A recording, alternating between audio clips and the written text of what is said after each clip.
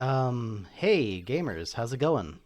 Uh, I'm Ampersand, and this is Pokemon Blue, and I'm gonna be doing a Nuzlocke challenge. I've never really done one before.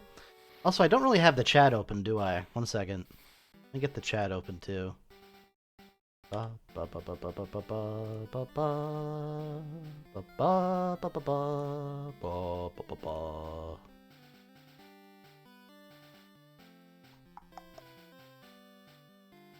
Pop out chat. Thank you.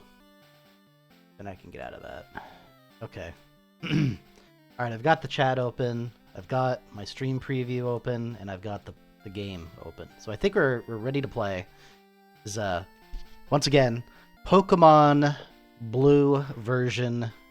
This is a Nuzlocke challenge. I've never done one before, but just to give you guys a... Because I probably need to know these rules, but here are the rules of the Nuzlocke challenge. Is if a Pokemon faints, you have to release it. You only get one Pokemon per area, so like the first Pokemon you see, you have to capture it, or you can't capture anything in that area anymore. And then the third rule is you gotta give nicknames to all your Pokemon, so there you go. That's my little PowerPoint presentation on that. Let me actually close out of this, I think. And let's start. Okay. And hopefully everything's like mixed properly and whatever, but... Hello there! Welcome to the world of Pokemon! My name is Oak. People call me the Pokemon Prof. This world is inhabited by creatures called Pokemon. For some people, Pokemon are pets. Others use them for fights. Myself, I study Pokemon as a profession. First, what is your name? Oh, well already we're off to a wild start here. Get the chat pulled up again, because I'm gonna query you guys. Do I go with a default name, or do I make a new name, and what is that name? I'll give about like 10 seconds for someone to pop in and say something really quick. Don't break the Twitch TOS. Don't do anything stupid. You want to name anything? But yeah, I'm gonna let people nickname the Pokemon if anyone's watching, but otherwise, I'm just gonna do it. So I think I am the only one I think I'm the only one here at the moment. So let's just go ahead and name it Amp. A classic little name. Right. So your name is Amp. This is my grandson. He's been your rival since you were a baby. What was his name again? Once again, we could throw this out to the chat if they want to do it, but again, I just started the stream and I don't expect people to hop on like right immediately, so I'm assuming it's kind of just me at the moment, so I'll give a little bit of time for someone to suggest a name, but I'm going to otherwise assume that I gotta name them.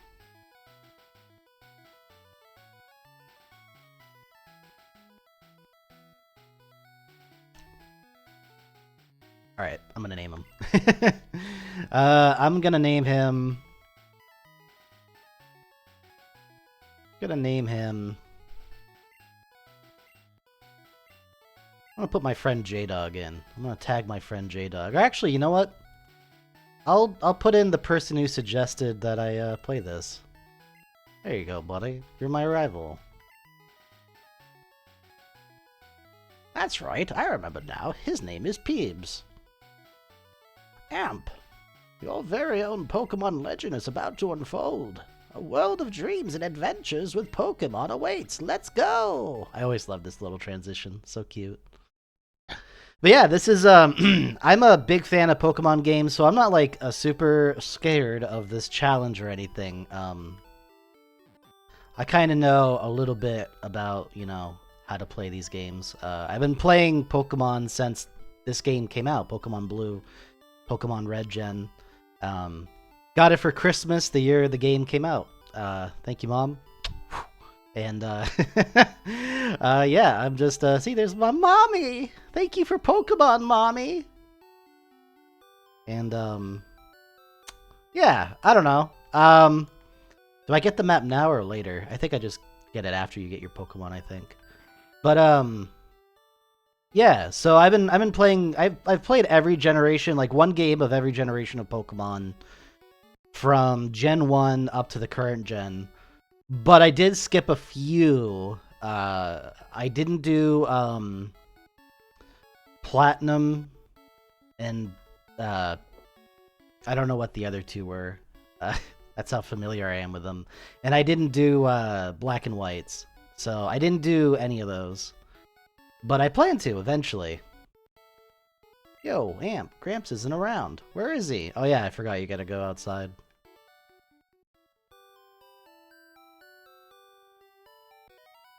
Hey, wait! Don't go out, you fucking idiot! You'll die! It's unsafe! Wild Pokemon live in tall grass. You need your own Pokemon for your protection. I know. Here, come with me.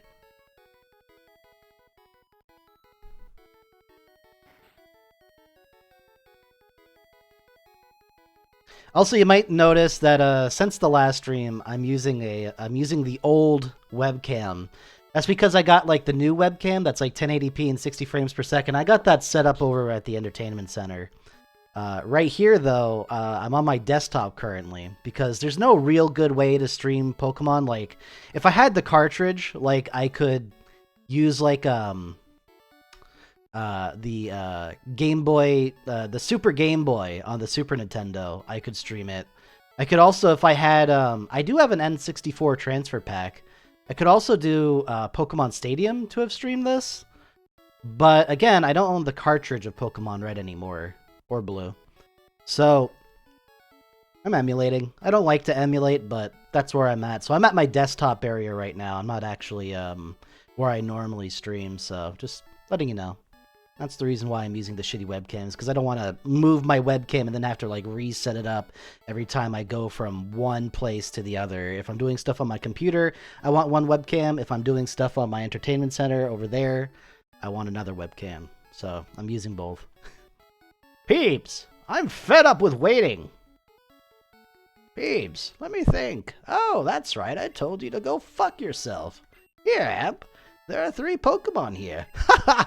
They're inside the Pokeballs. When I was young, I was a serious Pokemon trainer. In my old age, I only have 3 left, but you can have one. Choose. Hey! Gramps! What about me?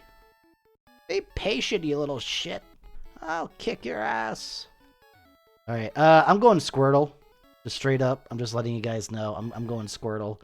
Squirtle's who I picked, like, in my original playthrough of this game, so I love Squirtle. Squirtle's where it's at. This Pokemon is really energetic. Like, I'm full of energy. You want to give a nickname to Squirtle? Hell yeah. I'm going to name this Squirtle. Again, I'm going to throw it out to the chat. If you got a non-TOS breaking name you want to name this Squirtle, go ahead. Throw it out. Has to be like 1, 2, 3, 4, 5, 6, 7, 8, 9, 10 characters. Or less. But I'll give about, once again, I'll give about 10-15 seconds for people to respond.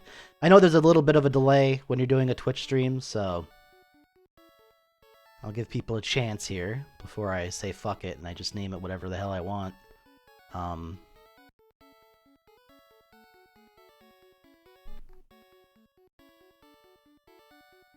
Okay, I'm going to go ahead and say no one's watching again, so I'm going to go ahead and name it myself. Their loss. I'm gonna name him Zippy-Doo. Seems like a cool name. Zippy-Doo Pokemon.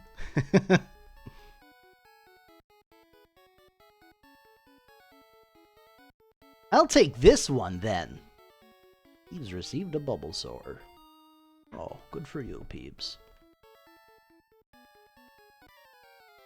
Wait, Amp! Let's check out our Pokemon! Come on, I'll take you on! Alright, let's fucking go, dude. Put up your dukes. I'll take you out, motherfucker. Pow, pow, pow. Eebs wants to fight. Alright, throw down, motherfucker. Let's go.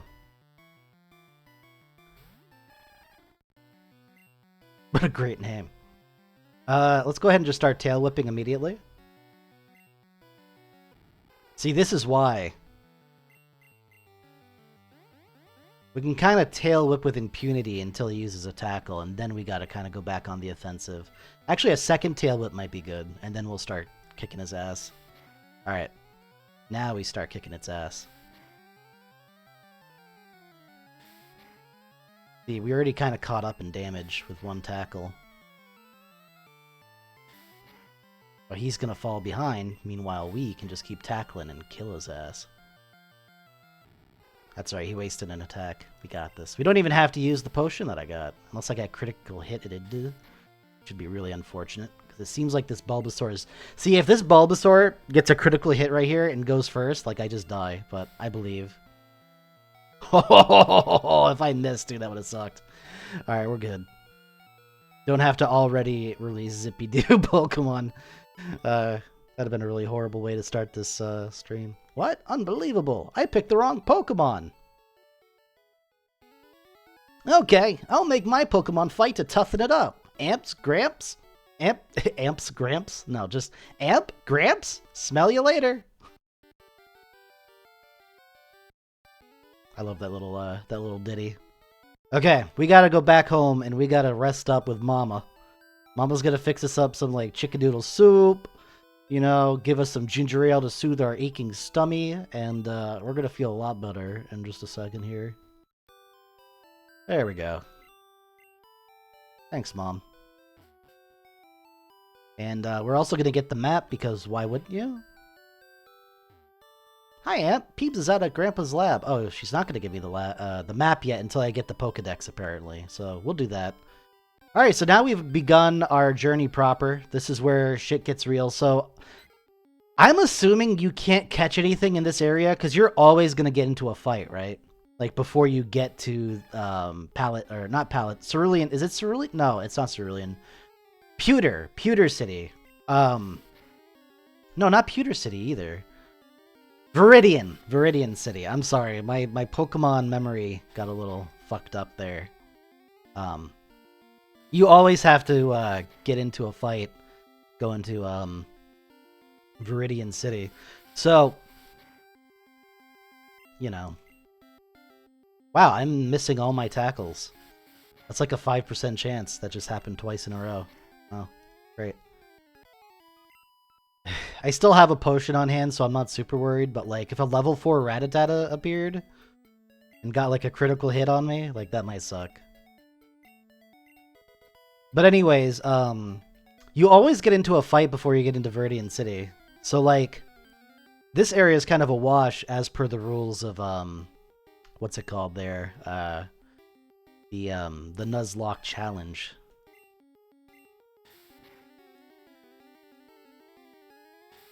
Yeah, hopefully this guy doesn't get, like, a couple criticals, because that would be pretty bad.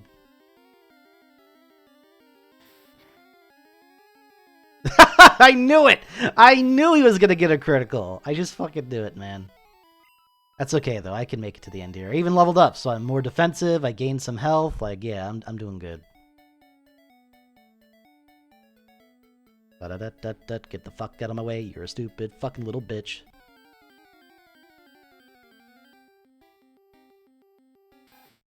Oh, it's a Rattata. Only level 2 this time, though, so it shouldn't do as much damage, even if it does critical hit me.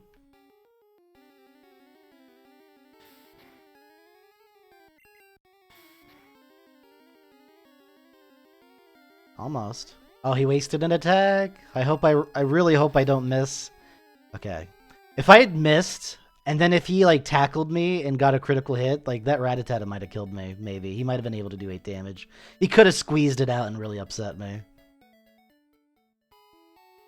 Alright, so let's hit the Pokemon Center out. First and foremost. That's another thing, too, about, like, the Nuzlocke challenge that, like, I'm a little, like, skeptical about its challenge. Is, like, you can just go back to the Pokemon Center at any time, right? And just heal back to full and not die. Like, I don't know, if you just went, like, after the end of every fight, if you just go back to the Pokemon Center, like, I don't think you could lose a Nuzlocke unless you were really stupid. So, I don't know. Yeah, I'll take the parcel.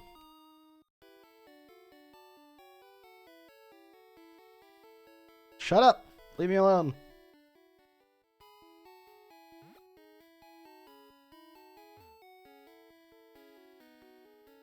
But yeah, Pokemon. I'd say my so here I go. I'm already gonna get divisive here. I'm gonna go ahead and say something controversial. My favorite Pokemon gen is Gold and Silver. I love Gen 2. I'm a Gen 2 guy. Like, nothing that's come after Gen 2 has really, like, piqued my interest as much as the originals.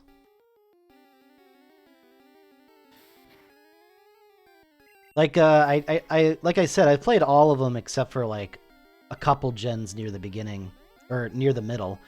But, yeah, out of my experience, I gotta say, all about Gen 2. Gotta be the best one. It just has the most content and features and coolness and, like, cool Pokemon, and has my favorite Pokemon, Ampharos. Even before, like, I had the ampersand moniker.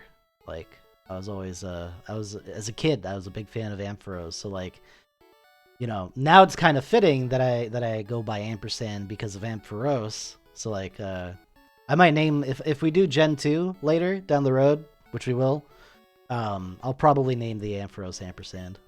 It's just such a fitting name for it. Also, sorry for not, like, reading everything. I've played Pokemon so often, like, I don't care. I don't care about reading every line of text in Pokemon.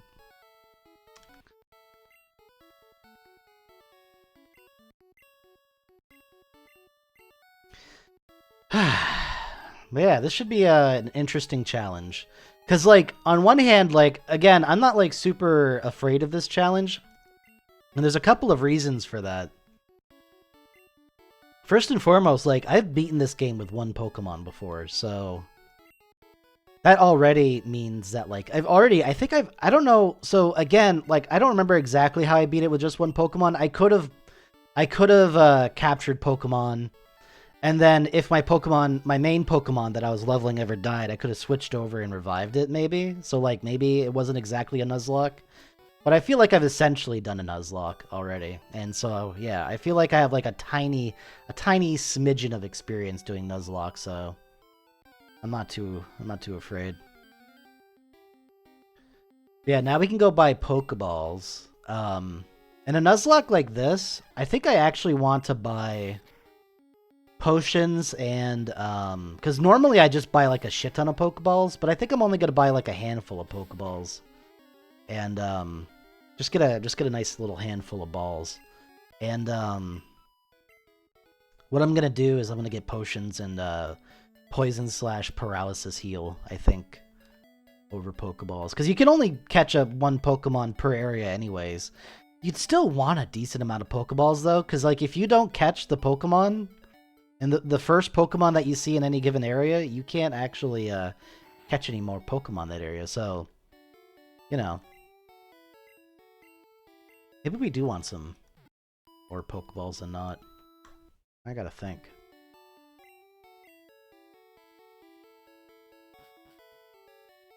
Yeah, we'll get some balls.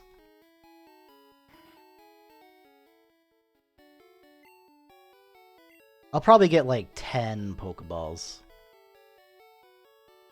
Or 6. I'll get 10. I'm a little nervous, so I'm gonna get 10. This should help us out for a while here. And then I want, like, 3 antidotes. And maybe, like... Oh, does this person not sell potions yet? Jesus. Alright, well, Paralyze Heal might also be good, too. So I'm going to take a few of these, too. Burn Heal, you don't get burned until much later in the game, but I'll take one just for the hell of it, really. There we go. We're good. I could have bought one extra Pokeball instead of getting a Burn Heal, but... Alright, let's go to this area. Let's get a new Pokemon, shall we? Oh, we should also save. Probably would be a good idea. That's fine.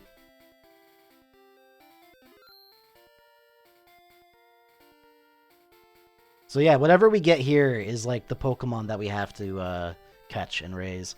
So I'm hoping it's a Nidoran male or female or whatever is in this version. Female, okay, it was one, so that's good. And it's level 4, wow. It's a chunky little Nidoran. Should be a good one. So again, I'm a little nervous because, like, if I get a critical hit on this thing, I could kill it in one hit, which would be really bad. I kind of wish that growl worked. I think I can do one more hit as long as I don't critical. I want to get it low enough that I kind of guarantee the... Yeah, that should be good. Be able to catch it pretty much instantly.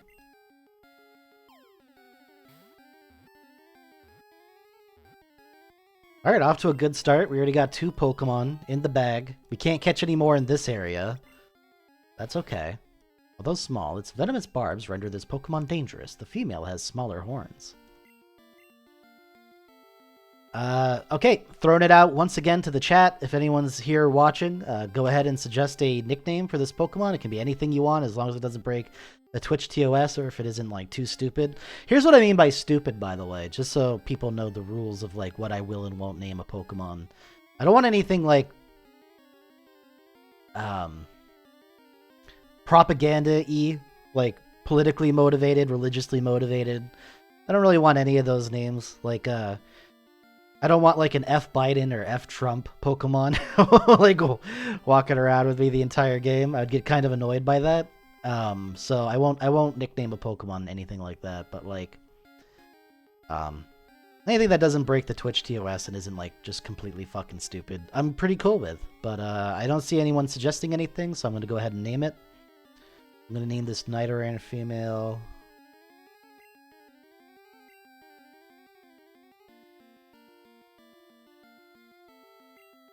Is this how you spell it?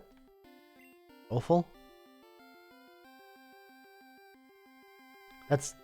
I don't know if that's the exact spelling, but it's... I'm essentially naming it like just a bunch of... it's a meat bag. It's a bunch of guts.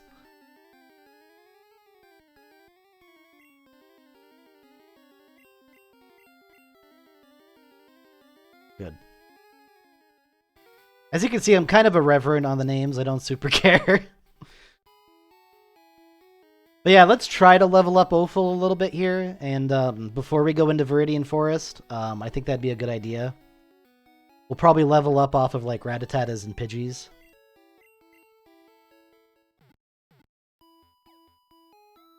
And again, since we've already... Like, I don't know how the rules are for a Nuzlocke challenge. Like, you can't capture a Pokemon in this area until you get the Pokedex and you're able to buy Pokeballs.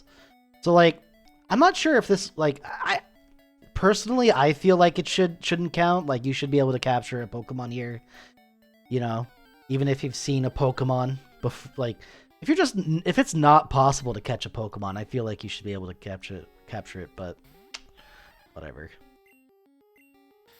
I'm gonna go by the rule of the law, the rule of the letter of the law. I'm just gonna go ahead and call her good. And I will assume that I can't... I'm gonna assume that's the last critical we're gonna see, so I'm gonna switch over to Opal.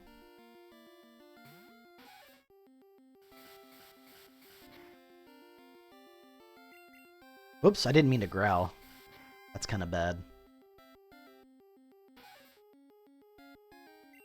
Yeah, I'm gonna switch back to Zippy-Doo. At least Opal gets a little bit of experience. You know, actually, I guess it doesn't matter. I guess it doesn't matter. I was gonna get half experience anyways, because I led with Zippy-Doo. So yeah, it really doesn't matter. Level 8! Is this where I get Bubble? Hell yeah. Bubble, baby. About to bubble, baby. Alright, Opal got a little bit of experience too.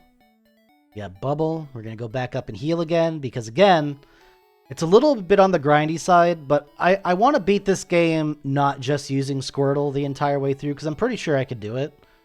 I could just brute force my way through the entire game just using Squirtle if I wanted to, and but it would kind of ruin the spirit of a Nuzlocke where you're supposed to use, like, I feel like you're supposed to use, like, different Pokemon, and they're supposed to be, like, special to you or whatever, so I don't know.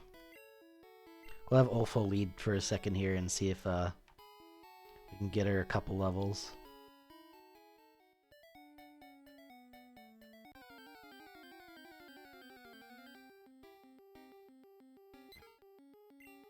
Alright, another level 3 Pidgey. And I gotta remember that Growl's on the top. Can't you, like, press select and switch these? There we go. Now I'm always tackling. God, 5 damage a hit kind of hurts. And I don't feel like I'm doing as much. I feel like I'd ultimately lose. So I'm just gonna go ahead and switch out already. Opal needs a little bit. Like, again, you can't have your Pokemon die, even once. So I'm gonna go ahead and do, like, the leeching experience thing here. Let Opal catch up a little bit. It's gonna take a little extra time, but I think it's fine. I'm not in any huge rush to beat this game. I've got plenty of time. I want to get Opal like a decent level though, so that it gets double kick. Because there is like a trainer later that I think might be optional to fight, but might not be. But there is a trainer later that has like a Jigglypuff, and I'm always like really nervous of that fight. Because if she gets her Sing off and like just, oh my god, getting critical hitted. Poor Opal. Yeah, it's not gonna work.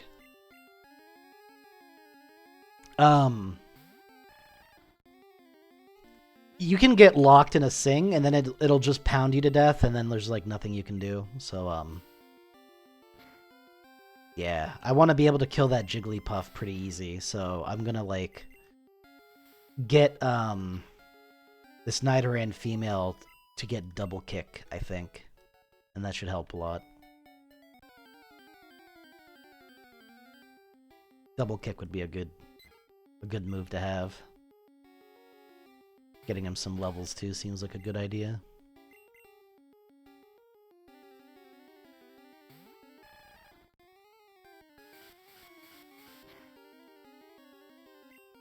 Man, enemies are getting a lot of critical hits on me.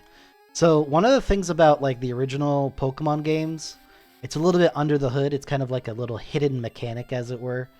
But your critical hit rate is actually dictated by your speed in this game. So like, Pidgeys and Rattatas are actually reasonably speedy Pokemon, so they actually do get like some critical hits going. Really quick, I'm just going to go ahead and heal and see if Opal can handle a Pokemon on herself yet or not without dying. I hope so.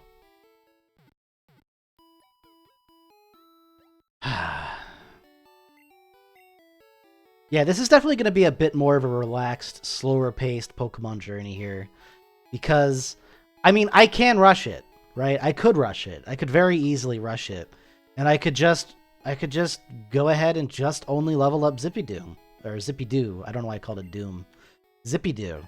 I could get Zippy-Doo to, like, level, you know, like, 20 before, like in a heartbeat, right? But, I'm spreading out the Pokemons because I wanna use more than just one Pokemon. I wanna give other Pokemon a chance, and I wanna give like I also wanna give like the Nuzlocke like a chance to kind of like wreck my shit a little bit. I don't want it to be a breeze.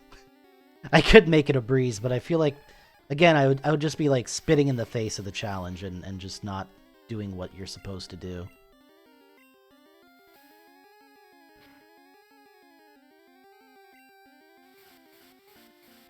Yeah, level 4 Pidgey kind of hits pretty hard. Wish I could have captured it, but at least it'll be a decent amount of experience. But yeah, really, by the time I get to Brock, I like to have Squirtle at like level 10 at least. And I like to have a secondary Pokemon too, like with a decent amount of level, maybe like level 7 or 8. This side might be able to take on. I'm hoping. Hopefully I take less than 5 damage from this. Alright, 3's fine. Yeah, we can take down a Pidgey finally. Opal's gonna do this. Oh, I'm still... I guess we're tied in speed, so it's like a 50-50 shot who gets to go first. That's interesting. There we go. Now, again, with, like, critical hits and stuff, you can't take a chance, so I gotta go all the way back out to the Poké Center. Because, like, I can't buy potions at the moment, so I can't just, like, use a potion and heal Opal. I gotta go to the Pokemon Center to be efficient. I mean, I guess technically, you know what? I'll do this next time. I'll use Opal for as long as I can without going to a Pokemon Center, and then I'll do the split experience kind of thing. But, yeah, I think that might be more efficient, so I'll do that next time. My bad. Trying to make this as smooth a process as possible, but we're kind of in this in the long haul. Like, someone wanted me to do a nuzlocke. Like, if I wanted to just beat this game, like, I could. But someone wants me to do a nuzlocke challenge, so now I have to do it a certain way. I have to take it, you know, nice and easy. Can't just have fun and blast through this game. I gotta do a little bit of grinding. That's one of the reasons why I also don't super like challenges like this, just because, like, it's more of a war of attrition than anything. You just gotta throw your face at the meat grinder for like an hour or two. Just kind of boring. Like, I'm more bored by this challenge than anything. Like, it's not exciting at the moment because I'm just grinding, but there's really nothing else I can do besides grind. I'm kind of just stuck. I'm a little stuck at the moment. But yeah, hopefully some peeps come on the stream and, you know, maybe we can have like a little chat about something, but until then I'm just kind of doing my own thing. I guess there's one thing I could talk about that's pretty cool. Actually, I got a couple of conversational bits hidden up my sleeve that I could talk about in a little bit here. But I'll start off with this. I've been getting, like, I've been kind of mentioning this like off and on in my streams, but I've been getting into Magic and especially into Commander. And I actually have a card that I bought that's coming in today that I'm really happy about, and I'm pretty excited to come in. I will, it should be in the mail between 2 and 4 today. So, we'll probably stream that long. So, you know, on stream it'll come in, I'll walk out, go to my mail, grab my mail, come back in, and I'll show you the card I bought, and I'm really excited for it. It's a pretty cool card. Actually, I'm going to leave it as a surprise. I was going to talk about it a little bit and why I picked it and everything, but I think it's more fun if I leave it as a surprise. So I'll surprise you guys with a brand new card for me. It's not a new card. It's actually a pretty old one. But I'll surprise you guys with a card reveal sometime between 2 and 4. Probably closer to 4, I think, is usually when the mail arrives for me. Alright, I should be able to kill this Pidgey, but we'll see. 3 level. I'm double the level of this Pidgey, so you'd think I'd be able to beat it without any problem, but critical hits are a factor. It's not just me who can do them. The enemy can do them too, so I gotta watch out for that. But I got it. Hey, level 7. Is this where I learned double kick? That'd be pretty nice. Nope. Jesus.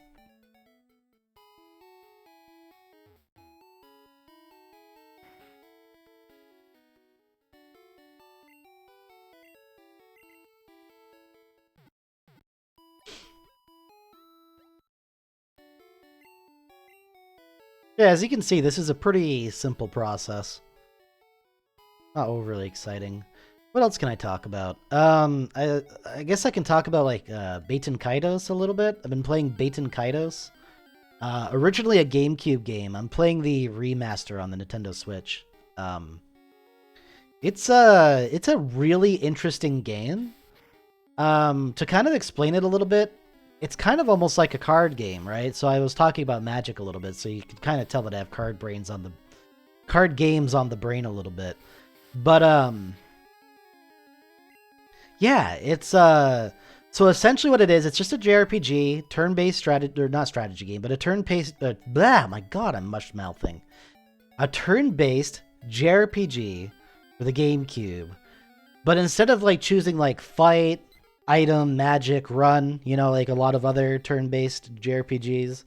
And Baten, oh my god, a level 5 Pidgey. I wish I found that a million years ago. That'd been sweet.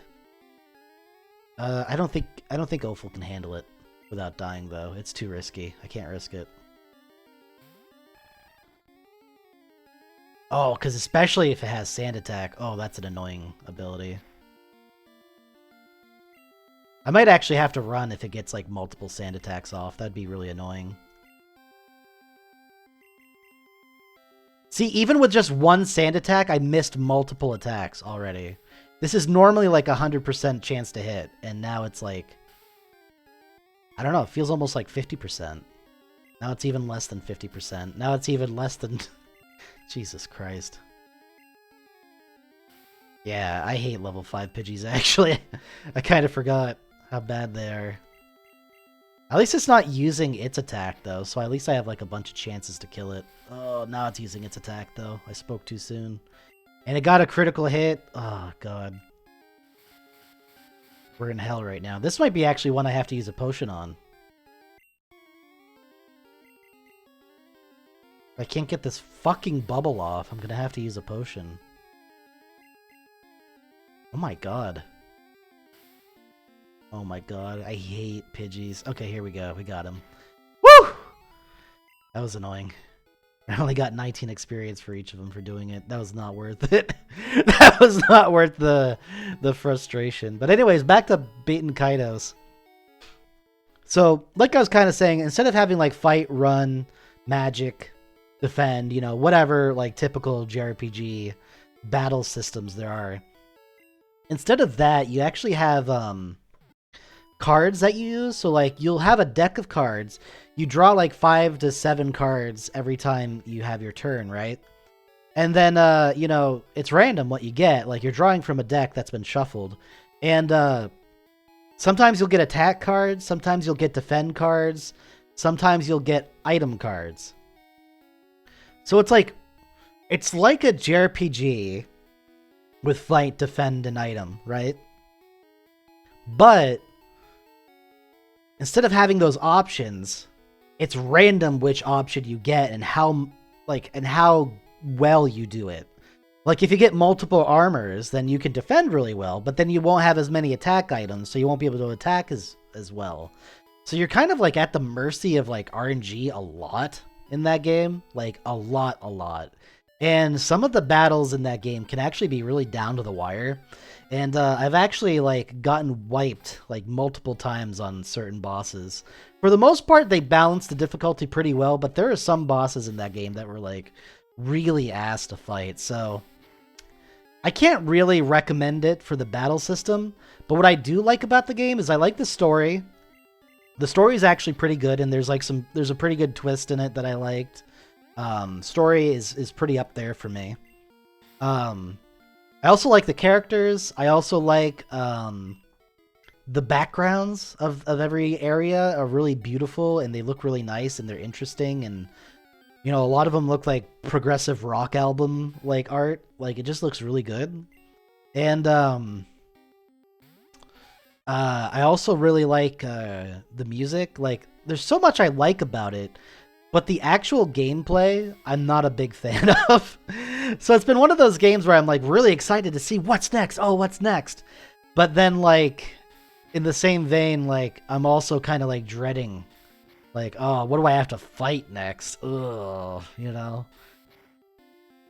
Like, I'm excited to see new areas and see new aspects of the story, but I'm not excited to see the next battles, really. Oh, Scratch? I want double kick, you stupid fuck. When does this Pokemon get double kick again? Does it even get double kick? Maybe it's Nidoran male that gets double kick. I thought female got... No, I think female does, because I think male gets double kick and poison sting, and I think female gets double kick and scratch instead. I don't know. Anyways. Let's call that good for now, for like grinding down there. I'm sure people are like bored out of their fucking minds at this point, watching me do that shit, so let's keep moving here. Yeah, I know where a few of the potions are. I don't know where every hidden item is, but I know where a few are. So here we're going to be able to capture another Pokemon. Hoping it's like a Pidgey or a Weedle, maybe. Rattata, okay. Level 4 though, that does help. I do like level 4 Pokemon because it kind of gives it enough like ability to defend itself and actually deal some damage that it's not as bad. Alright, let's scratch one more time and then try to capture it. Yeah, it's in the red, so it should be pretty easy. But you never know, it's luck. Never know what's gonna happen. Alright, we got another Pokemon gamers. That was pretty easy. Didn't even get hit. Now the question is, do I level up this Rattata and then spend time grinding? Ugh. Well, I gotta give it a nickname, so, once again, if anyone's watching, throwing it out to you, throwing it out to the chat here. What do you want to name it? It's up to you. I'll name it anything as long as it doesn't break the Twitch TOS or it's not too politically motivated or stupid. Like, it can be stupid. Like, don't get me wrong. I mean stupid like propaganda, agenda pushing kind of stupid stuff. That's what I mean. But, yeah. Give a little bit. Give about, oh, let's say another couple seconds here, and then I'm gonna name it.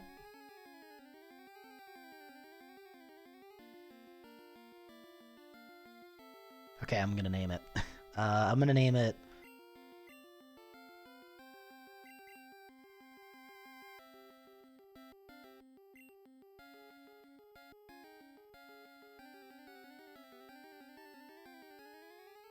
Feder. I don't know why I'm naming it Feder, but it's Feder now. I guess because it kind of sounds like cheddar. But it starts with an F for some reason. Can't really get into my own mind there and figure out. I was just picking random letters, and then I kind of just landed on Feder. But I'm trying to like rationalize it after the fact, and it sounds like cheddar. That's why I picked it, of course. It's a mouse. It's a mouse Pokemon, so of course I'd like cheddar. That's why I named it Feder. Kind of just stumbled into like a good name. Hey, look at that. We got 3 Pokemon. We've almost filled up our party. We're halfway there. So yeah, do I use Feder? I guess I use Feder for a little bit. Let's give Feder a couple levels. Ba ba ba ba ba ba ba ba ba ba ba ba ba ba ba. I do love the music in Pokemon as well. There's a lot to love about Pokemon. Alright, do I grind out a little bit here, or do I just move on? Let's give Feder a little bit of a bump, and then we'll move. Feder versus Feder. Alright, now level 4 Rattata should beat a level 3 in theory, but we'll see. Ooh, that Tail Whip might actually be pretty bad. Because Rattatatas actually, you might notice, don't have like a lot of defense, so like... Ooh, if I miss this tackle, that could really hurt. Alright, Feder's good though. Feder did it. Good job, Feder.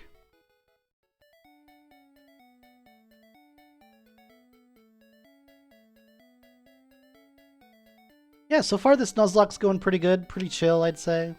Pretty relaxed. We aren't too worried. You know, we're going a little bit slow, but there's nothing wrong with that. Now, a level 4 versus a level 4 might be a tougher ask. Especially if I fucking miss. Like a dipshit. Oh, God. I might have to see how much damage I take, but I'm probably going to have to switch out. Let's see. Yeah, I'm going to have to switch out, I feel like. I feel like that's too dangerous. I'll have Ulfil give it a shot, though.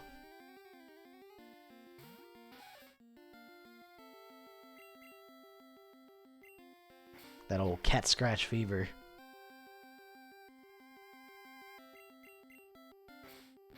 There we go. Yeah, I definitely don't want any of my Pokemon dying right off the bat. That'd make me really sad. I like Feder. I like Ulfil. And I like, Zippy-Doo. I haven't used Zippy-Doo in a bit, so I actually almost forgot what his name was. Poor guy. But yeah. Because yeah, if any of these Pokemon faint at any point, I actually have to release the Pokemon into the wild, which means it's just gone forever. Even my starter, anything that dies goes away forever. It's permadeath mode. That does make it a little challenging.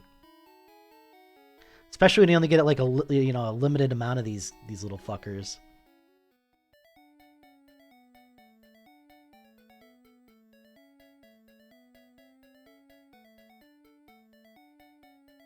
One thing I can talk about Magic though, like again, I don't want to talk about my commander until until it comes in the mail and I can show him off. But ooh, level 4 versus level 4. This could be tough. We'll see though.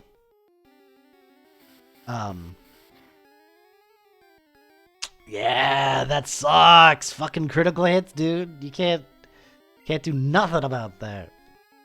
But one thing I can't talk about Magic is I did buy a precon. I went to the Murders at Markov Manor pre-release, and while I was there, they were actually like selling the precons that weren't even officially released yet. So I was able to buy one like early, and so there was one deck that I was looking at that I was like really excited to buy.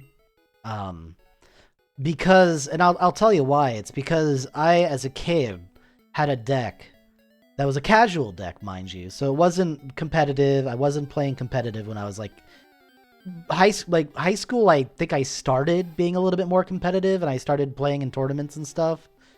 But before high school, I was definitely very casual in playing Magic. So I had this deck that used a card that's actually my favorite card, Ixidor Reality Sculptor. And I'll just give you a brief overview of what Ixidor does. He's like a 5 mana, 3 colorless, 2 blue mana, for I believe a 3/4 human wizard, and legend. He's legendary too. He makes it so that all your face-down creatures, which would be morph creatures. So morph creatures are like, if you have a creature in your hand that has morph, you pay 3 mana and you put it on the battlefield face down, and then later you could flip it face up and like surprise people with it. Like, haha, surprise, this is what it was. It's almost kind of like Yu-Gi-Oh! In a way, right? So it's the Yu-Gi-Oh! Magic the Gathering kind of mechanic. And so anyways, I think I'm gonna give Feder another couple levels here, or another couple battles here with using Zippy Doo again. But yeah, so Ixidor, anyways, he gives face down creatures +1/+1, and then he can tap 3 mana and flip a face down creature face up. So there was one face down creature morph card that was like, it was called the Crozen Cloud Scraper. And it was like a 13/13 creature that costs like 8 or 9 mana to flip it over, right? But if you use Ixidor, you could actually flip it over for a lot cheaper, right? You can flip it over for 3 mana and surprise people with this giant 13/13 creature. So in this casual deck, that's what I used to do, and I used to really like that. I used to think that was like one of the coolest things you could do in Magic, was flip a Crozen Cloud Scraper over for 3 mana. I was like, oh man, I'm breaking the game. I'm so good at Magic, man. So that was like I have a lot of nostalgia for that, and that deck. So they released this precon that has to do with face down creatures. So already I was kind of checked into it. The commander is able to flip creatures attacking face down creatures. It's able to flip them over for free. So not even 3 mana, for free. And the deck runs the Crozen Cloud Scraper. And so I was like, okay, this is like just a better version of like the casual deck I used to play as a kid. So I gotta fucking play this deck, right? So I bought it. It was like it was actually one of the cheaper ones to get. I think people weren't like, as hyped about it as I was. I was more hyped about it because of my nostalgia for face down creature decks. But yeah, it has my little Timmy flipping a face down creature over for free kind of like mechanic, and so I was like, I gotta get that precon. So I bought that precon up. I was like, give me that shit. So yeah, that's kind of like one of the few big Magic purchases. Although it was kind of funny actually. So again, I bought this at the pre-release, right? And there was like an hour or so before the pre-release started. I got there like a little bit earlier so I could get good parking and whatever. So like, there was this one other guy who was there. And I was like, hey, did you bring a commander deck? Would you like to fight this precon I just bought? And the guy was like, yeah, sure. And so you know, he busted out his commander deck, and I opened mine for the first time. Like, this is the first time I've ever opened like a precon like this. I bought the on Aftermarket. I bought the Secret Lair precon, but I don't think that really counts as like a precon. Really, it's just so much more powerful than other precons that it's kind of in its own league. So I don't really count it. So this was like the first real precon that I ever bought, and So I open it up, and I was really confused because I was going through it, and I was sleeving stuff up, and I noticed that I had 2 of 1 commander card, right? Now, normally you kind of do. You get like so in like a precon like that, usually you get like a display card, which is like thicker and has a better foiled etching or whatever to the, it's like a, you know, a cooler looking version of your commander, right? So you get a display card, and then you get like your commander, and then there's always like a secondary commander in your precon that you can replace your commander with, right? But when I opened it up, I got the display card, check, that's good. I got the commander, good, that was good. But then I was looking around, and like I had like 2 of the primary commanders. I didn't have the secondary. I was like, what the hell's going on? And apparently they mispackaged my precon. So the first precon I ever bought, and it was missing a card out of the list in it. And it gave me like an extra commander card, which you can't run more than 1 copy of a card in commander. So it's really especially useless to get a second copy of your commander. So I was actually kind of put out for a second there. I was like, man, that kind of really fucking sucks, actually. Like, really? Like, really? The first commander precon I ever buy, and it's mispackaged. It's like, oh, come on. That was so lame. So fucking lame, Wizards. Come on, dude. Yeah, Wizards of the Coast really let me down there, gotta say. Was not impressed. Not impressed at all. It did make me kind of laugh, though. And I did... So that's another card that I ordered and I have coming on the way. It's not coming today, though. It's coming Monday, I think. But I bought the card that I was missing, so... I don't have to use the second copy of the commander as a proxy of my secondary commander anymore. I'll actually have a legal deck. So yeah, I just found that kind of amusing, so...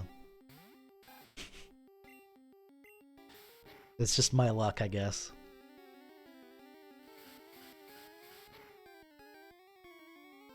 I'm glad that Fetter's able to take down these level 3 Pidgeys pretty easy. There we go. Good job, Fetter. I kind of want Fetter to get Quick Attack, I think is his next one, so that'd be pretty good. I kind of want to, I'm going to put Fetter out into the fray a little bit longer here.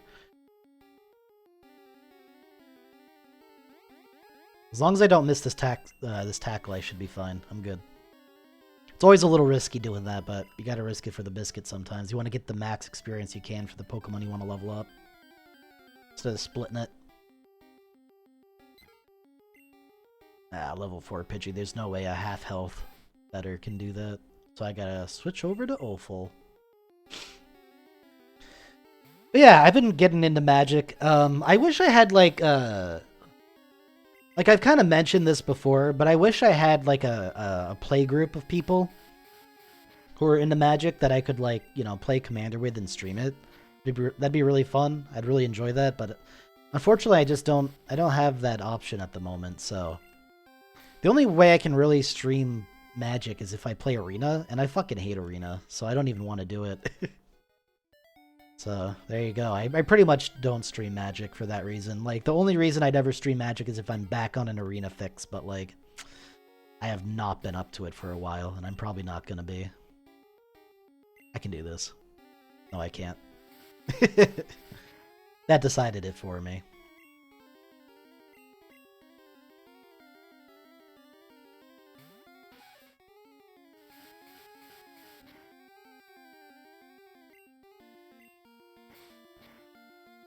But yeah, plenty to talk about Magic, though. I actually got some kind of cool cards. I could actually show them really quick. I actually have them, like, on hand here. So when I went to the pre-release, I ended up like winning a bunch of packs, and I didn't win anything like super crazy, like value wise or like nutty, like really strong either. Um, I got this though. I got the Ranger Captain of Eos, which is actually like a pretty sweet card. It's probably kind of a little hard in 720p to read this, especially with the the sleeve on it and everything. But it's like a $30 card. It's from the list, so it's not even a part of the set of the pack that I pulled it from. But essentially what it does, I'll read it really quick. 2 white and a colorless for a 3/3 human soldier. When it enters the battlefield, you can search your library for a creature card with converted mana cost 1 or less, reveal it and put it into your hand, then shuffle your library. So it tutors up a 1-drop, which can be effective. Like, there are some situational 1-drops that are actually like decently powerful that you'd want to fetch up with Ranger Captain of Eos if you needed one. And then the other ability, though, is like the more powerful ability, and I think is the reason why people like it. You can sacrifice Ranger Captain of Eos. Your opponents can't cast non-creature spells this turn. So it just completely shuts down anything the opponent can do for like a whole turn, really. Like, especially like in terms of like interacting with the board. So like what you can do with that is like if you're about to win, right? And you want to secure the win, you don't want your opponent like casting like like let's say you're going to swing in for lethal, right? You don't want your opponent casting a Holy Day and preventing all combat damage for that turn, right? And just preventing all the damage you're going to do. That'd suck. So to secure the win, you can sacrifice the Ranger Captain either in response to a Holy Day, or you can just do it ahead of time if you need to or if you want to. And when you sacrifice him, your opponent, if he was casting something, it gets fizzled. If he wasn't casting something, then it's too late now. He can't cast the Holy Day. So like... So yeah, it's just it's good for like securing your own win. But then on the same hand, like let's say you're playing against like a Storm deck, right? And so what a Storm deck does is it tries to play as many spells in one turn to get a huge Storm count. And then once the Storm count's big enough, then it plays like a spell that has Storm. Like let's just use Brain Freeze for it as an example. Brain Freeze is like, for each spell that was played before it, you copy the spell. And what the spell does is it mills the top, I think 3 or 4 cards. I think it's 3, but it could be 4. I'll say top 3 cards. No, I think it is top 4. I think it mills the top 4 cards of somebody's library and puts them into their graveyard. So if you do enough of it, you can mill the entire library of the opponent, and then they have no cards left. So when it goes to their turn, they automatically lose, right? So if an opponent's doing that to you, and they're about to storm off like that, you can sacrifice the Ranger Captain of Eos and just prevent them from storming off there. Ooh, this could hurt. Okay, it didn't hurt as much as I thought it might. That's good. Whew. Wolfle got a little close there. Kind of scared me. There was like a couple... I wasn't super paying attention. I wasn't sure if it hit me with 1 or 2 tail whips. But if it hit me with 2 tail whips, that would have been pretty nasty. But yeah, anyways, Ranger Captain of Eos, probably the most value card that I got out of the entire pre-release. I went to both the pre-release events, and I only got Ranger Captain of Eos as like a big chase rare, I guess you could say, kind of. It's like a $30 card, so just on its own, it pretty much covered the cost of one of the pre-releases I went to. It's pretty neat. But I'm not going to sell it, and I'm not going to trade it. I'm actually going to keep it. Because again, it has all those uses. It's actually useful to keep. I'll probably use it in a deck eventually. That I could see myself playing it. Excuse me. Also, it's actually past 12 o'clock. I might make lunch in a second here. I might take like a 30-minute break and make lunch, but till then we're just going to chill and play a game. I'm actually not that hungry. I had like, so actually I have another thing I could talk about. Yesterday I went to the arcade with my best friend, and yeah, we had so much fun. We played like every arcade game there, and like we played all the pinball games and like the shooters and the driving games, and we just had a blast, right? And after that though, we went to this like Mediterranean grill restaurant that I had never been to before, but like every time I go to the mall, which is where the the arcade is at the mall. Every time I go to the mall, I can smell that restaurant as I walk into the building. Oh, there's a Caterpie. I wish I could have captured that. That would have been cool. Anyway, so I could smell it, and it smelled so fucking good. And so I've always wanted to go to it. So I suggested to my friend that we give it a shot, and he agreed. And yeah, it was like, honestly, one of the best restaurants I've ever been to in my entire life. It was that good. It was really that good. God, it like. Give me a second. I'll put some pictures up. I just need a second though.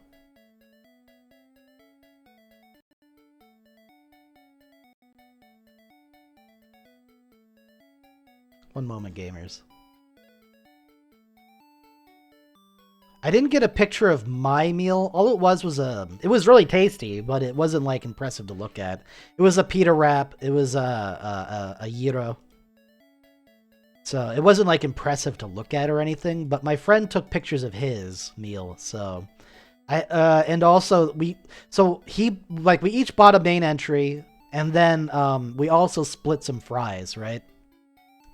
So what are these pictures called? Okay, I see what they're called. And then if I go to OBS, I should be able to add a new image. I could make an image slideshow, but I don't care.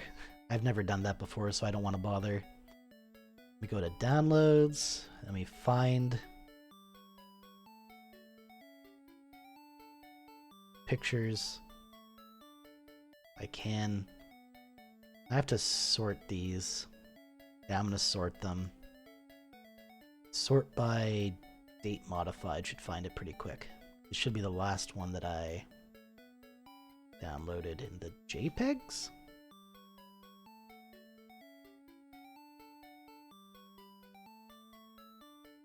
Yeah, here we go. So here's one. This is what my friend got. It was like a since I'm on the computer, I can do shit like this, which is kind of nice. It's a what do you call it? A chicken shawarma, I think. Again, I'm not super good at pronouncing things sometimes, but chicken shawarma bowl. So you know that's like all the chicken and the spices and stuff. Came with some like lettuce and some sauce on top. Apparently, it was really good. I usually would ask him to have a bite or something just to try it, but I forgot to that time. But that was like the chicken shawarma my friend got. But then also check this shit out. Ready? Ready for this? Look at these fries. I'm going to show you these fries. Like, I had already eaten almost half of it. My friend kind of had like a stuffy nose or whatever. So he didn't want to eat at the same time as me. So he let me eat like half of it first. So that way he could eat the other half. He didn't want me to catch anything by sharing food. But, look at these fucking fries, bro. Look at them. Oh my god, these garlic fries that I got from this restaurant were some of the tastiest fries, and it might not look like it, but that box is actually huge and packed full of fries. It was so good, man. Oh my god, I am definitely going to that restaurant again and getting the garlic fries, because these things were amazing. Fucking amazing. Oh my god, some of the best food I've ever had. Really, really up there. I'm not even joking, so... There you go. I just wanted to show. So yesterday I had all that food, and so now I'm not as hungry today, which is why I'm gonna eat lunch a little later. But yeah, man, that was so fucking good, man. Oh, I can be a bit of a foodie. Like when I'm at home, I'm very utilitarian. I eat just like, you know, very basic things because I just want to eat and get back to video gaming is the kind of person that I am. So I don't really care what it is as long as it like sustains me and is relatively nutritious and good for me.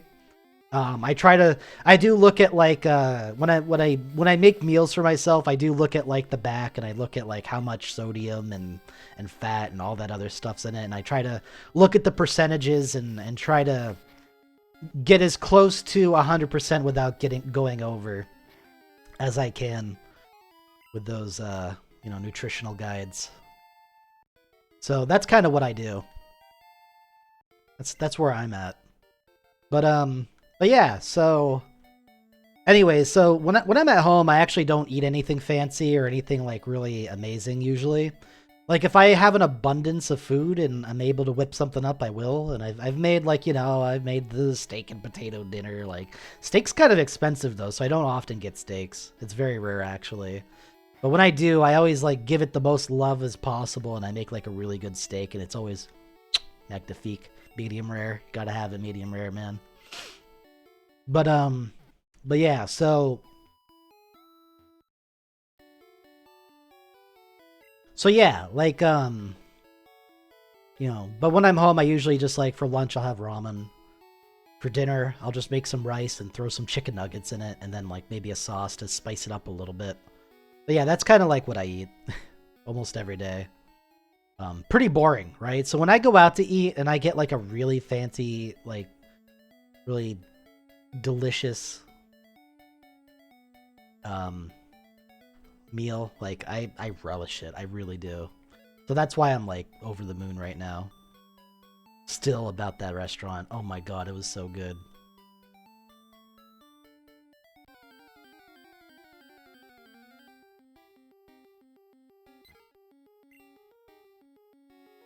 Come on, Feder, show me what you got with this quick attack. Yeah. Much better. I don't remember what the... And I don't think this game tells you. Like, I'll check, just because I'm curious. I'm a curious George. Oh, fuck off with these crits, you little bitch. I don't think it tells you in this generation. Like, it tells you how much attack you have. He's 14. So yeah, he's a speedy little fast little guy, but yeah, you can see it doesn't tell you like how much like power and attack damage each one of these moves has. So you actually don't really know. I think tackle has 30 or 40, and I think quick attack has 40. So I'm not sure if quick attack is as good as tackle, but I think tackle is like a 95% miss chance, and I think quick attack is 100. Not necessarily 100%, because there's also a bug in this old game where every move, even if it is 100%, or has 100% chance to hit, has a 1 in 256% chance to miss as well, even without any like sand attacks or anything. So yeah, just something to keep in mind. You always have a chance to miss, even with something that you think is guaranteed to hit, but it might not actually if you're really unlucky. So, you know. I'm going to get Feder to level 8, and then we're going to go into Viridian Forest. Again, you know, it's like an hour into the stream, and I haven't even gone into Viridian Forest yet. I'm sorry. But this is how a Nuzlocke's going to be, right? Like, this is what we signed up for when you joined a stream that says Nuzlocke. So, again, I could push things. I could be very risky and take a lot of risks and, you know, not level up my Pokemon and not care and just go for it. But that's a really bad idea. Right? And I don't want to lose my first Nuzlocke ever, so I'm actually taking my time a little bit here. I know I am. I'm sorry, but it has to be done.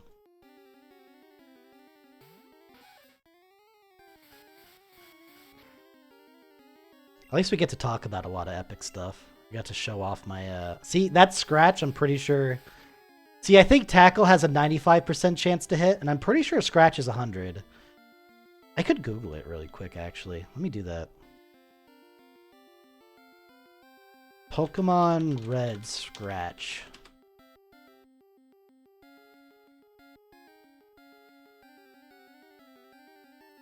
Okay, Pokemon Red moves, and then we'll find Scratch. Attack list, here we go. Yeah, this shows the accuracy, so let me just go down to Scratch really quick here. Scratch, yes! Alright. I'm gonna double check this. But yeah, it says accuracy 100%, right? But it just missed. So that was like a 1 in 256% chance that Scratch could miss, and it did it. See what I mean? You gotta be careful, man. These older Pokemon games are a little buggy. You know, I love them. I love Pokemon, but woof. You gotta be careful. You could fuck yourself over pretty easily if you aren't paying attention. Also, I gotta get all these windows back in their proper place. There we go.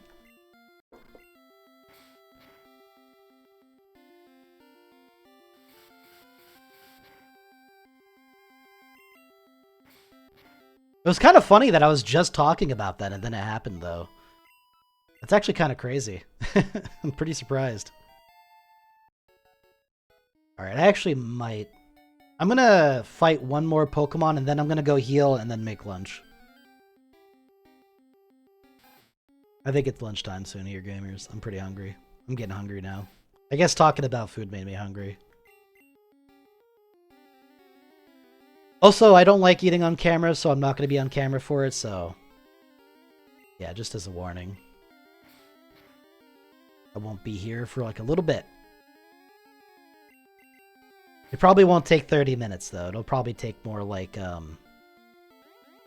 15 to 20 at most. Kind of hoping Feder would get a level before I go on break, but that's okay.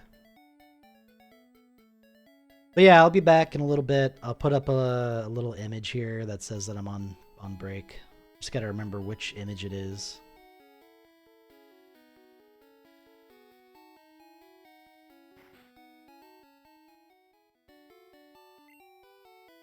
You know what? I'm not gonna bother. Usually I'd put up the be right back sign, but I'm not gonna do it this time. Alright, I'll just mute my microphone and be right back. But you guys get to listen to the wonderful Pokemon Center music as I go eat lunch. Alright, I'll be right back.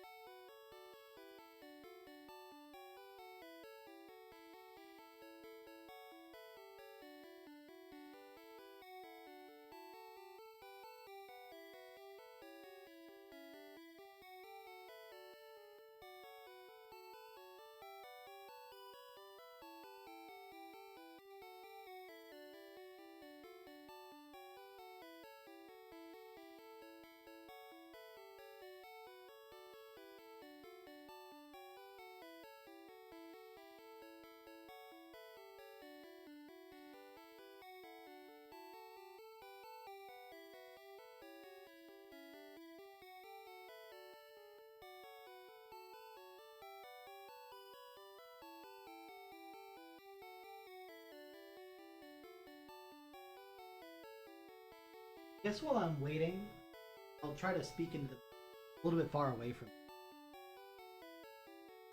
I'll show some stuff I won at the art. Like, got this cute little like. Oh, the rainbow hat. Got that from a claw machine. Also got whitefish. Their claw machine win. Whitefish. Also, while we were in the mall, went to like this really we also went into the mall. And there was a shop that had like a bunch of like cute things in it, like Sanrio Town, like Hello Kitty stuff. So my friend actually bought me like a box that could have like a random character in it out of like a select few, almost like a gacha kind of a thing. So I opened up the box and I ended up getting I don't know, I think this character's name is Kiki. Kiki from Sanrio Town Hello Kitty stuff. It's actually like pretty good quality. It's like pretty thick, hard plastic. The mold's pretty good. Yeah, just all around like a nice character. So, Kiki. Last thing, this is what I won at the art. I actually won this. Getting enough tickets to buy it. Pretty excited about it. A Hunter x Hunter mug. Got Killua on this side and like 1,200 tickets. Won 1,000. Able to buy this little. Brew some coffee and put it in there. So pretty cool.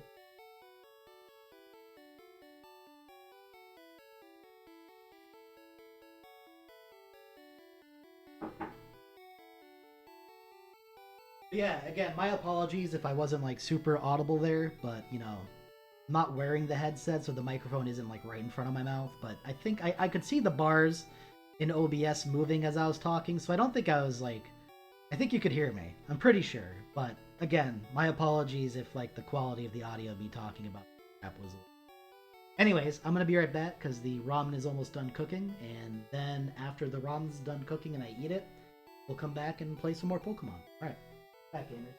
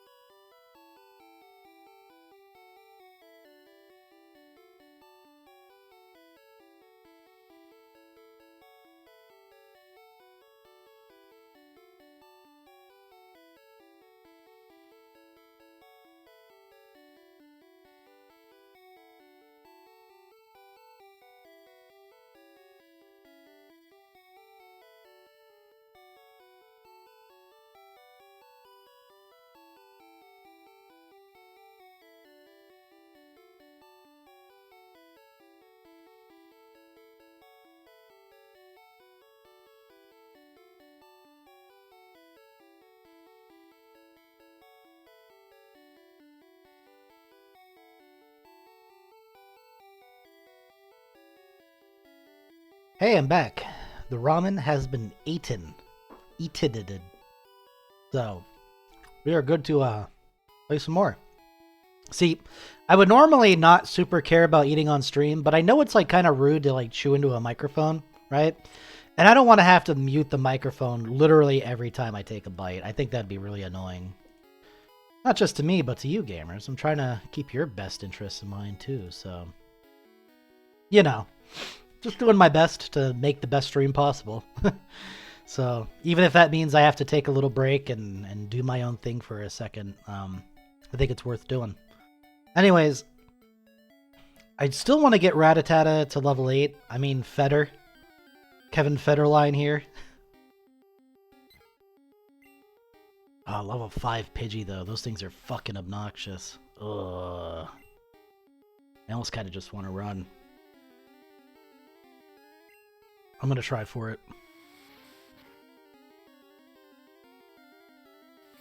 If it uses too many sand attacks, I'll just switch over to another Pokemon.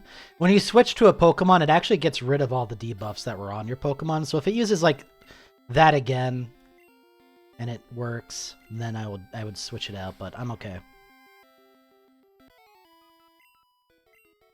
See, that was worth doing. Now I'm level 8. Now we can actually go into Viridian Forest.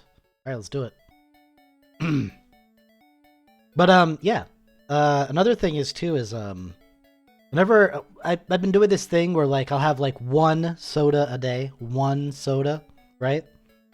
So, the reason why I do that is, and I'll show you, actually. I don't know if it's going to show up on the webcam too well, because it's, like, a reflective surface and everything, but... Let's see. I don't know if this is coming up too well.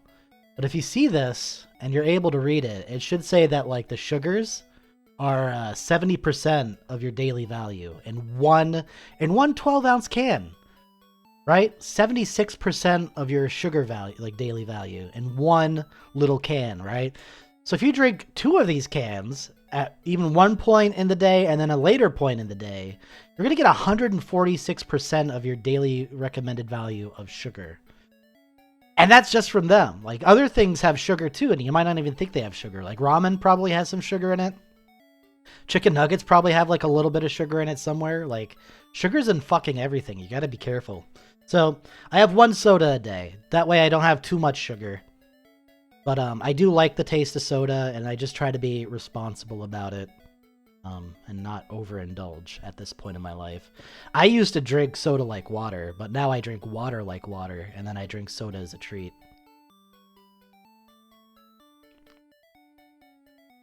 But yeah, I'm a big fan of, not advertising, not paid to say this, but I like Squirt soda quite a bit. Squirt's good stuff. It's like a grapefruit soda, so it's got a really unique taste that you don't get in like a lot of other like citrusy, kind of like Mountain Dewy sodas. This one has a unique spin on it that's pretty good.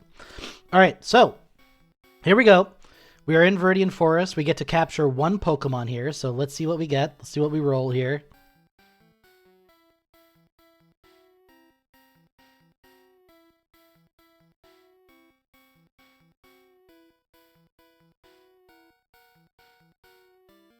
Wow, this is taking a while. There we go.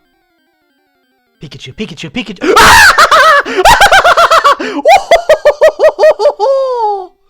Okay! Wow. Wow, I was actually genuine, like... Okay, yeah. We got a Pikachu gamers! Woo! Okay, let's see if we can, not kill it, though, would be the trick. Oh, if I had critical hit, it would have been over. But now it's at red health, so assuming my luck is good, 1 of these 8 Pokeballs should capture it. Oh, bro! We got a Pikachu. Gamers, we got a Pikachu. I'm actually so, like, in a Nuzlocke, getting a Pikachu in Viridian Forest? That must be one of the most rare things you can do. Oh my god. Alright, who wants to name this Pikachu? I'm throwing it out there. If you're watching right now, you can name this Pikachu. You can name this Nuzlocke Challenge Pikachu right now. Right now. You can name it anything you want as long as it doesn't break the Twitch TOS. and isn't some stupid crap that I don't like. There's a lot of things that are stupid crap that I do like, by the way. So you have to be a real stupid shithead to land on something I don't like. But come on, let's go. I'll give about 15 seconds for someone who's watching to say something, and then I'm going to name it myself.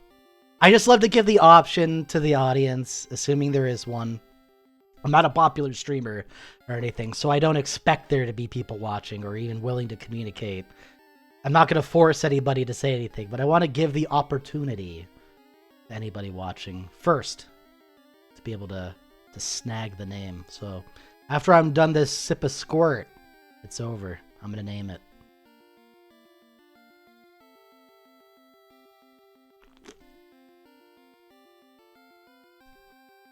Alright, I'm naming it. Let's start with a D this time.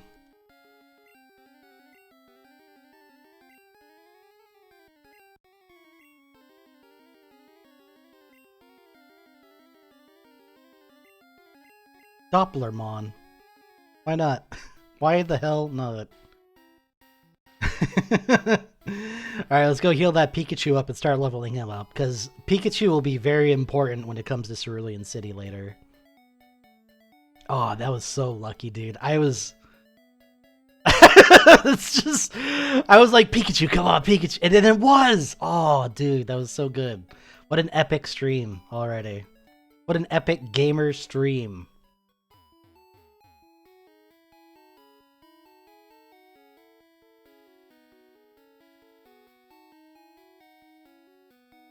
But the thing is, too, is Pikachu has pretty low defense.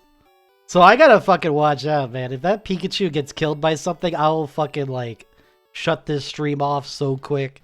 I'll be so pissed. I'll be so fucking pissed if my Pikachu dies. So I'll probably for now, I'm gonna keep moving. Here's what I'm gonna do. Here's what I'll do. Let's put Dopplermon up front. Right? And, we'll just switch them out. We'll take the extra hit on Zippy-Doo or Opal. And, yeah, and we'll just split the damage, split the experience, and, hopefully get this Pikachu leveled up relatively quick fighting trainers instead of grinding in the grass. I'm kind of sick of wandering through the long grass and grinding. I kind of want to, now that I've kind of set my game up a little bit here, I kind of want to push away towards grinding. Like, there was some pretty heavy grinding at the beginning here, but I think I'm ready to stop grinding. But yeah, let's fight some trainers, so that way we get some of the good stuff. Get some good experience. Because these guys aren't very strong, right? Like a Weedle, not going to ruin my day. In fact, I almost kind of wonder if a level 3 Pikachu could beat a level 6 Weedle. But I don't like the fact that I could get poisoned very much, so I'm going to switch over to Opal. I don't know if... because I think Opal is part poison type. So A, it should be weak or strong against poison attacks like Poison Sting. But then also I think that... I don't think it can get poisoned. It might still be able to get poisoned. But I also bought some antidotes to heal poison if I do get poisoned. But this seems like the smartest thing to do is to get Opal in here.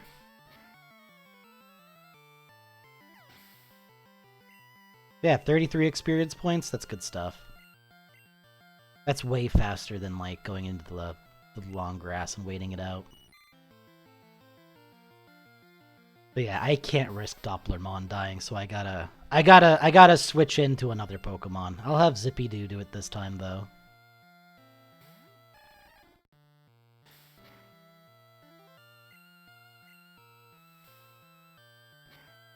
But yeah, about the arcade, there's a couple more things I wanted to talk about my arcade visit yesterday. So first and foremost, the arcade was like completely paid for, right? It was really nice. I did like this survey, because like, you know, I'm not going to get into the thick of it. I did a survey, and And essentially, you get paid $100 to do this survey. So like, yeah, I got $100, and I was like, okay, I'm gonna go spend it at the arcade with my best friend. So, boom, that was pretty sweet. So yeah, so the arcade was just like fully paid for by just doing like 1-2 hour survey, and I was like, yeah, that's sick. You know, me and my best friend could have like $50 to play any games we want. So we played like literally every game there, and we also did like some of the claw machines and other wastes of money. But we actually won a few things from the claw machines, which was cool. So yeah, overall, sorry. Sometimes after I eat, like I get like a little bit of a throat issue.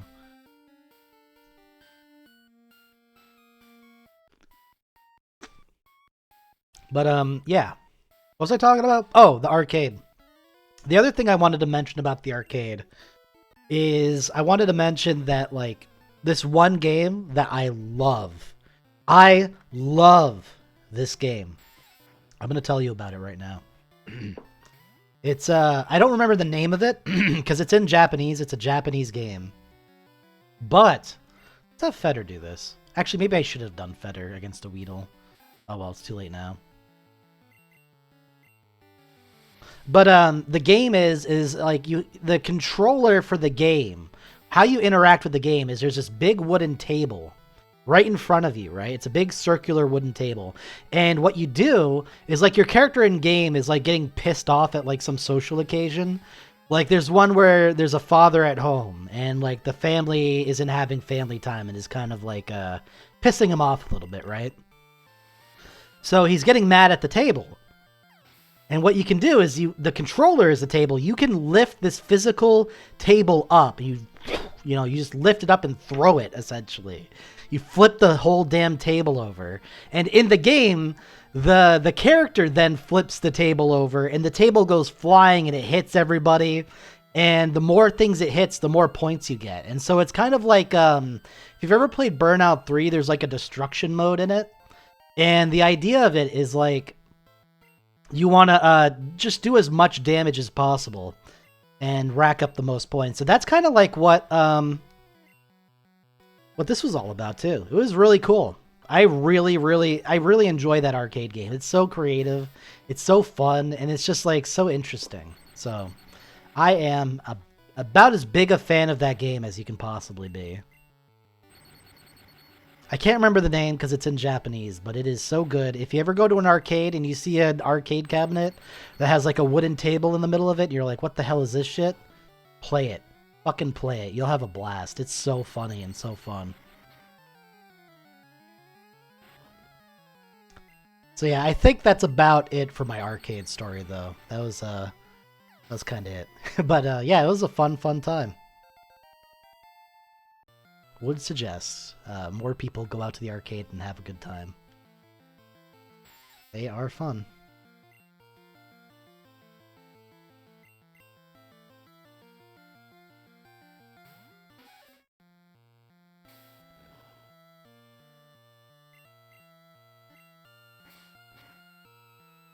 Also, I am drinking soda. I'll try to mute myself if it happens, but we all know what soda does to the belly. We've all been there before. We've all had a little bit of an outtake in gas. We've all done it. So just in case, I'm gonna try to mute my microphone before that happens. But I do want to warn, I could burp. Just saying. Just throwing it out there. It's not a big deal. It's not a huge deal or anything. It's natural. All humans do it. Even if you don't drink soda, you can still burp. It's crazy, isn't it? Crazy how the stomach works.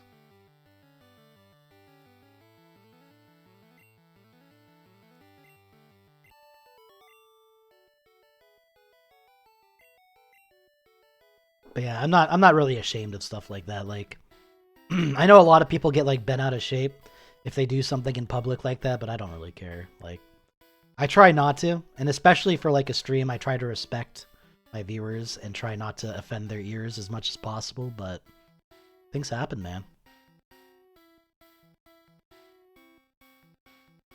It's not a big deal. I'm actually kind of surprised I haven't gotten into a fight here. Hey, a potion.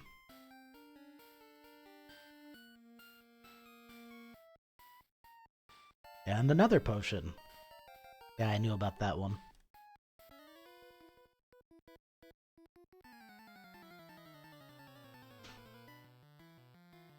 Last bug catcher.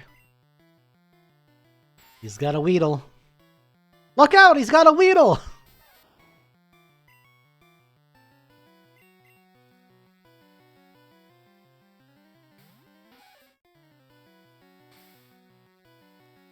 Oh, there's another option I kind of have too, now that I think about it.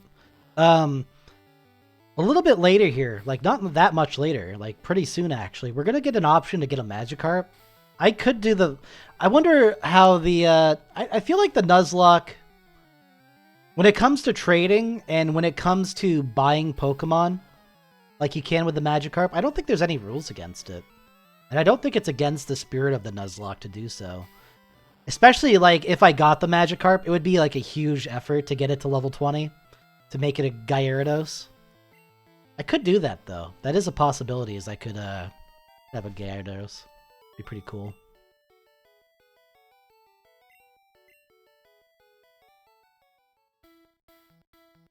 Could make the game easier, too, having a really... Well, I already have a water Pokemon, so maybe I don't really need the Gyarados. Yeah, I guess I won't do it. I could. I could very well do it, but I'm not gonna. I've ultimately decided against it.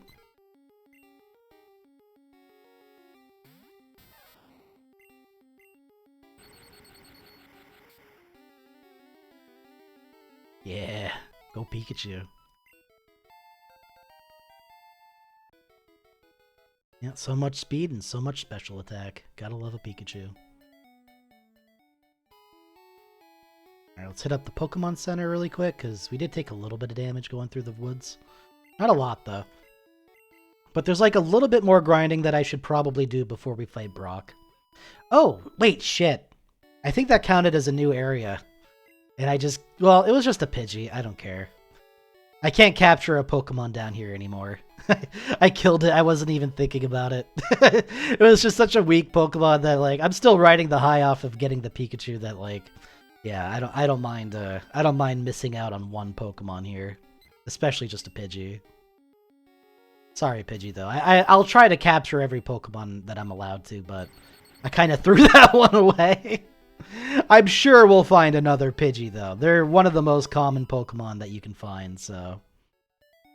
Also, I know there's, like, people out there, when they do, like, I've noticed, like, I looked up some information about Nuzlocks before I started this, just because I didn't want to break any rules at all, and I wanted to know what the rules were.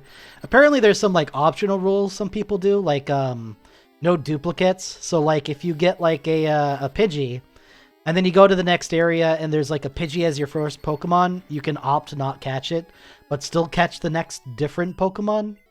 I'm not gonna do that. If I get 2 Pidgeys, or if I get 2 Nidoran females, or 2 Pikachus, or whatever, I'm gonna stick to it.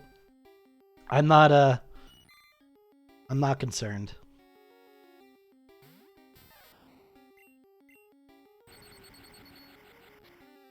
It's fine.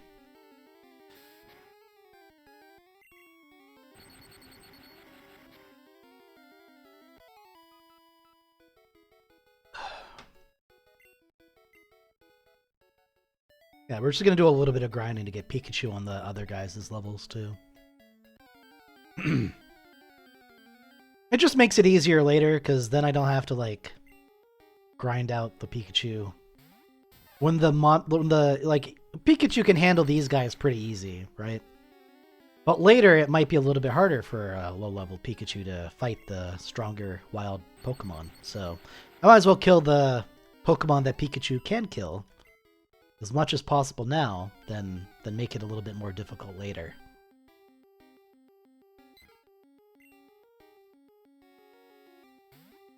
That's my thought process. You don't have to agree. And if you don't...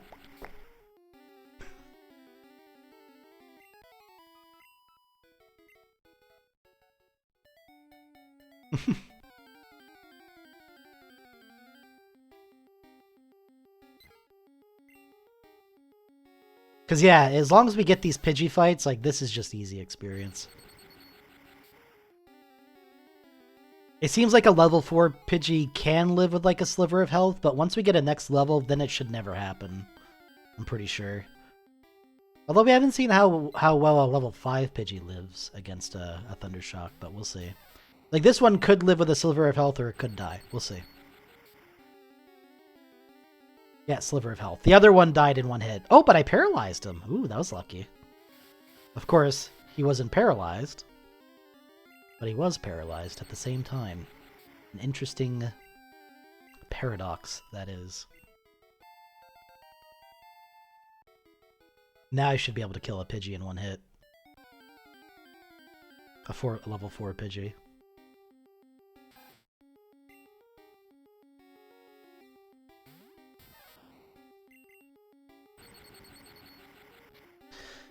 Yeah, what else is going on?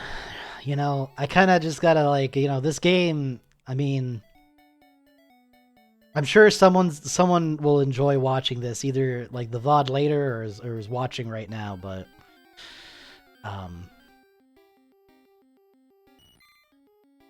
to me, it's pretty boring.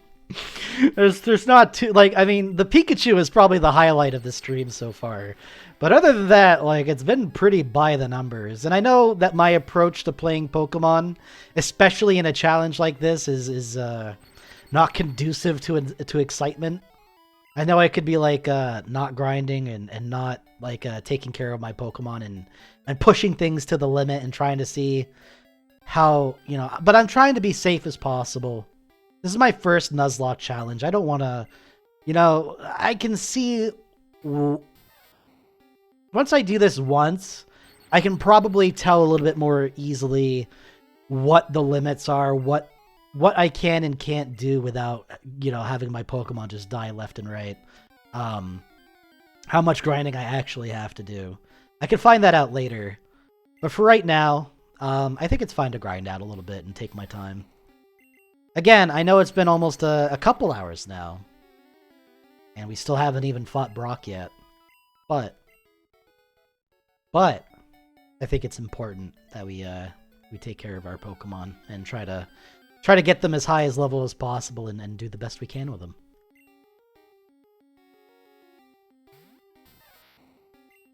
Again, Pokemon is not a hard game, so that's why I'm also not really, like, afraid of the Nuzlocke challenge. It's really just more like, how much grinding can you stand? How much grinding are you able to withstand before you give up? If you're able to grind, I feel like this Nuzlocke challenge is a breeze, right? Like, this seems really easy so far. Again, knock on wood. So far, pretty fucking easy. But, you know what I mean. Y'all know what I mean. This is, like, testament to, like, how easy it is because I'm just not, like, dying or anything. You know what I'm gonna do? Let's go fight the trainers in Brockland really quick. There's a couple of trainers before you fight Brock, and I could do away with them pretty quick. Get Pikachu some more levels. Because you actually, believe it or not, gamers, if you fight a level 5 Pidgey in the wild, but then you fight a trainer's level 5 Pidgey, you actually gain more experience from the trainer's level 5 Pidgey than you would a wild one. So it's actually more expedient and gives you more experience and more levels to fight enemies, to fight trainers more than wild Pokemon. But, again, I don't have enough for a potion. I'll buy one more Pokeball then. Could be useful later.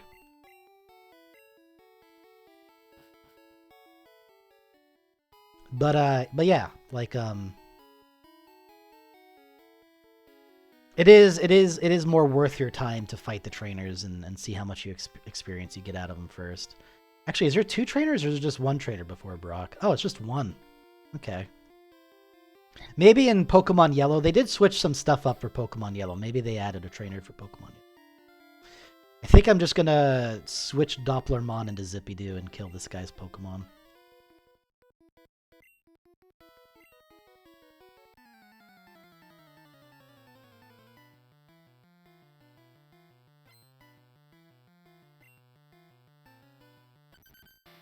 Good old Diglett.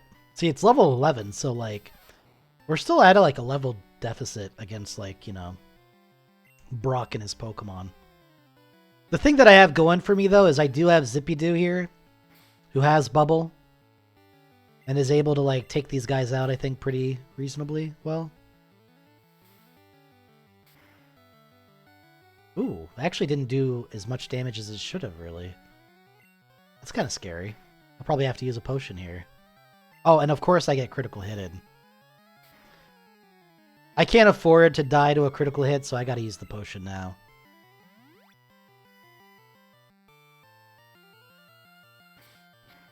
Watch this be a crit. It wasn't, and I would have lived, but it still was too risky. Alright, this is actually a little bit more challenging than I thought it would be. I thought Bubble was like enough to just wipe the floor with Brock, but maybe I need Water Gun. Maybe getting to level 12 is better. Ooh, Thunder Wave's nice, though.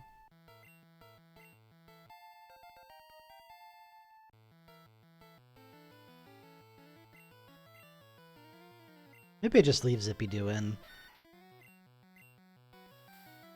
I can't take these guys as lightly as I thought I could, so...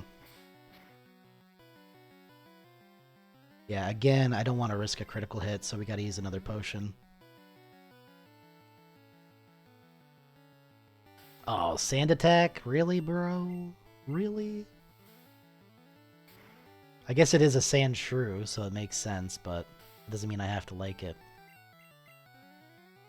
Oh, fuck, here we go. Oh, and the crits, too! It's not enough to lower my accuracy. It also has to get these... Okay, I got a crit, so I feel a little better now. There we go. Level 11. That should help against Brock. Darn. Alright. So let's go back and heal up. And then, then I have to make the arduous decision. Do I grind out Squirtle a little bit more? Or do I just fight Brock and say fuck it? Again, this is a Nuzlocke challenge, so the smart thing to do would be to grind a little bit more, but... Is that the fun thing to do? Do I care what the fun thing to do is if I'm doing a challenge like this? Not really. I'm gonna level up Squirtle. Another level or two. Maybe just one. We'll see. We'll see how quickly it goes.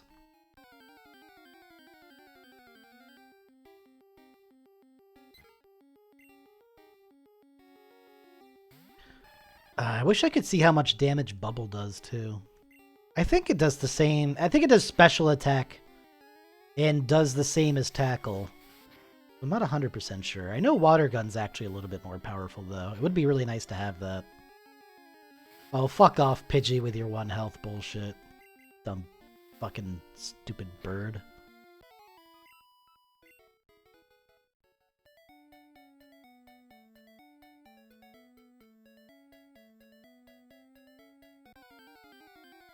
Yeah, Water Gun would be, like, insanely helpful against Brock, I gotta say. Really would. You know, I really can't afford to buy too many potions right at the start, and I can't afford to have any of my Pokemon die at the start either. It would just make me too sad. I know eventually a Pokemon's gonna die, but I want to make it so that is least likely to happen as possible. I really don't want to have to release my Pokemon. You only get so many of them. There is a finite amount you can have. And on top of that, I also didn't get a Pokemon from this area right here, so I already kind of messed up. I'm behind on Pokemon. So I really shouldn't do that. I really shouldn't be risking my Pokemon's lives. I don't have to. I probably just have Zippy-Doo, you know, 1v3 Brock's Pokemon. Or 1v2. I can't remember if he has 2 Geodudes in an Onix or if it's 1 Geodude in an Onix. But I should just have Squirrel take him out. I'm not gonna do like the experience sharing switch in for Brock. Like Brock's too big of a threat to take lightly, I think.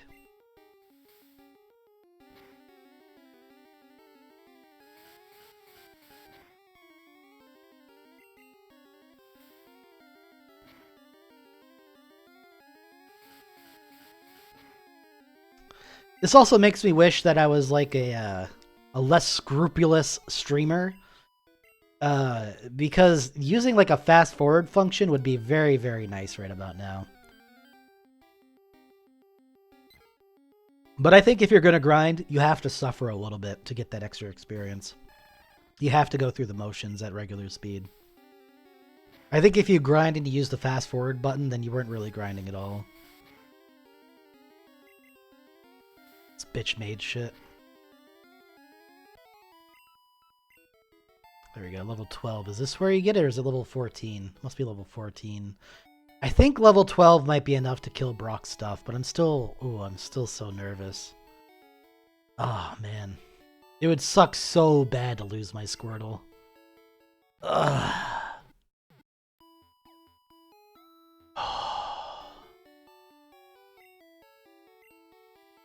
Is anybody watching right now? If you're watching, like, say hi in the chat. I'm watching the chat right now. If you say hi in the chat, I'll let you decide.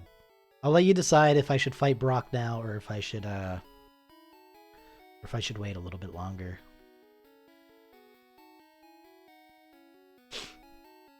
I don't think... I mean, again, I can't see, like, the numbers. I can't see how many viewers I have right now. Could be 0. So I could be talking to nobody. But...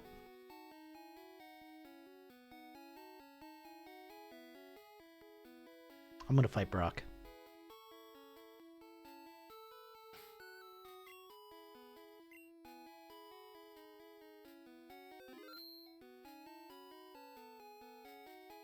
Oh, this is such a bad idea. This is so bad.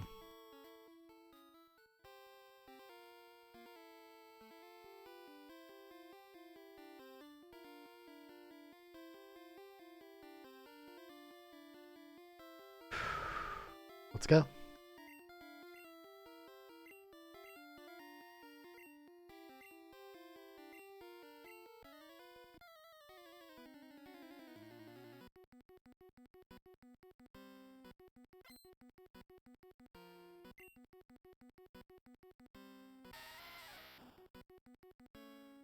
Yeah, see, even just his lowest level Pokemon's level 12, like, Jesus.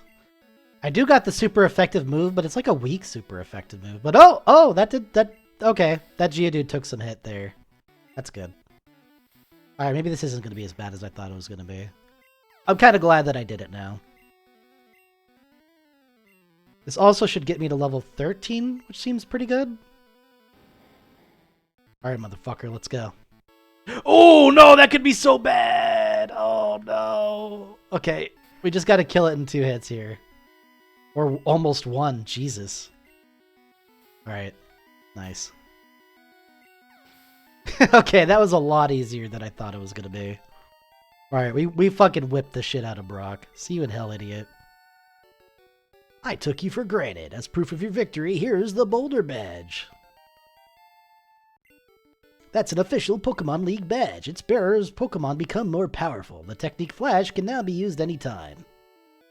We got some money, too. Can buy some potions with that. Yeah, Bide sucks, though, so I don't even want to use it. Shut up. I don't care about Bide. Alright, we did it. We beat Brock. First try. No big deal. Didn't have to restart the challenge. Didn't lose my starter like I thought I might have. Like, it was actually ridiculously easy. Gotta say, I did all that worrying for nothing. But, you know, I still think getting to level 12 is a smart idea. Like, I probably could have done it a little bit lower level too, but, like, again, it's a Nuzlocke challenge, so there's no big misplay in playing things smart. You know, play smarter, not harder. That's what I say. And that's what many other people have said too. And I tend to agree with them. But now I should be able to buy potions, which is good. Buy as many as I can here. Maybe not as many as I can. I also want to buy a few more Pokeballs too. Just because they are pretty useful. We should be good now. Alright, wish me luck, gamers, because we're going into a rather difficult part of the game. Mount Moon. Not looking forward to it, honestly. Let's give Feder a chance to shine here a little bit. If like Feder learns Hyper Fang, I think Feder would be like a pretty good Pokemon to have. Yeah, fighting all these trainers is going to be a good way to get more experience for my other guys.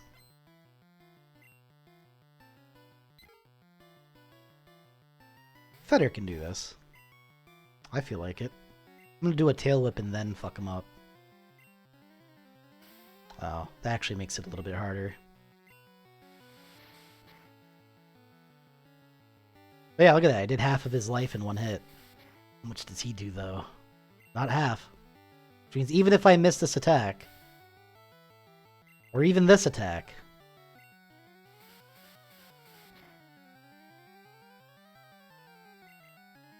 come on. Oh my god, please don't crit. I'll be so sad if Feder dies. Okay. We gotta switch Feder out. Let's put Doppler in. Doppler should be able to finish this guy off.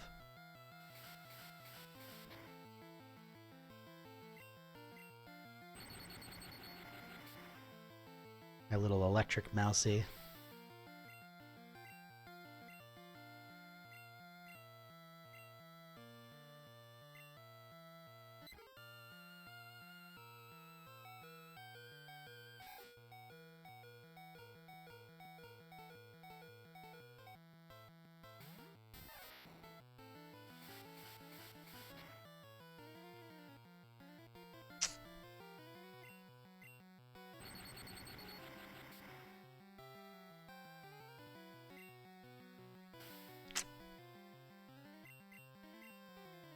Okay, whew, got him. That felt a little risky to me, but I went for it. Alright, we each got about 100 experience each. That's not bad. I'll take it. Let's go back and heal, because, yeah, we took a beating there, though.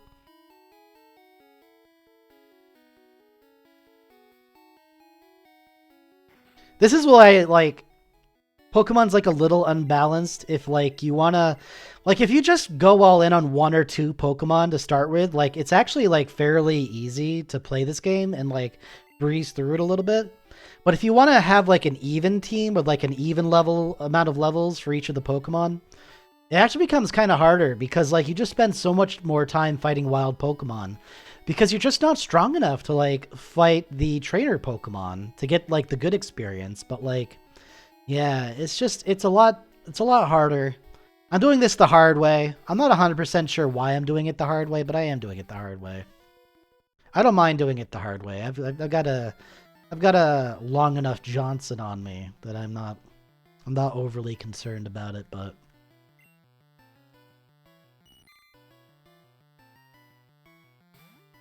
I feel like Feder can kill a...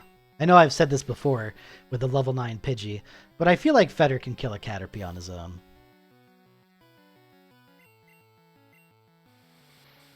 He can't squish a small bug. Like, what the fuck is he doing?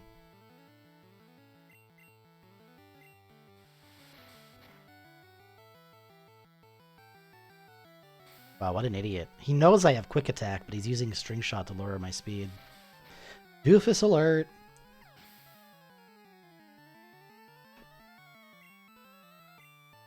There we go.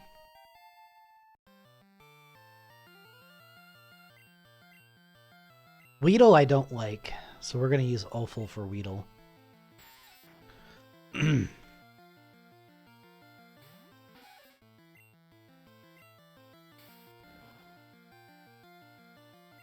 Poison's just really annoying, and if you have a Pokemon that's immune to getting poisoned, you should probably use it.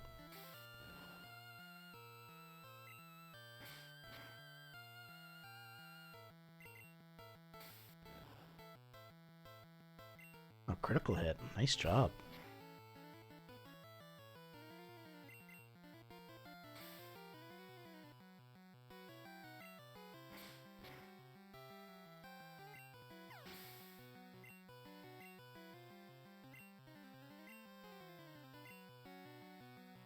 What did it say that Pokemon was?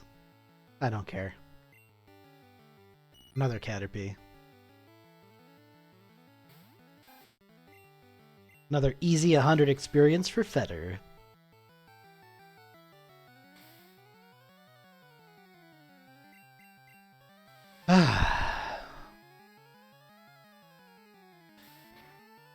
No, he actually hit me. How dare you?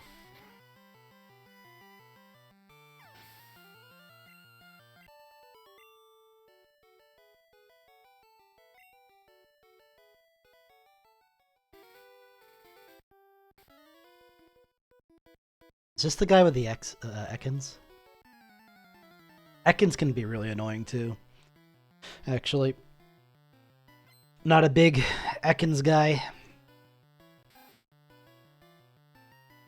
Ooh. Level 11 Rattata. See, now that's actually kind of difficult. I think I use Zippy-Doo here. Even though I don't really want to use Zippy-Doo, I think I use Zippy-Doo.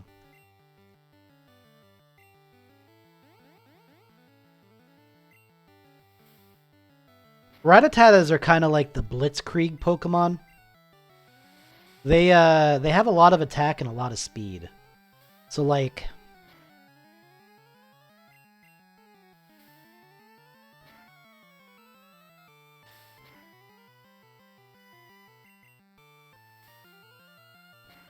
they're kind of actually a little challenging for a low defense team, because if they go faster than you and they hit hard enough, like, you're just gonna die. So not good. Ekans is kind of a really annoying Pokemon. I'm not looking forward to this. So I'm just going to Tail Whip it. And Tail Whip it again. I'm going to try to lower its defense as much as possible and then switch out for another Pokemon once he uses Wrap. Actually, I might be able to kill him with just Feather now. Let me try. Oh yeah, that did over half. Yeah, we're good. Still a 1 in 256% like chance that you know, we could miss 100% attack, but not that time. I don't want to believe it. Well, believe it, bitch. You got owned like a scrub. Alright, there's a couple more dudes here. We got Feather to level 10, so then I want to get my Pikachu to level 10.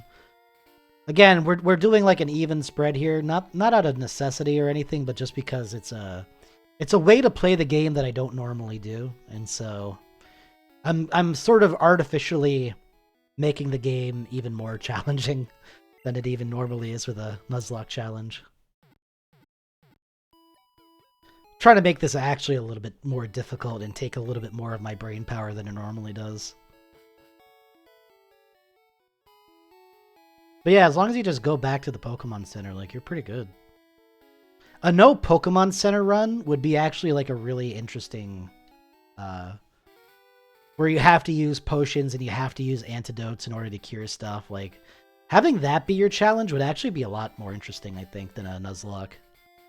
But that would also be, like, ridiculously harder. So, probably not for the faint of heart either.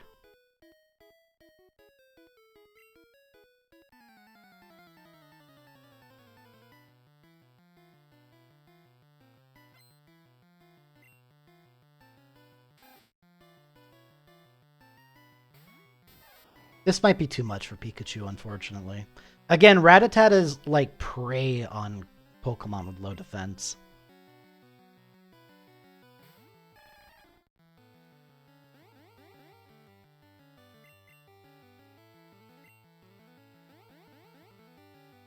Ooh, now I have low defense as a Squirtle. That's not good.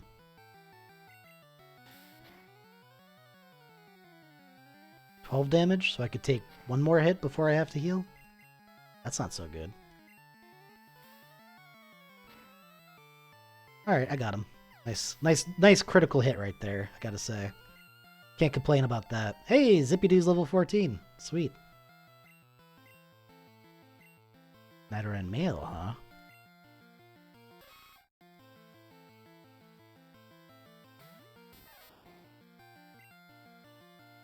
I think I could do it.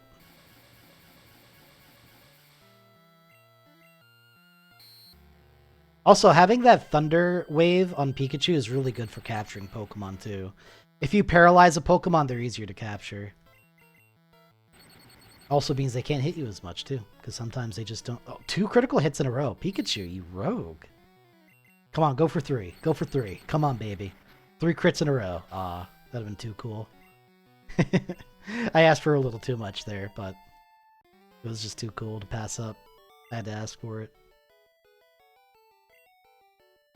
I am pretty nice, so fuck off, fucking bitch.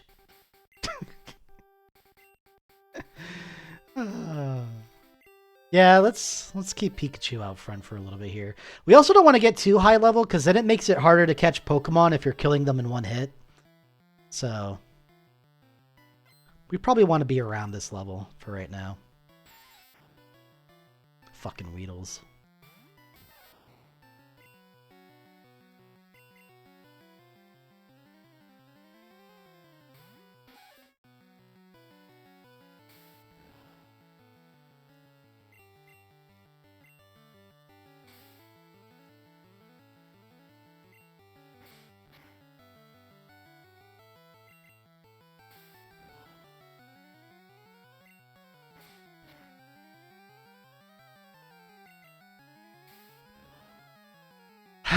Yeah, as far as like entertaining streams go, this is probably...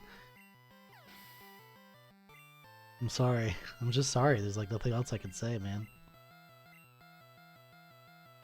What can you say about this? It's just, yeah, this is going through the motions incarnate. Not much to talk about of what's going on the screen, that's for sure. Should think of something else to talk about. I don't know what else to talk about right now, though. Give me a second and I'll think of something, but right now let's just, let's have like a little chill moment here and just kind of admire the beauty of Pokemon.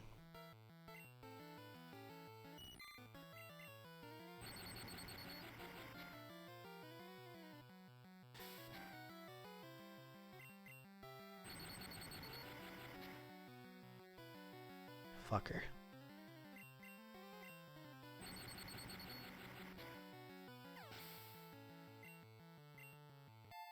Yay, Dopplermon's level 11!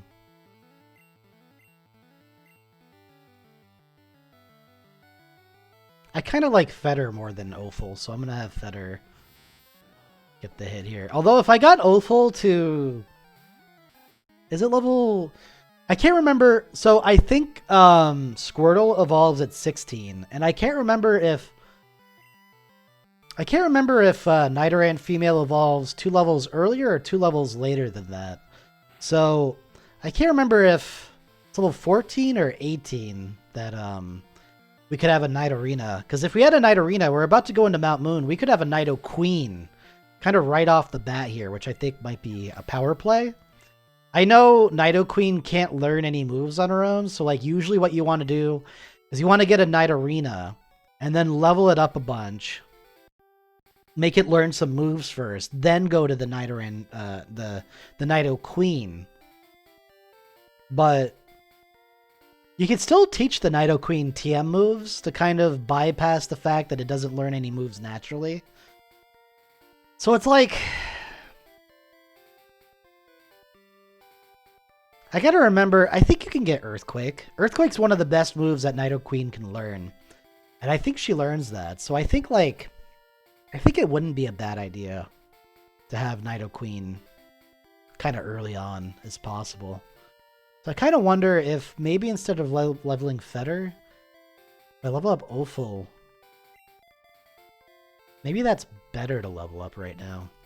Again, I'm not 100% sold on this either way, but it's the strat that I'm going for.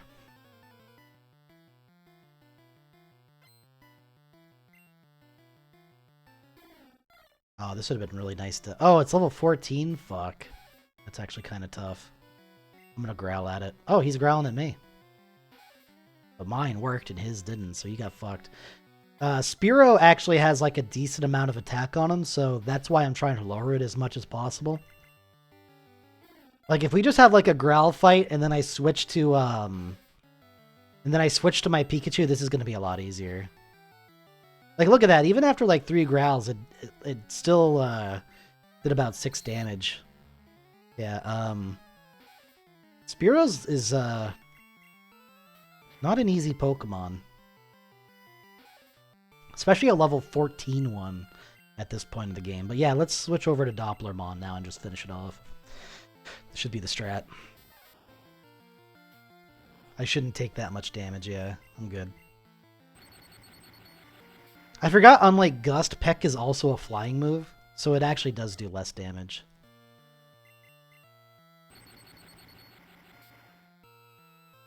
Got him. There we go, level 11 Oval.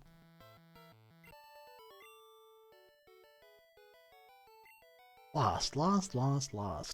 I think we can fight a few more Pokemon before we go back to the, like, we could probably fight the rest of the trainers on this route and catch our Pokemon and then go back to the, or I guess go forward to the Pokemon Center, because there's actually a Pokemon Center coming up, too. I don't have to walk back to the town either, now that I think about it.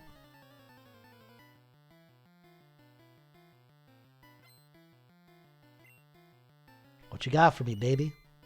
It's a Caterpie? Well, you're fucked. Fucked in the head if you think you can beat me, that is. I might have to use a potion, though. I kind of went into this fight a little bit hurt, so...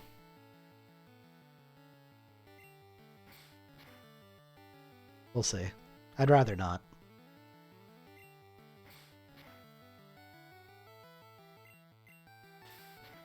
Ooh. If it's a Weedle, then I'm probably really good. Metapod, that's actually even better. Never mind, I'm good. Yeah, you can harden all you want, buddy. I'm fine with it. I'll scratch you and tackle you 1,000,000 times over until you die. It's all good.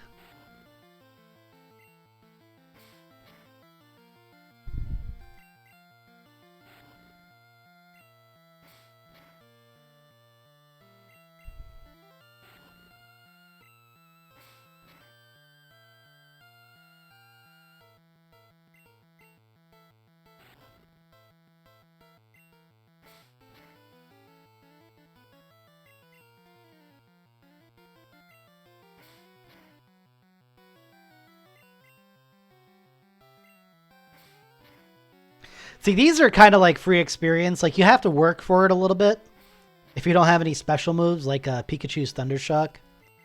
But it's kind of fine. It's fine that it takes a little bit longer to... Oh, double crit. Neat.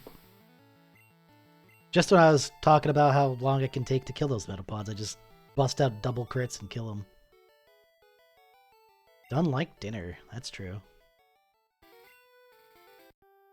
Alright, let's put Dopplermon out front for a second here, because we're going to try to capture a Pokemon. I don't know which Pokemon it's going to be, but we're going for it. It could be a Spearow, could be a Jigglypuff. I'm hoping for a Jigglypuff. I'll do another Scream if it is. No, it's not. Spearow's good too, though. You can trade him for a Farfetch'd later if you want him. There's stuff you can do with a Spearow.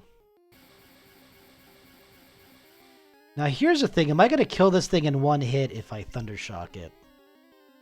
I only get one opportunity per area to capture a Pokemon. So do I Thundershock it and hope that it brings it down to like 1? I should probably switch out and like have Fetter attack it. The other thing that I like about Gold and Silver is that even if you capture the Pokemon in that one, instead of like, doing this, that, or the other thing, you still gain experience. Ooh, look at that. Yeah, I definitely should not have Thundershocked. That would have killed him. Paralyzed and in the lower yellow should equal a capture, but we'll see. There we go.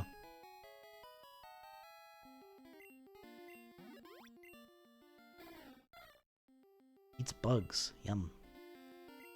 Oh yeah, I gotta nickname it. Alright, anyone watching? Anyone want to pop in, say hi, and name this Spearow? As long as it doesn't break the Twitch TOS, or if it's not stupid, like really, really stupid, in the criteria that I have said many times throughout the stream. Yeah, any name's good. Almost. Almost any name. Anybody want to name this Spearow? I'll give a little bit. I know there's a stream delay, so I like to give a little bit of extra time. And then I know some people might be shy and they have to work up the courage, or they might be a slow typer, so try to rule all that out too.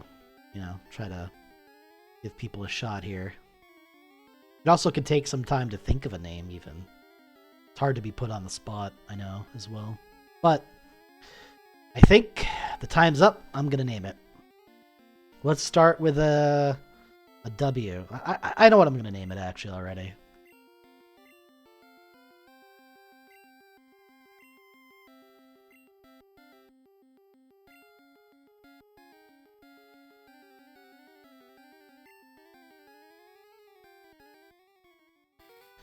Alright, so for this guy right here, I actually don't want to fuck with her too much, so I'm going to go all out on her.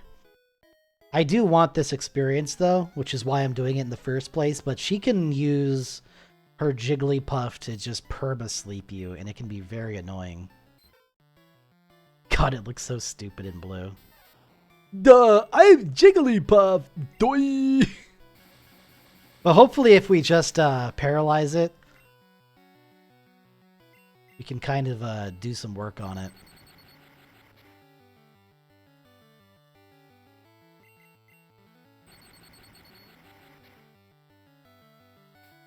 Ooh, the pound is... Oh, see how much damage that does? Jigglypuff is not a Pokemon to fuck with.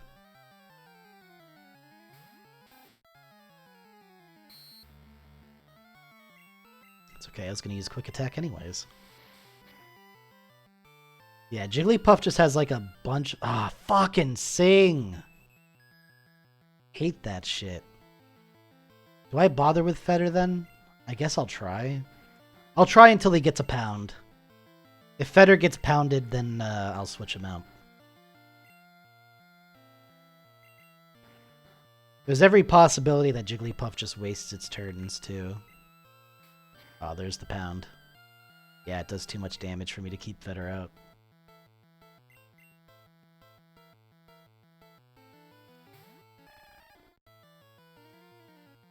Oh, thank God. That was a critical hit? Jeez. Ah! I'm telling you, this one trainer on this route is like the most annoying trainer in the entire world.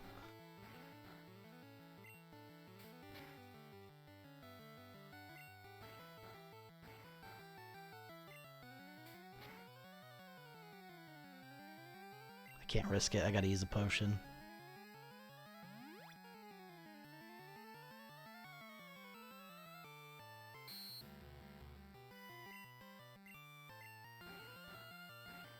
Wait, what? Oh no, I didn't use the potion. Oh, who did I use it on? Oh my God, that was almost like a huge... I used it on Dopplermon. Well, see, in other Pokemon, whoever is out, I believe, is usually at the top of the list. I think that's what freaked me out. All right, Zippy-Doo is who I want to use it on. Jesus, that scared me. If that Jigglypuff had done a pound and got a critical hit, I think I would have died right then and there.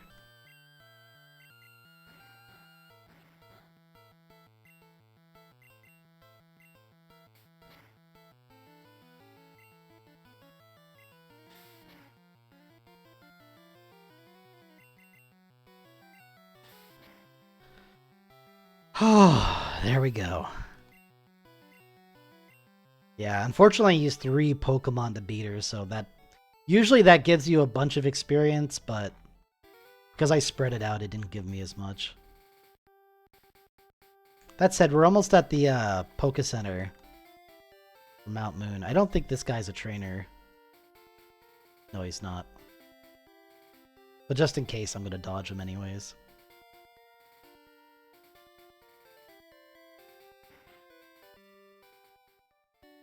Oh, this is gonna feel so good. We were kind of getting in the rough there. That Jigglypuff did a number on us. I'll admit it.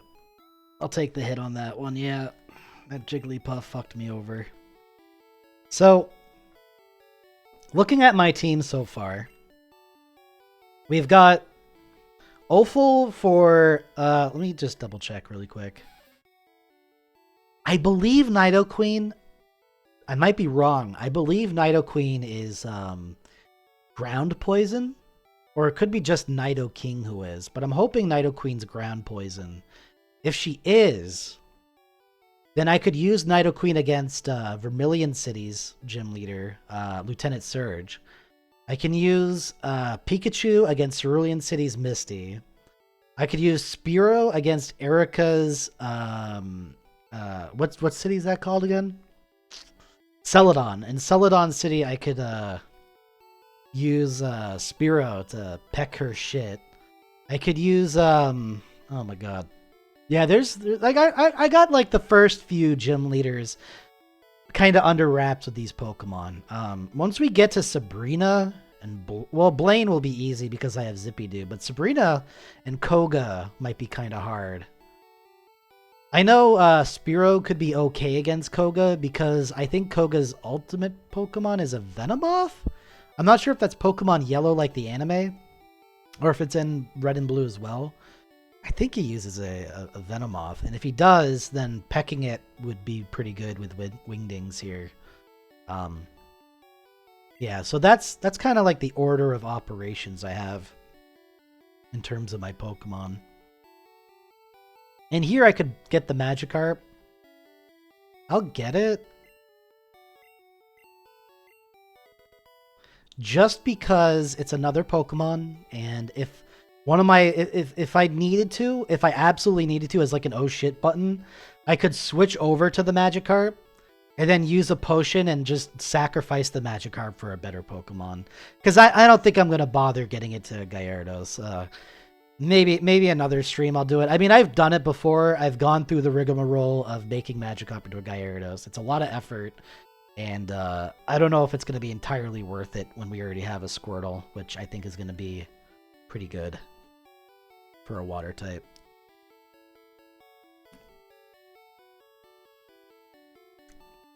So any nicknames? Anyone want to throw one out, or am I just doing this again? I think I'm just doing it. So I'm going to name this Magikarp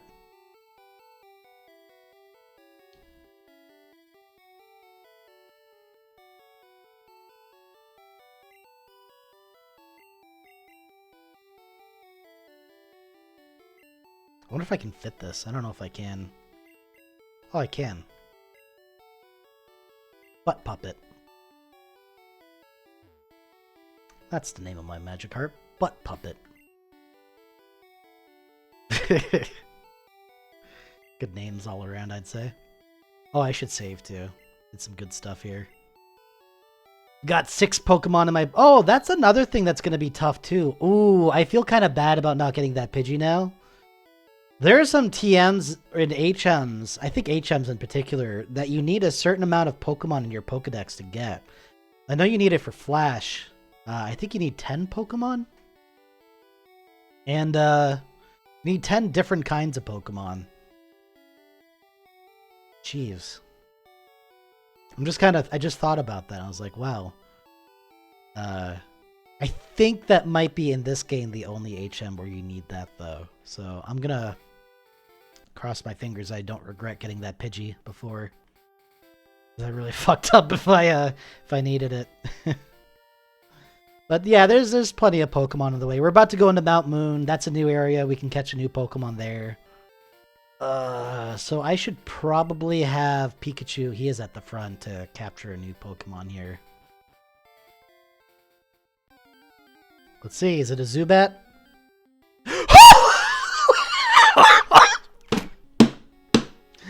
Dude, I am getting so lucky with these rare Pokemon showing up first time. Holy crap.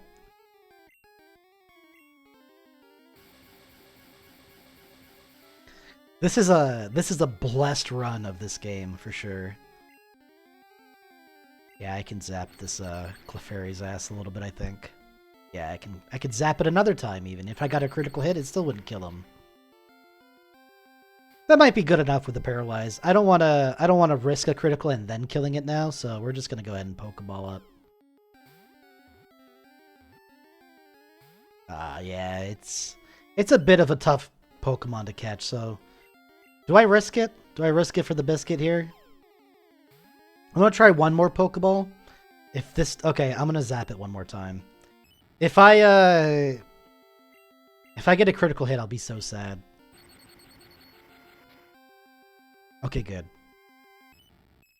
Oh man, I was so ready for it too. I could have sworn I was just gonna get fucked there, but no, I'm good.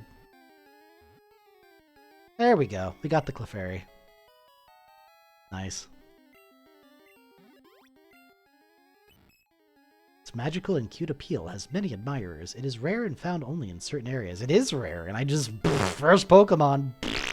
Who wants to name this rare Clefairy, right?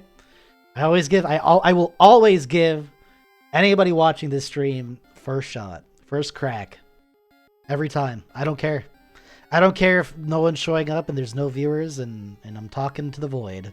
Doesn't matter. I have to give the audience a shot first. So yep. I'll wait a little bit longer, then I'm gonna name it.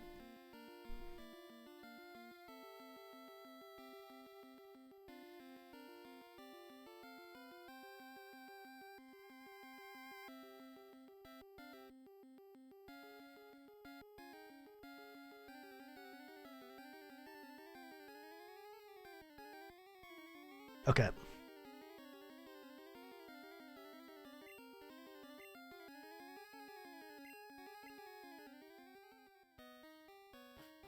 Well, we're switching out Magikarp. That's an easy win.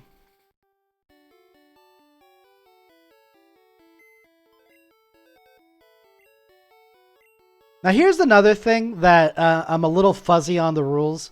For the spirit of the rules, how I feel a challenge should be challenging, right? So here's what I'm trying to say.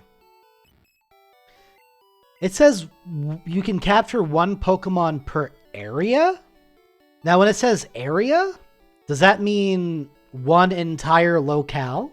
Or does that mean area by area in the area? You know what I mean? Like, one floor of Mount Moon, can I capture a Pokemon in the next floor of Mount Moon? I'm going to say no. Because, again, I like challenge. I want to be challenged. I want this game. I want this challenge to hit me with its best shot, so I'm not going to capture any more Pokemon in Mount Moon. But it was just something I was idly wondering what it exactly meant by one Pokemon capture per area. But I assume area means the whole area, not just rooms of the area, but the entirety of the area, not just, yeah. So one Pokemon per route, one Pokemon per cave, one Pokemon per lavender tower. We're not going to capture any Pokemon in any additional levels or areas or rooms. That's how I'm approaching it. To me, that is in the spirit of the challenge. So that's what I'm going for. There's the Zubat. God, that was so cool. Should I level up the Clefairy a little bit? I wonder if I should. Wonder if I should go back and like level up the Clefairy. Maybe I could level up the Clefairy. Well, this is not like a great place to level up Pokemon besides maybe Dopplermon, because those Zubats can be annoying with like Confuse Ray and stuff. So like, I really, really don't want to risk any of my Pokemon dying, so I don't really want to fuck around with these Zubats as much as possible. So I feel like this isn't like a great place to level up. Dopplermon can get some levels though, so I'll let him do his thing.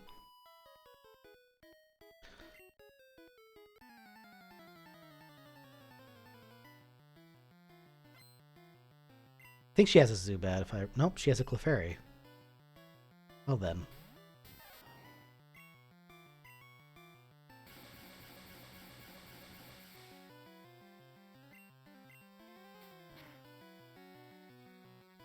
Yeah, that does too much damage. We'll have... Honestly, let's just go straight for Zippy-Doo. I think Zippy-Doo can take it out. Especially with it paralyzed now. Yeah, we're good.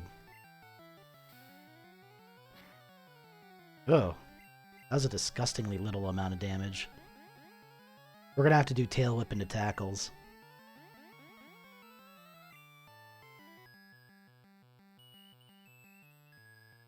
Oh!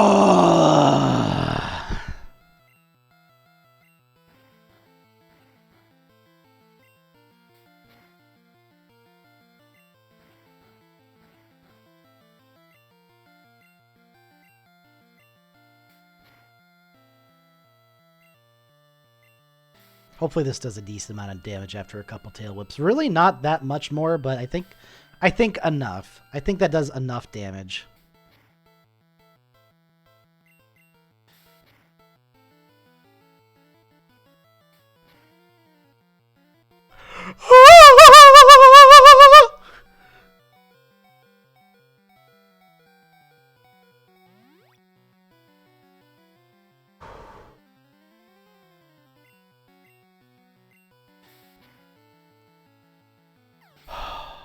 I was thinking about that too. I was like, man, it'd be really bad to get a critical right there. I saw that kind of coming a little bit. I was like, man, that'd be a really inopportune time to get critical hitted. Whew. Oh my god. 2 HP. I almost lost my Pokemon.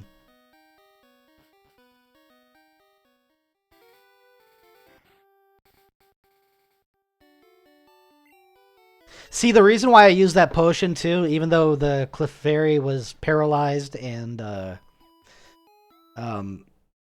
sorry, big stretch. Even though the Clefairy was paralyzed and at one hit away, if that tackle had missed and if it didn't get paralyzed and it used Pound again, I would have died. So I had to use the potion. After nearly getting scrubbed out by that that lucky crit, I was like, okay, I can't risk it. The fact that I got out of that alive is pretty sweet, though. I'm pretty happy about that. Hey, a Paris. That would have been a pretty neat Pokemon to find, too. It's like my one of. No quick attack yet, so it's actually a little bit hard to kill this Paris. But at least I'll paralyze it first. I'll probably have to switch out here. I'll have, you know what? I'm gonna have, Wingdings do it. Wingdings needs some experience. We'll need to have Wingdings leveled up at some point.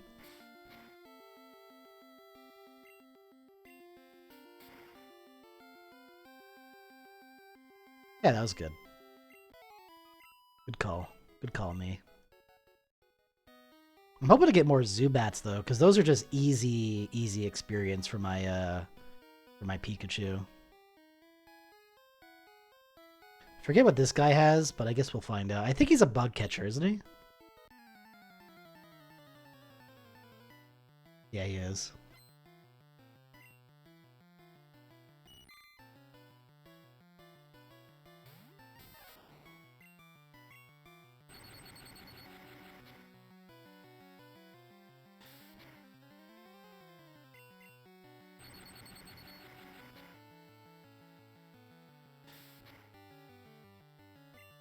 See, the trainer, when I'm in a cave like this, the trainer battles are a little bit scary just because there are hitchhikers usually in the caves, and hitchhikers usually have ground Pokemon and rock Pokemon that are immune to electric attacks. So it's a little, and you can also find Geodudes here too.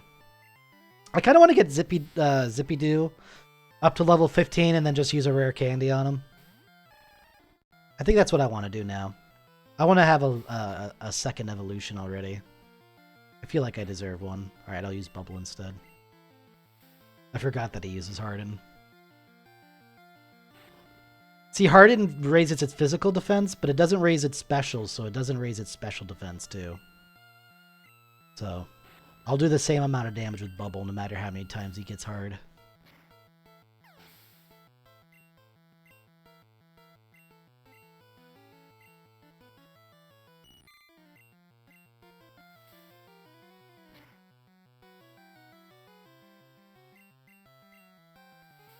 Yeah, I definitely got to think of like something else to talk about in a second here. I'm sorry that like, I mean, I've talked about a lot of stuff already, so I mean, I don't feel too uncommunicative. I feel like I've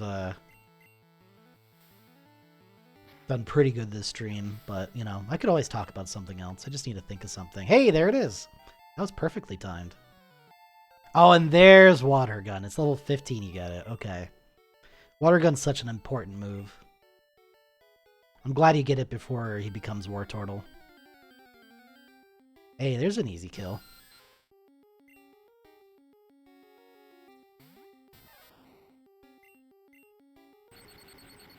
But yeah, I kind of see like this challenge more as like a puzzle. Almost like a puzzle game. You know what I mean? Like, it's more like just knowing, like, what Pokemon you need at any given time to, like, beat a gym leader or whatever, right?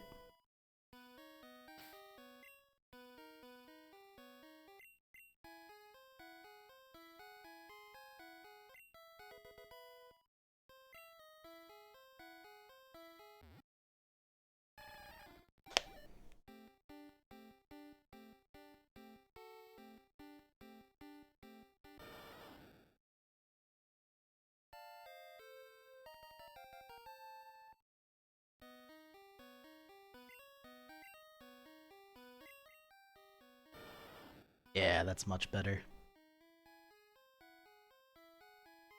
He's a handsome young lad, too. Gotta love the war turtles. I think this is escape rope up here, which is pretty good.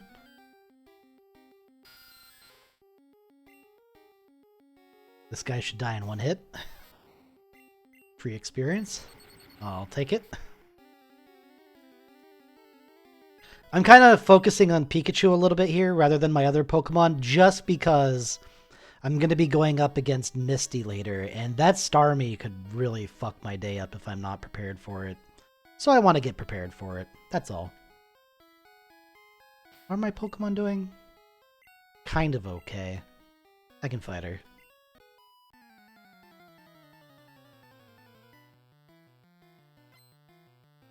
I feel like one of the last had a Zubat, but maybe I'm just crazy.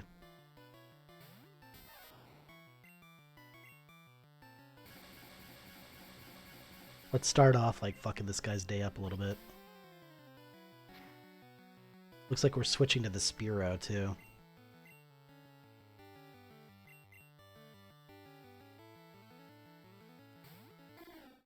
Yeah, we got like a pretty good spread of Pokemon here, which I think is good. That still did a decent amount of damage.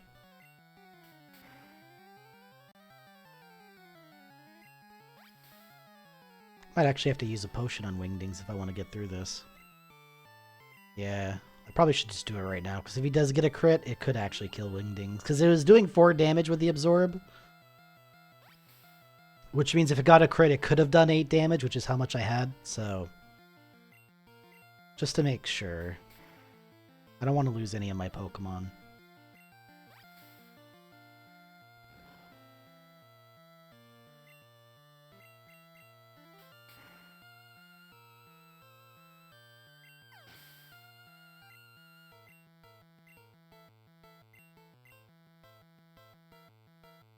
Well, I'm just going to give this to Wingdings.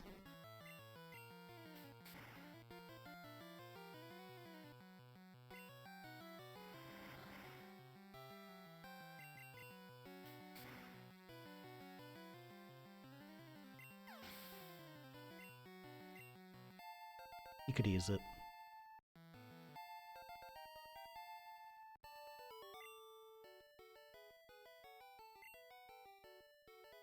I doing now?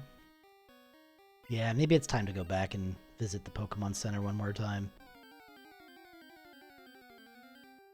See, there's the Geodude that Pikachu can't deal with. What I was kind of talking about before.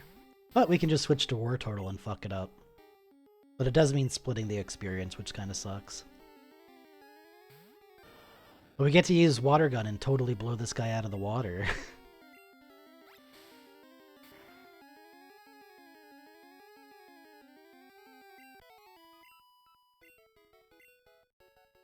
Yeah, even 61 experience is better than none. Where's this take me again? Where am I?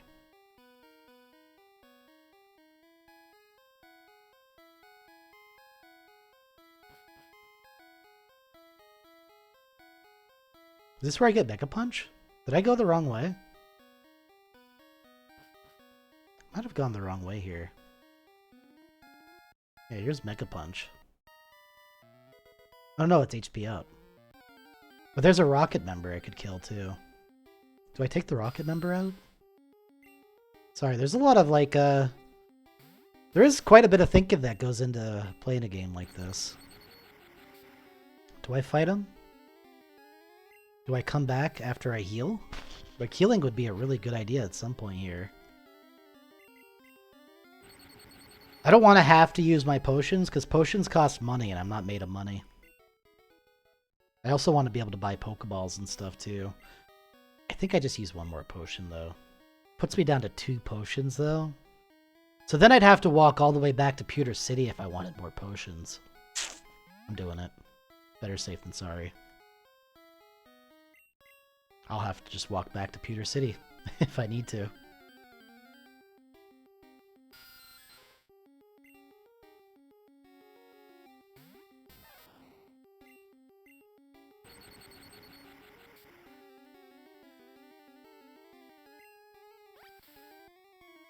You gotta do what you gotta do.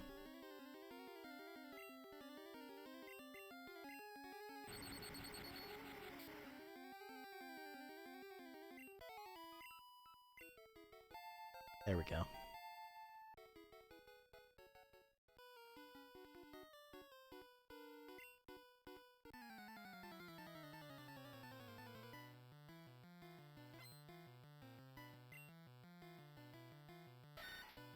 That's not good for a Pikachu, but it is good for a War Turtle.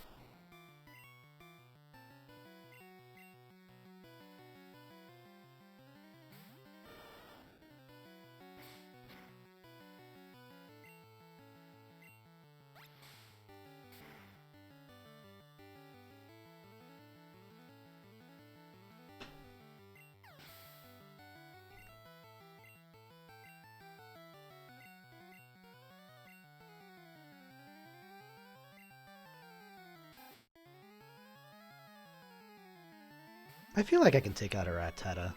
One rat versus another, right? We can do it. Yeah, we're good. We'll do more damage than that to him. Oh yeah.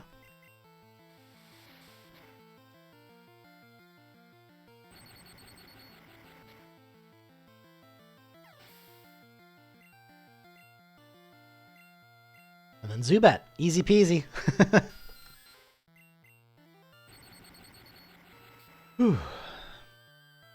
Ooh, and the crit. Nice. Love to see it. Yeah, we definitely have to go back to the Pokemon Center and buy a few more potions.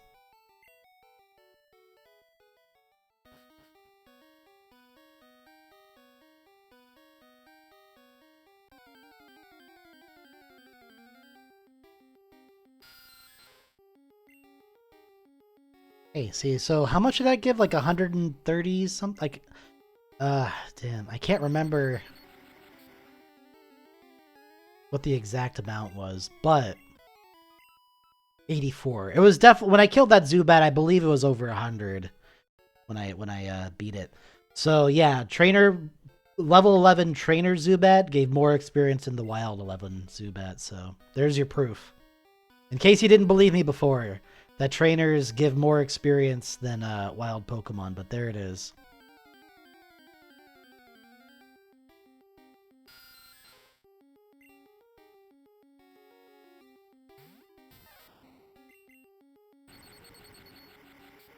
If I remember correctly, I'm just trying to think of like what level the Pikachu needs to be at.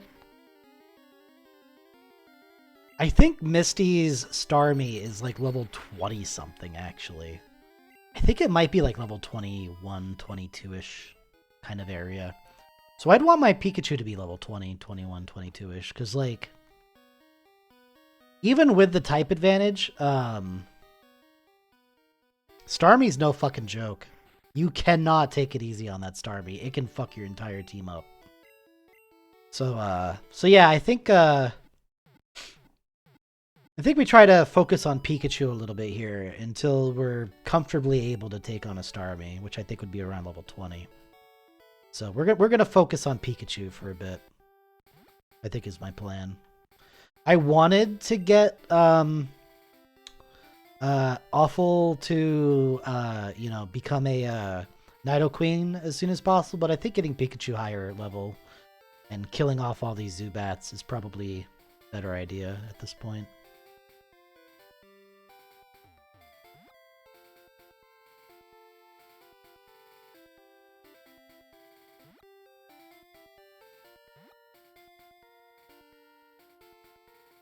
You know, hopefully me speaking my thoughts out and my plans kind of makes it easy to see where I'm coming from. I know that I know I'm not like a Pokemon god or anything. I'm not the best Pokemon player ever, for sure.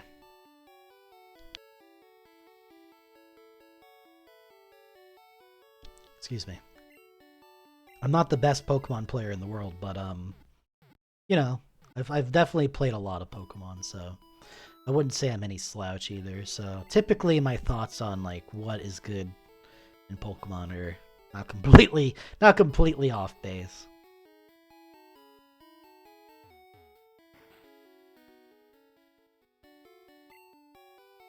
Yeah, we need some more potions.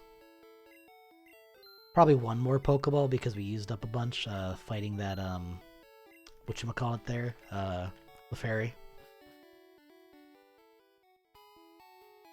because we are going to get to the next area of Mount Moon. You know, things are kind of speeding along a little bit better. As you might have noticed, I'm not farming off of the wild Pokemon as much. I'm more looking at trainers to get my experience, which I think is usually the fastest and best way to get experience. So I'm not really interested in grinding as much anymore. So things are going to start move. They're going to snowball. Things are going to move a little bit quicker, and we're going to be able to, you know, get to different areas of the game and catch different Pokemon a little bit quicker as well. So that's good. Let's save one more time because we did some stuff.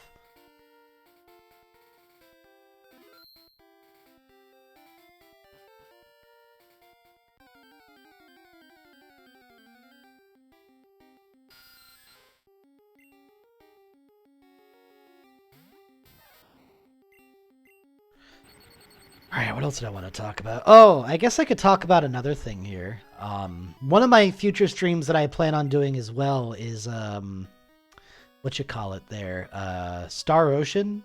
I got the remakes of Star Ocean 1 and 2, and, you know, I've never played them, so I don't really know exactly what to expect, but from what I've heard from other people, Star Ocean 2 is godly, and then Star Ocean 1 is like really beautiful, but maybe not as good. But I'm looking forward to both. And so I got the remakes on Switch, and I am looking forward to playing those at some point. Again, I don't know 100% what to say about them because I haven't played them before, so it's not like I have any thoughts formulated that I can share at the moment.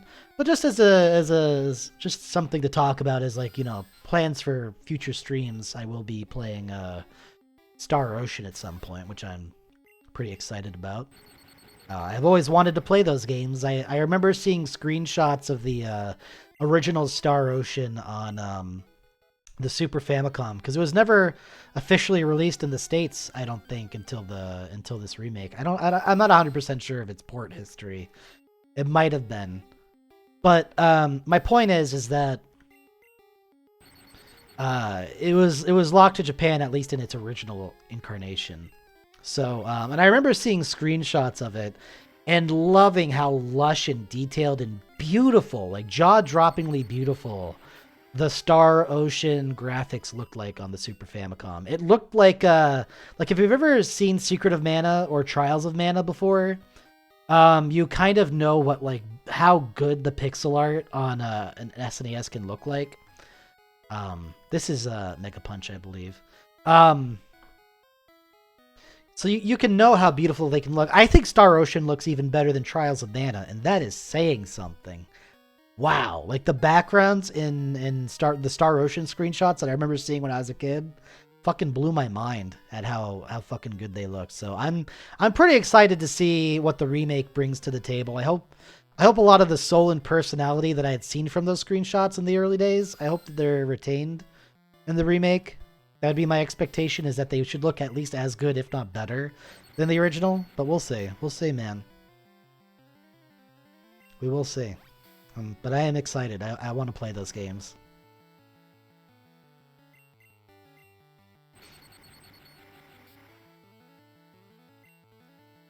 I also want to play Etrian Odyssey at some point, too. I don't know when, but someday I'm going to play Etrian Odyssey, too. Or not just 2, but as well. As well as Star Ocean, I want to play the Etrian Odyssey games. It'll be another video game stream to look forward to at some point. Ah, fuck, my first time getting poisoned. Whatever. I have the antidote for it, so I'm good. And I got the critical hit. Just to really shove it in that Ekans face. Yeah, thankfully I picked up one and I bought a couple, so I'm not hurting on those. Yeah, I definitely strategized a little bit going into this game. I didn't strategize before going into this game, but, like, as I've been playing, I've been thinking about this game and the best strategies and stuff, and, like, it seems to be paying off. I don't want to toot my own horn, but I'm a reasonably intelligent person. I'm decently smart. Not all the time. I make mistakes. But I can typically pick out the best way to go. Especially when I have so much experience with something like Pokemon. Like, I've been playing Pokemon since I was fucking 8 years old, you know? And I'm 33. No. I'm 34 now. My birthday was last month. 34 years old now. Oof, getting up there. But my point is that, you know, I've been around the block with Pokemon, so. I've played red, blue, and yellow, respectively, probably at least a couple times each. So I probably have like 6 or more playthroughs of this game under my belt at this point, so... Again, not a Pokemon master, but definitely no slouch. Said that before, and I've said it again, right there.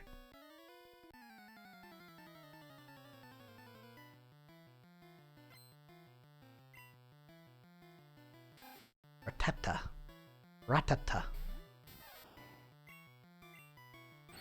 Again, one of the things I'm a little not looking forward to, though, is, like, getting this Pikachu 2 high level, because, like, it's kind of nice being able to Thunder Wave something and then use Thunder Shock and not have to, like, switch out the Pokemon to deal less damage, but, like, this Pikachu is going to get powerful. It's going to start, like, one-shotting wild Pokemon and not be good, not as good for catching.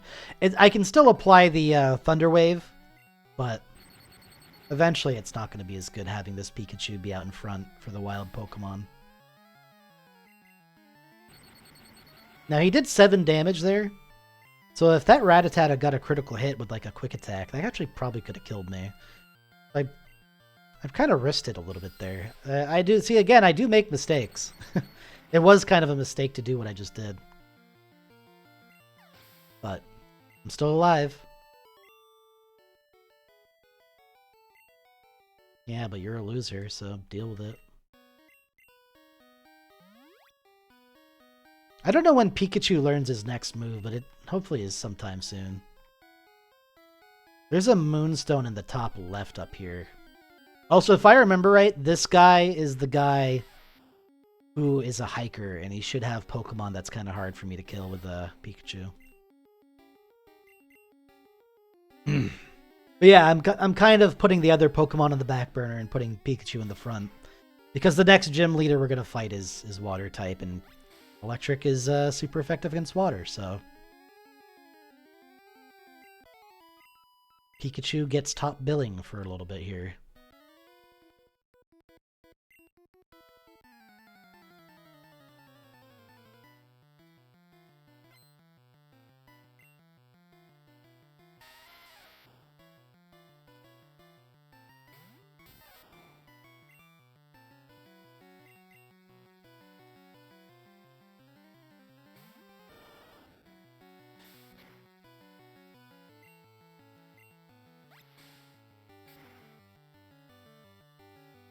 Ah, what else is going on?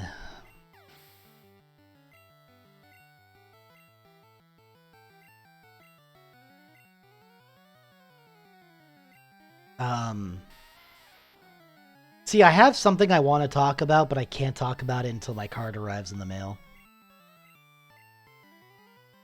So I'm kind of waiting on that before I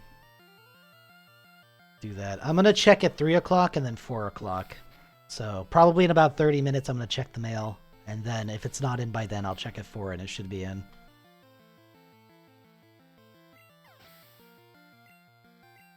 But yeah, once I get that thing in the mail, we'll have something pretty nice to talk about, I think. But for now, what else should I talk about? So I don't want to talk about that.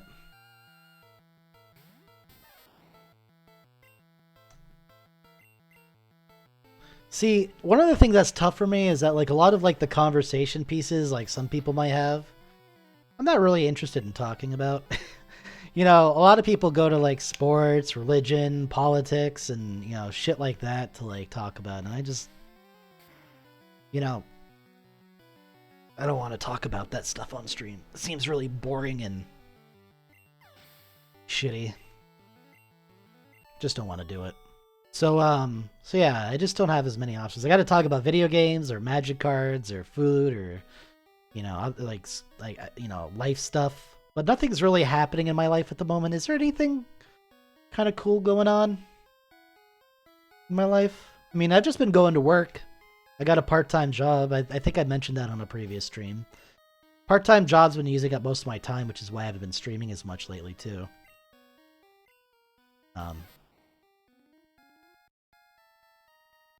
Only 6 to level 16.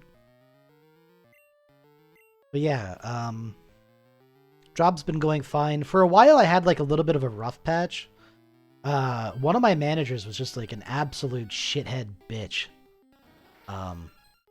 Fucking wrote me up for like no reason. I guess I'll talk about this. This is gonna be the whiny part of the stream. I'm gonna whine about my job a little bit because that's what some people do as well. Sometimes they like to whine about their job. So I'm gonna go ahead and whine about it. Okay, so get ready for some whiny crap. You've been thoroughly warned. I hate whining. I like to usually keep streams positive. I don't want to talk about something that was bothering me for a little while there. So again, part-time job, working at BK. You know, I got a manager there who was like a real shitty bitch.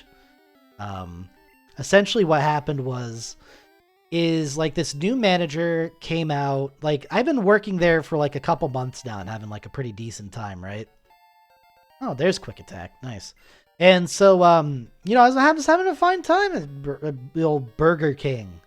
You know, I just went in, you know, I work night shifts, so I don't have to deal with like the customers as much or at all, which is really good because I have a lot of social anxiety and stuff. So like, you know, I was just, you know, I go in, I sweep the floor, I mop the floor, I do the bathrooms, and then I do a bunch of dishes, and then I get to go home. I have a very short part-time shift, and I like it, and I've liked it. And my managers have all like complimented my work. Everyone thinks I'm doing a good job there, and you know, just respect me and show me respect. And you know, if I ask for like a 5-minute break, they give me a 5-minute break. Like I get everything done in time. They're not worried. I'm not worried. Like it's always been really good. And then this new manager shows up, and it just was really bad because she comes in. And for like a week or two, she's asking me to do some extra stuff, and I didn't mind doing it. I did it every time she told me to do, because when I go to work, I'm actually in like full work mode. I turn off my brain, and I'm just like, yes, sir, yes, ma'am. You know, whatever anybody wants me to do, I'll do it. I'll get it done, and then I'll just get the hell out and get my paycheck. And that's all I care about, right? So I'm a very hard worker. And so she comes in, and after like a week or two, she writes me up. Out of nowhere, for no reason. No reason. It was bizarre. Like, she went into, like, the manager chat, like the little text group that they have, and she, like, badmouthed me and said I wasn't listening to her and I was ignoring tasks or whatever, right? Just complete and utter lie. And I am a very, very ethical sort of a person. Ethics are really important to me, and when someone goes against my ethics in such a completely ridiculous way, it actually drives me pretty nuts. So I was really mad. I was like as mad as I've ever been in a long time. Hyperfang is actually a pretty deadly attack.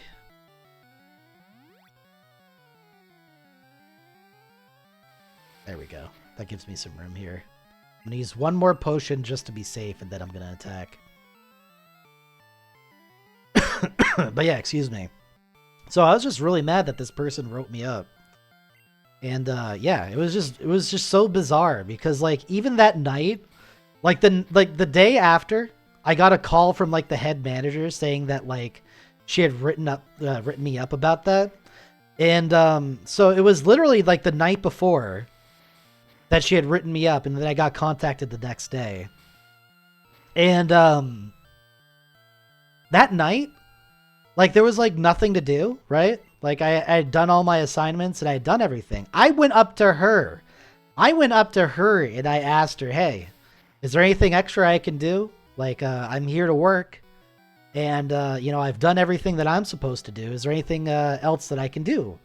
And she thought about it, and she thought about it, and she looked at a list of tasks and thought about it. And she said no. But then to write me up and say that I am ignoring tasks when I asked for a task to do, literally the night she wrote me up, is like the most ridiculous bullshit that I had ever encountered in my life. I was furious. I do not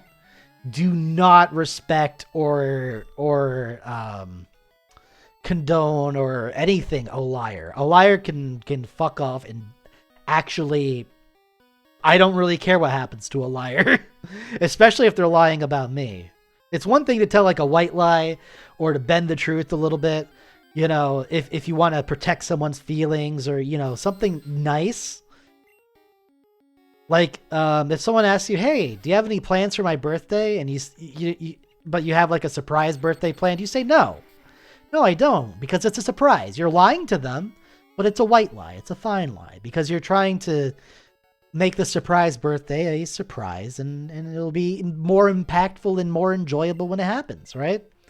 Just as an example, I'm not a big fan of surprise birthdays myself, so it's a poor example, but just as a little example, I think that kind of works. But yeah, like, so, you know, I don't mind stuff like that, but when it comes to just straight up like shit talking somebody and lying about them for no reason, oh my God. I thought my brain was gonna fucking hemorrhage and I was just gonna be bleeding out the ears from how mad I was. That really gets under my skin. So never ever lie to me. If you ever want to really, really piss me off and make me never want to talk to you again, just go ahead and lie to me. Just say something like, say a lie about me, and then you're fucking done, in my opinion. We're over. Like if you died, if you maybe that's a little too far. If I saw you, if you lie to me about me, and then I see you about to get hit by a car, I'm not gonna get myself in harm's way to get you out of harm's way. I'll let you get run over. I'll let you get run over. That's how bad it is to me. That's how low my respect for people who lie, actively lie, manipulate, tell the truth, or mistruths. Like, you're done. You're done to me. Like, I will cut you out of my life immediately the moment I see shit like that. And yeah, I do have, I am very deadly serious about certain, like, morality and ethical stuff. Like if you cross me in one of those ways, like, I will not suffer you to be my friend. That's for sure. Can't stand liars. That's one of the big ones. There's other behaviors and stuff that I can kind of forget, but lying is not one of them. Especially a malicious lie. Oof. Bad. Bad, bad, bad, bad, bad. You were donezo, my friend.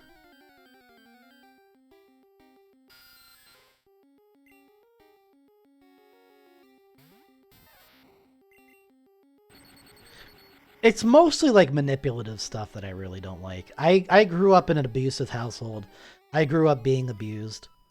I grew up being manipulated and gaslit and all that fun stuff. I've lived the dream of not knowing how, you know, somebody in my life was going to behave from one day to the next and living in fear of them. And I know how it is. And I'm not a fan of it. So if anyone exhibits that kind of behavior to me, I cut them out. Gone. It's that easy. I'm just not here for it, man. I wasn't put on this planet to deal with people like that. So there you go. That was something to talk about, I guess. Wasn't very pleasant, but it was something. But yeah, otherwise work's been fine. Actually, so it's kind of funny.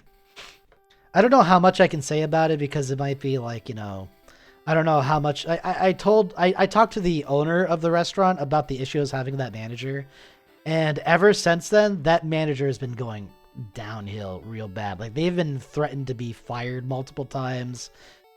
They've just been getting into shit. So they definitely got their karma coming right back at them. They still haven't gotten fired yet and they haven't quit yet, but it's kind of looking like they might. Like, they're kind of getting pushed to the edge, and I'm glad because they fucking maliciously lied about me, and that is a big, big no-no. Couldn't care what happens to them now. I hope they do get fired, actually, actively, because it would make my life a lot easier. Not have to worry about if some manipulative son of a bitch is gonna fucking write me up out of nowhere and try to get me fired. Fuck you. Less stress on my head if, you know, she gets fired.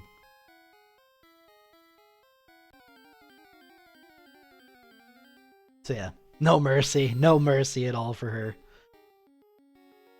She knows what she did.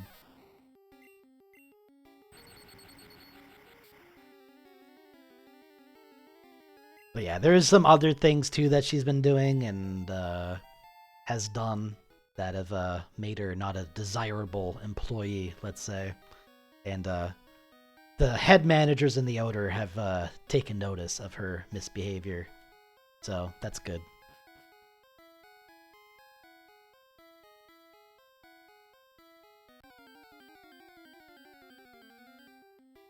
Oh, another one. These are really rare. I know I've been in these this Mount Moon for a little bit now, but still, like, you could go through Mount Moon like multiple times and never see a Clefairy. Now we've seen two, and we actually got to catch one. So that's pretty cool. See, if this wasn't a Nuzlocke challenge, I'd probably just catch another Clefairy just to have another one, because they're just so rare. But, nah, I don't need it.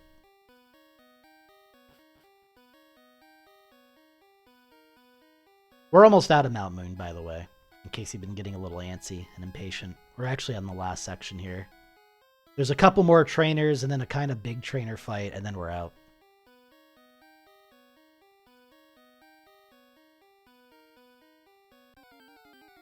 Again, my apologies that this is that this stream in particular has been so slow, but it's just the way it is.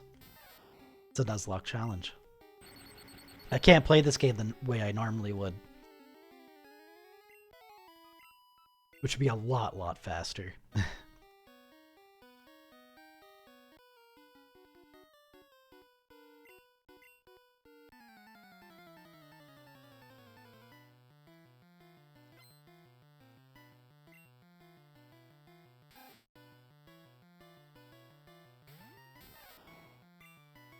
I do wish that this Pikachu had a slightly stronger attack than Thundershock at this point. Like, Squirtle learned, you know, Water Gun at level, what was it, 15?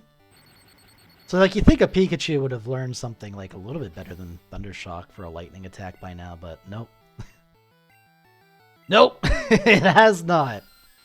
It has not learned a stronger attack than Thundershock. It does learn Thunderbolt at some point, or is that just a TM from, what's his name, Lieutenant Surge? I think... I'll have to look at Pikachu's move list in a second here. Ooh. No. No. I don't trust confusion. We're gonna have, so let me think about the order here. I think I want Opal to get some more levels, because it's gonna be, Cerulean City with Misty and the water Pokemon. Then it's gonna be, Lieutenant Surge after that, so we're gonna need a ground Pokemon at some point here. Also, did I get that Moonstone? I actually already forgot if I got it or not. I'm gonna double check in my inventory and see if I have a Moonstone. I usually pick it up, but I've also been, like, doing other things and... Yeah, I got the Moonstone. Okay, so yeah, it's able to be a Nidoqueen. Also, I'm sure some people say Nidoqueen, some people say Nidoqueen. I think Nidoqueen is the way I've heard most people say it, so, like, you know, I'm definitely probably the wrong one here, but, at the same time, I call her Nidoqueen most times. That's just how I've pronounced her name, and it's kind of just stuck.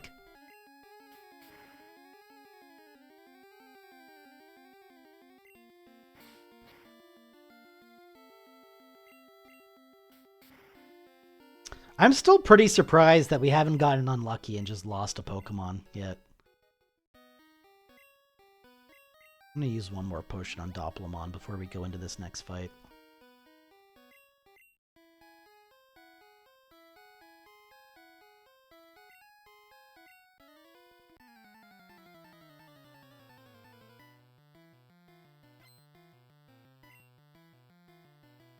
Grimer! Grimer!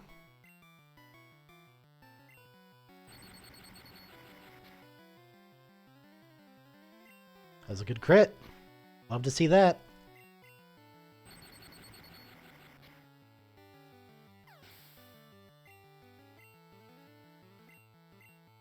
Voltorb's a little bit tougher.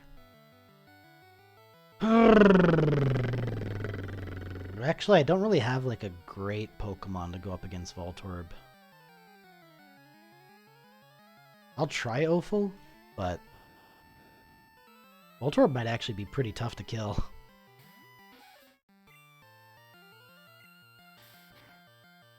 Well, it doesn't have any electric attacks, so maybe it's not as bad as I'm thinking. Oh, but it does have Screech. If that hit, that could actually make me pretty vulnerable. Thankfully, it's failing.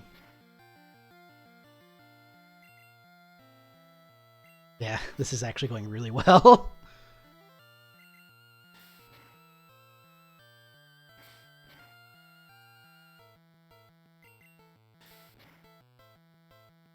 There's the crit.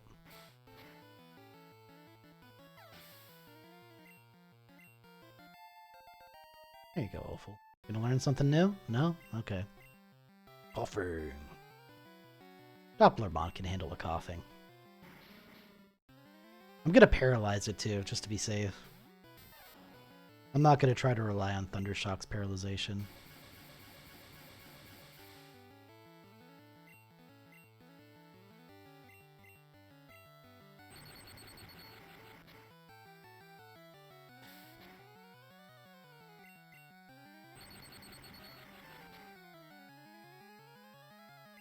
Oh yeah, that felt good.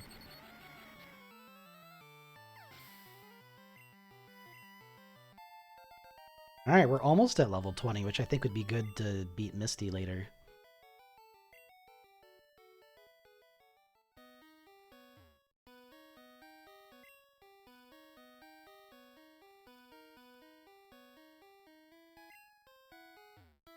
We're going for the Dome Fossil. I prefer Kabuto over Common Knight.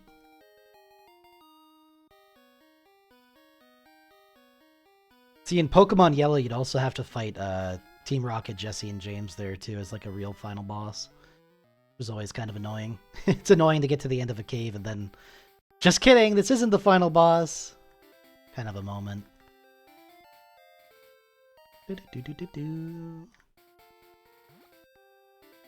Yeah, we're almost at Cerulean. We've made it out of Mount Moon. There should be a patch of grass over here where I could catch a new Pokemon as well. Should also be a Dutiam, which I believe is like not a good one, if I remember right. I think it's like Whirlwind maybe or something. Yeah, it is Whirlwind. Nice. I do have a pretty good memory sometimes. Yeah, I've definitely played my share of Pokemon, so let's see what Pokemon we get. Another Spearow, huh? Not very exciting, but again, if I lose my, my other Spearow, at least I'll have one as a backup.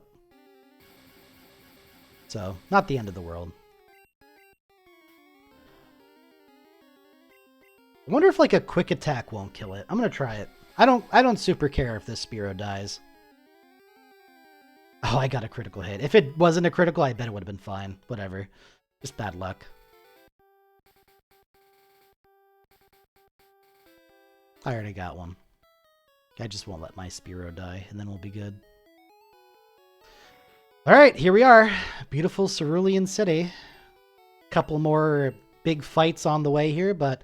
Oh, you know what? Oh! I forgot to do something. I didn't fight my rival over by Viridian City. I forgot to do that. Oh. So this is actually the first time we're going to see Gary, even though we could have seen him a little earlier. Usually I fight Gary, and it's like a pretty good source of experience, but I forgot to. Forgot to this run. Huh. Whatever. It just means like something happens to... Also, there's a rare candy up here somewhere. I forget which tile it is, so bear with me, but one of these tiles. Here we go. What was I saying? Yeah, it's a good source of experience right at the start if you fight Gary right at the beginning, but yeah, I just totally I got too busy grinding and shit that I forgot all about it. Grinding off a wild Pokemon. But yeah, all that happens is like later in the game, his Eevee will turn into like a different Pokemon than what I'm used to. Because usually I do it every time. But here we go. Here's Gary. It's Peebs, I mean.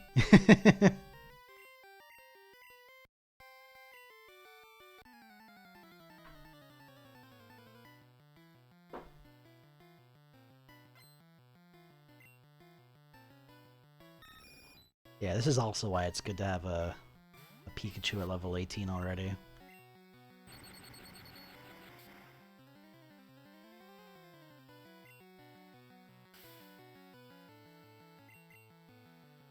Just had to do it to me, huh? Oh, come on. I hope I don't miss this next attack. Alright, good. Good. That's fine. This is free experience, so I'm just gonna kill it.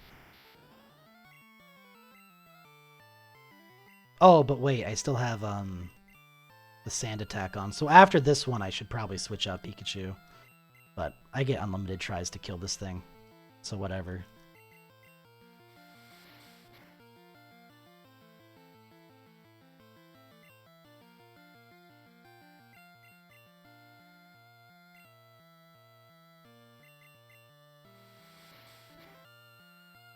Yeah, just one sand attack can fuck your day up. It's so annoying. I could probably handle a Rattata too.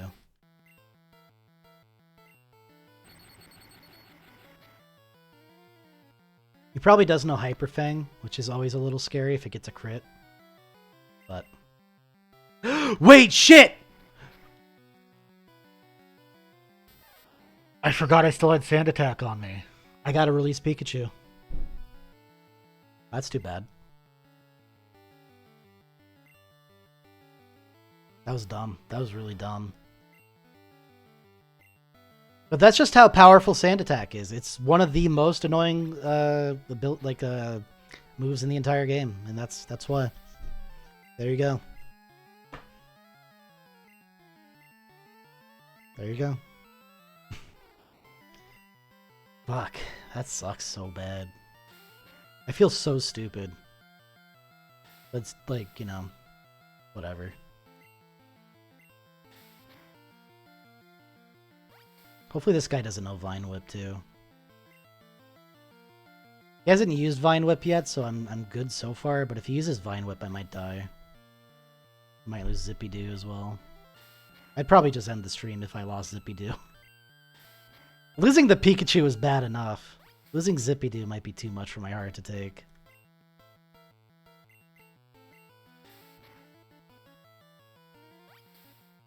Fucking Leech Seed. So annoying. Fucking Tackle with its non-100% chance to hit.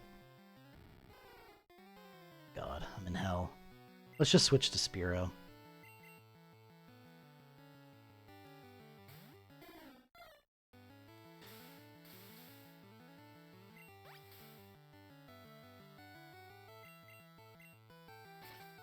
Oh, he did have Vine Whip, so it is a good thing I switched.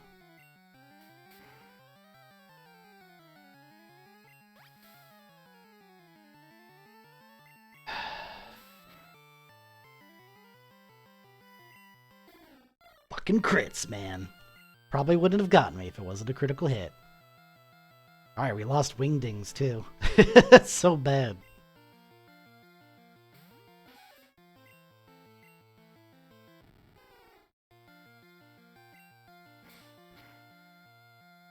This is what I get for spreading out the experience, though. This is what I get for like trying to play it different than I normally do.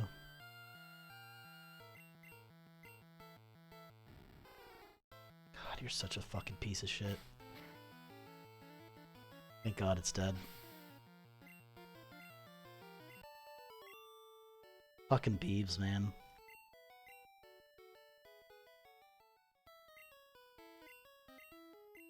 Oh, shut the hell up. You literally just made me have to release two of my favorite Pokemon. well, one of my favorite Pokemon, and then... Ah, man. I'm depressed. Nuzlocks are, really sad. It's really sad. My god.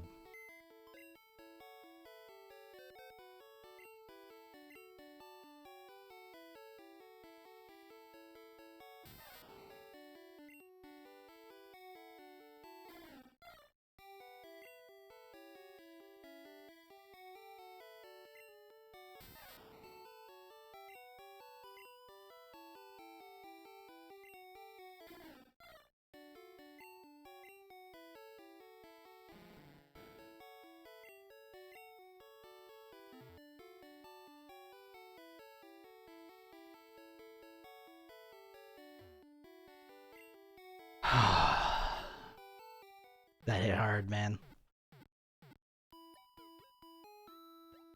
That hit hard.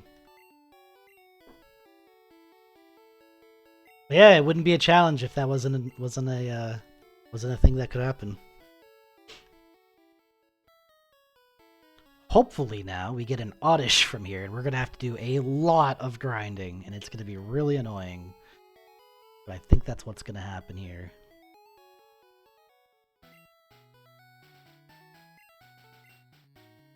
I think I'm just gonna have Zippy do here, or... yeah. I'm gonna have him lead for a little bit. Ugh. Sand Attack. Sand Attack is probably, like, the bane of my existence. Also, I think I heard the postman outside, so actually I might go check the mail in a second here.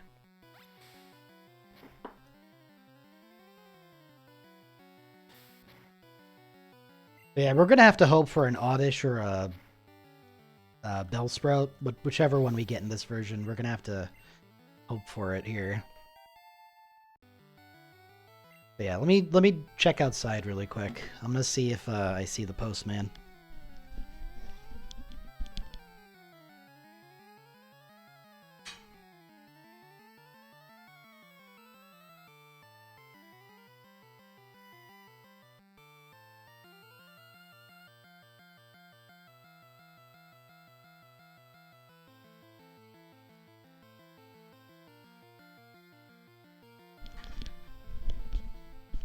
Yeah, the postman is here, so I will be checking the mail in a second.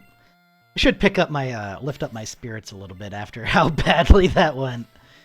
But yeah, I still have a chance here to have a reasonably easy fight against Misty as long as I get an Oddish grass type Pokemon to you know, fuck her day up a little bit. But yeah, let me save and go check the mail, and then yeah, I'll be right back. I need something to lift my spirits after that just tragic loss.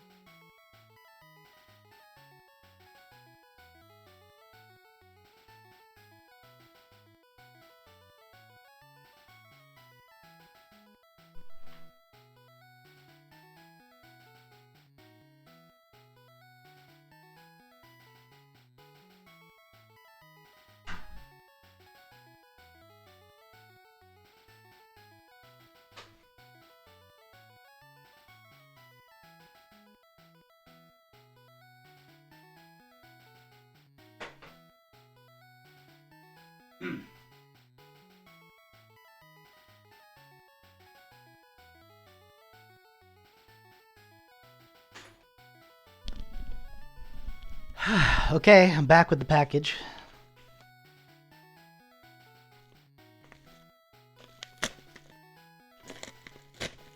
Do a little unopening for you. A little extra bonus content here. Because I have in my possession... Oh man, that's so pretty. Check this out. It's in a big case right now. But a foil, a Togatog.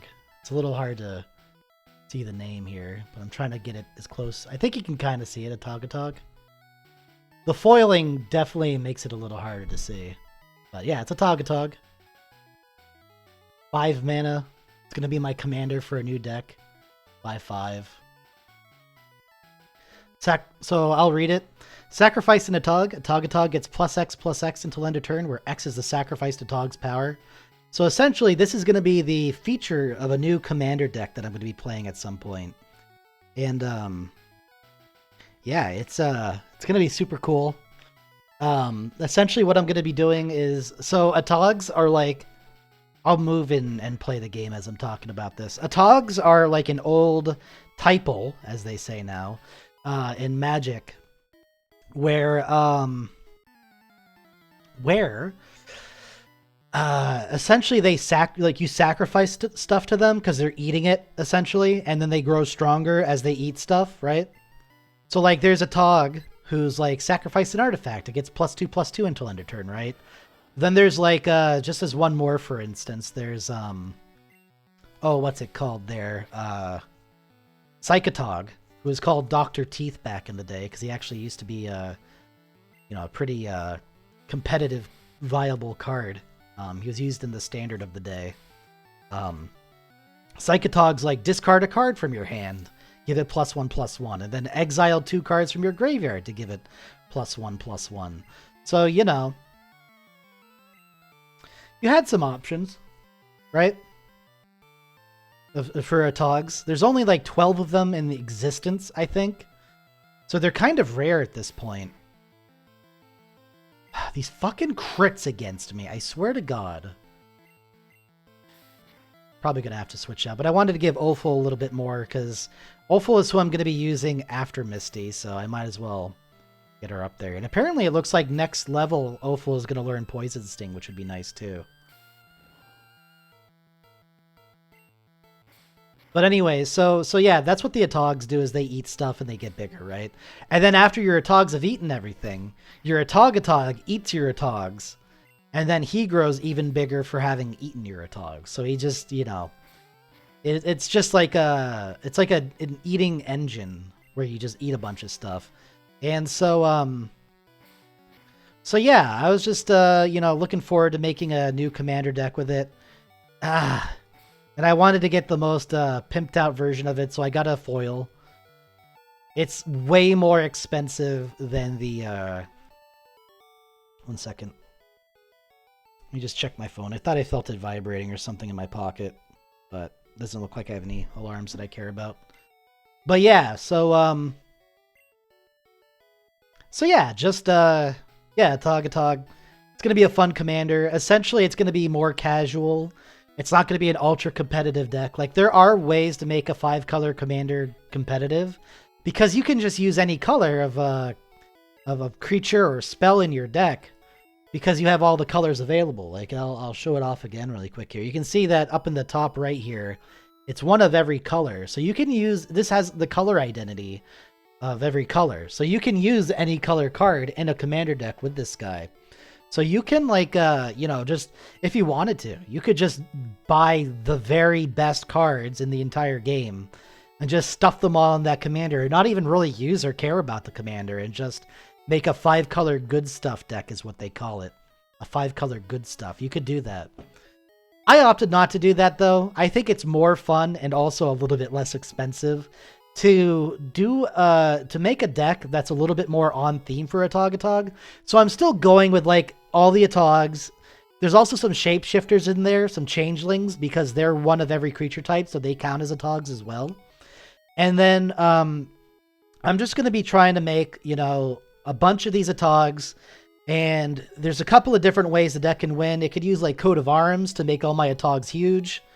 It could use, Berserk on a Togatog to give him trample and +X/+O and just, like, wipe somebody out from the game if he gets big enough. And then, there's just a bunch of different ways that the deck can play.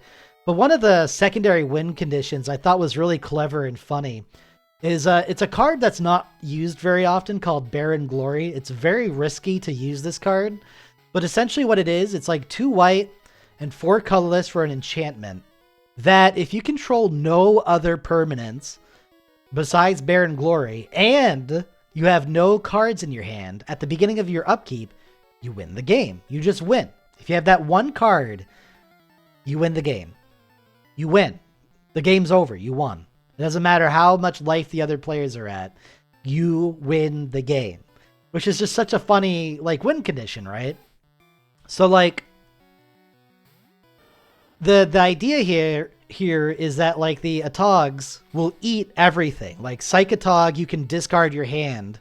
So that way you fulfill the no cards in hand clause for Barren Glory. And then you'll have your other Atogs eat up the rest of your board. Like, you'll have ones that are like sacrifice a land. You'll have Atogs that are like sacrifice an artifact, sacrifice an enchantment, yada, yada, yada. You get enough of those out, you sacrifice your entire board except for Barren Glory, you win the game. And it's just really funny. Like, all these Atogs are like eating your entire board, and then they start eating each other. And then the Megatog, or not the Megatog, but the Atog eats itself to its own ability, and then you're left with a blank board state, and you just win the game. It's just cute. It's cute. I had to make this deck, and I'm going to make this deck. So that's the commander of it. But obviously, I'll be buying the rest of the 99 cards at a later date. My friend owes me some money because I let him borrow a bunch of money to like buy an electric bike, and yeah, he's gonna, with his tax return, he's gonna pay the rest of his budget off. So when I get his tax return, like part of his tax, I'm not taking his whole tax return. He this is his plan. He wanted to do this. I'm not saying I'm taking his tax return.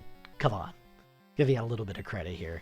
But when you know, my friend pays me back, I'm gonna buy that deck, and it'll be super cool, and I'm super excited for it. Yeah, it's gonna be a really fun casual commander deck. That will be it's just really fun, and that's what I look for when I play Commander. I don't want to play the best things. I don't want to play like super competitively. I just want to have fun, like with Magic. Like, I've played competitive Magic, and I can play competitive Magic. But when it comes to the Eternal formats, I've always been really intimidated by them because they're just so expensive to get into that I've never even it's not really even like crossed my radar that I'd ever attempt it. So when it comes to Eternal stuff, I'm not competitive at all. When it comes to Limited, like Sealed and Draft, and when it comes to even Standard a little bit, I'm pretty competitive with Standard. But besides that, like, I'm not into competitive stuff. Not anymore. I'm more into, like, just having fun and playing funny stuff and just meeting a group of people and just having fun with them and, you know, having a good time. That's what I'm more about these days.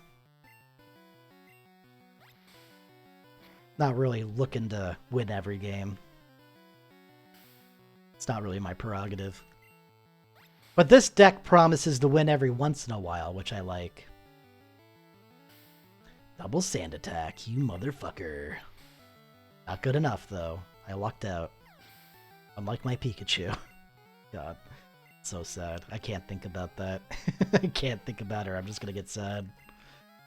Oh my god, that poor Pikachu. Alright, I'm gonna switch out Zippy-Doo here.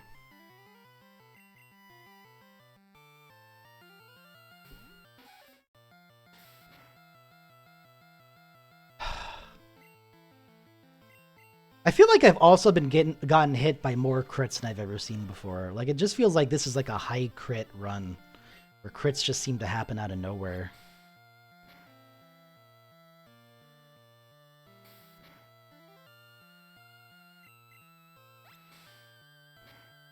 But yeah, I'm looking forward to that Commander deck. It's going to be cool. There's also another secondary win condition in that deck where it's like, if at the beginning of your upkeep you have a creature with 20 or more power and toughness or something like that, you just win the game flat out. And of course, that's pretty easy to do when your creatures are just like getting massive from eating each other. Making a 20/20 is not a big ask for that deck.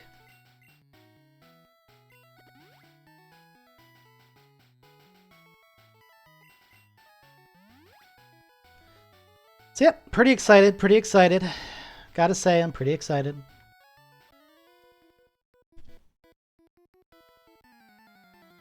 Now here's something where I'm a little nervous in this game right now. You'll see what I'm talking about in a second. I'll explain it after this battle. It'll be easier to show it than explain it, I think.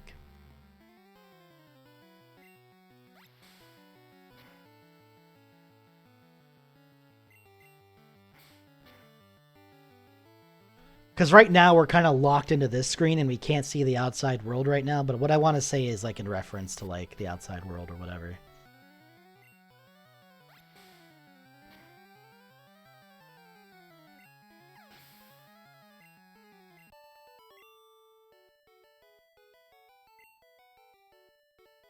But yeah, oh wait, I gotta kill this guy too. Shit.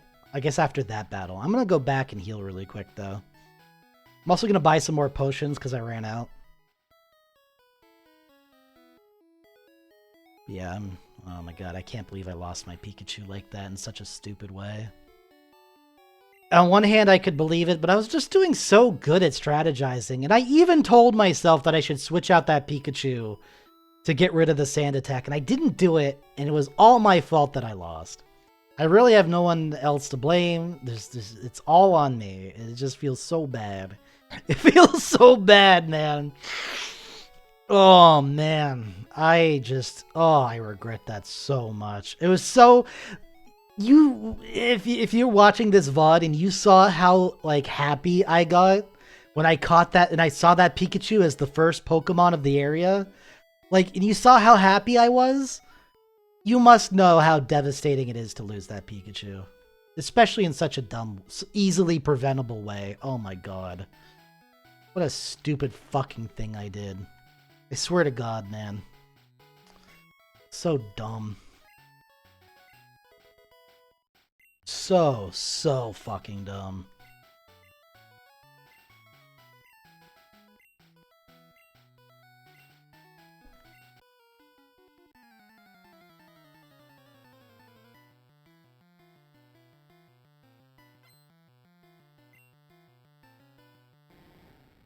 Yeah, Ekans is always kind of annoying.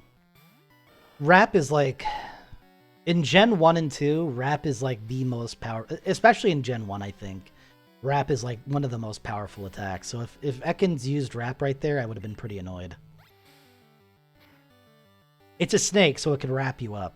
You know what I'm saying? Oh, there it is. You see what I mean? You see what I'm talking about with Rap? And he could just keep doing that. If he was faster than me, it would be over. Potentially. He could just keep rapping me and I wouldn't be able to do anything. Wish I had an Ekans. That'd be cool. Wish I had my Pikachu for this Zubat!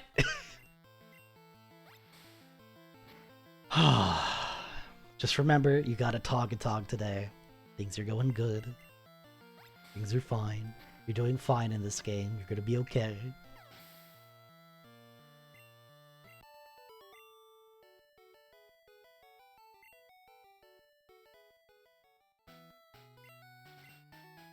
Shut up.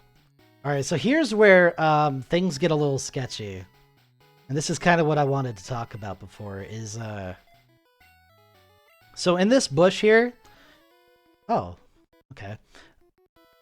I guess after this battle I'll talk about it. Whoops!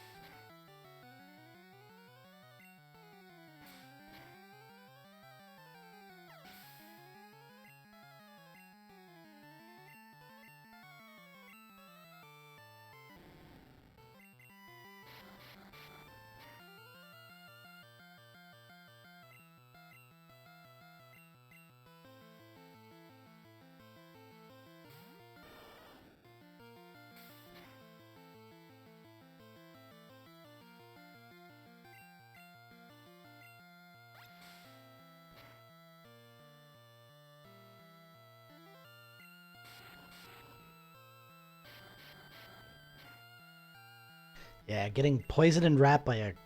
Oh, by the way, if a wrap gets a critical hit, then every hit is a critical hit. It does as much damage. And it could go 5 times, so you could just be stuck getting critical hitted by wrap while you're poisoned and just die. Pretty lame. Pretty lame attack.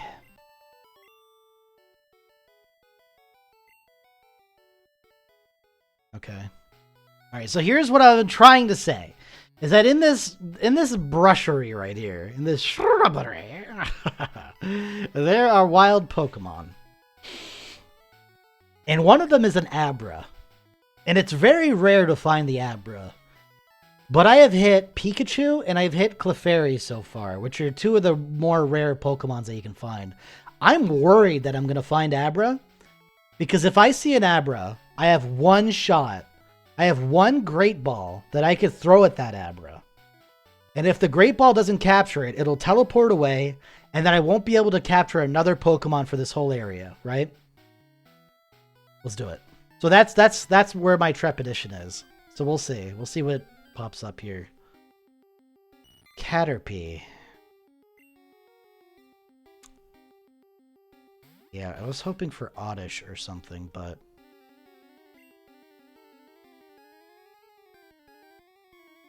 I actually have to be a little cautious here. Might have to switch to another Pokemon.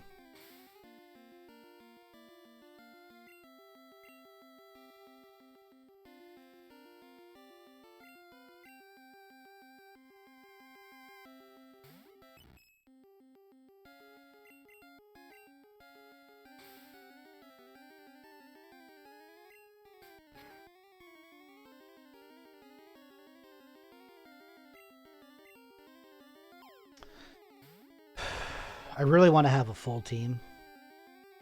So I just gotta catch it no matter what. I can't afford to, like, get a critical hit and kill it again. That'd make me too sad.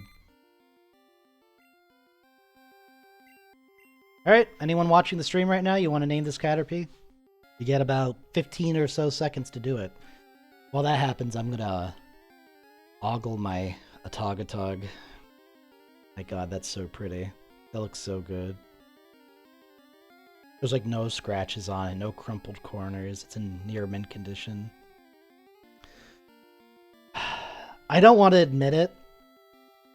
This was actually a pretty penny to buy. So I'll talk about this really quick while I wait for someone to give a nickname for this Caterpie. I doubt anyone's going to, but just in case.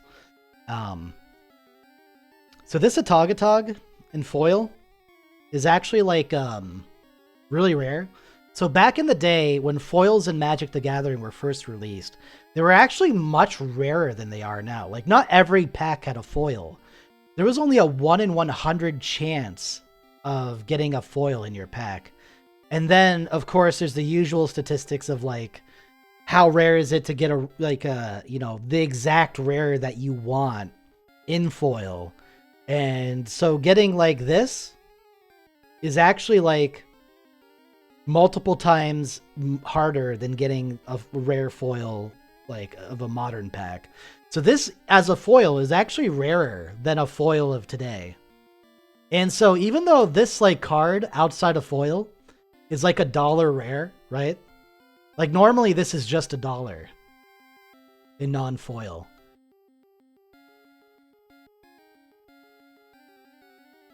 It was $50 for this. It was $50 for $1 rare. Oh my god. But I want it. See, with Commander, this guy's the face of the Commander deck, right? Every game, this guy's going to be out in the command zone, sitting there for everyone to see every time I play the deck, right? So you want your Commander to look nice, right? You want to go for the pimped out version of your Commander whenever you can. If I didn't have a free $50, I wouldn't have bought it. But since I got a part-time job, I've been having a little extra money that I can throw around every once in a while. And when you have a part-time job, $50 isn't that big of an ask for one purchase. It's not bad, right? God, is this so fucking pretty, though? I mean, come on, gamers. Give it up for this Atagatog.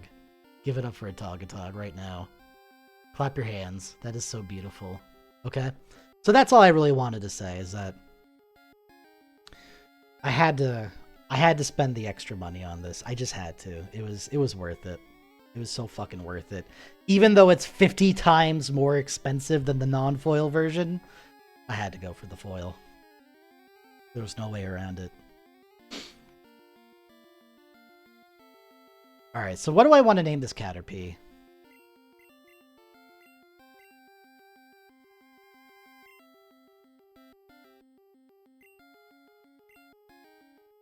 Poopy guy. Well, that's the one Pokemon I get from this area. A Caterpie. Oh, that's not so good. That's not so good. This Nuzlocke looks like it's about to be a lot harder. Can Pokemon faint from being poisoned? I think they can. I'm going to use this antidote just in case. What? Oh, I used Paralyze Heal instead of that. I see. I think Pokemon can die if they're out in the field and you're poisoned and you walk around too much. I don't think they stay at 1 HP. I think they actually just die. And that would be a really, really bad way to permanently lose a Pokemon, is to lose it from poisoning when you don't have to. That'd be so stupid. So beyond stupid. It was already stupid losing that Pikachu right before the battle with Misty, but that would have just taken it up another notch. So I gotta figure out a new way to beat Misty with the Pokemon that I have, which is not fun. It's not fucking fun, actually. Because I don't really have a Pokemon that's super effective against her anymore. I had one, and then I lost it in the stupidest, most idiotic way possible. Oh my god, why did I do that? Oh. So I gotta grind out another Pokemon. Is all there is to it. And because I don't have a super effective Pokemon to fight her, it can't be Zippy-Doo because Zippy-Doo's water type, and it would just take fucking forever for Zippy-Doo to kill Starmie. It wouldn't be a good fight. So that leaves Opal, who will eventually be a ground type, which is not great against Misty, but isn't a ground type yet. But I fear if I level it up to Night Arena, it could be ground type, potentially, and that would be really bad. So probably no on Opal. I feel like Opal's about to evolve, so it wouldn't be good against Misty. I'm thinking either Fetter or TV as my Pokemon of choice here. Fetter or TV?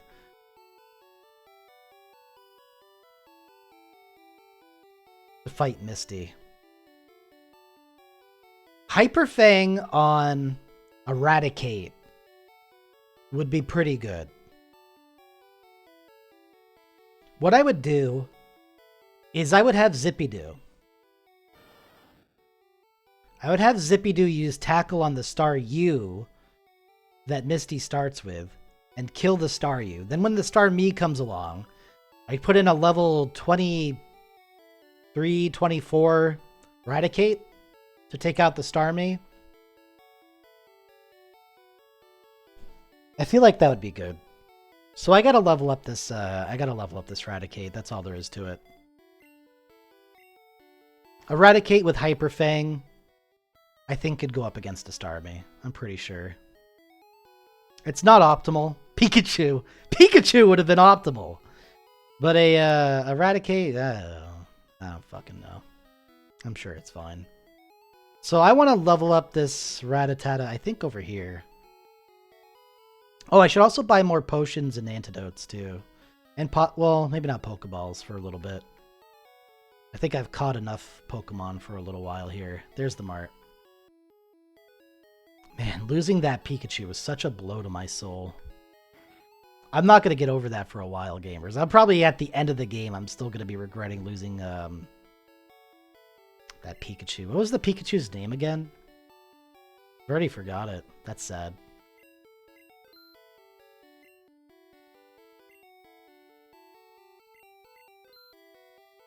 Oh, it was Dopplermon. That's right. I just give these guys like nothing, like stupid names, so like it's easy to forget. Yeah, Dopplermon. Rest in peace, Dopplermon. And what was the Spearow called? I didn't end up using the Spearow that much, so I don't have the name memorized at all. So RAP Dopplermon and a random Spearow. Hey, a Sandshrew. I caught something here, didn't I already? I feel like I did, yeah. So I can't catch that Sandshrew, even though I kind of want it. Sandshrew would be really good against Lieutenant Surge. It would have been nice to have a Sandshrew, but no such luck. Gotta kill it.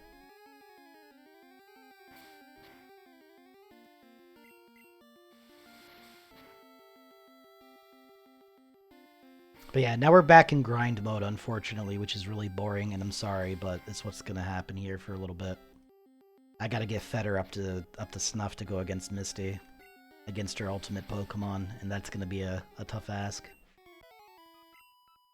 It's gonna take some time. But hey, level 11. We're getting there already. I'm trying to think if I want to go back already. Yeah, I'll go back already. Whatever. I'm still so upset. I'm so sorry. I'm so sorry. Dopplermon. No. Oh, God. That's gonna kill me.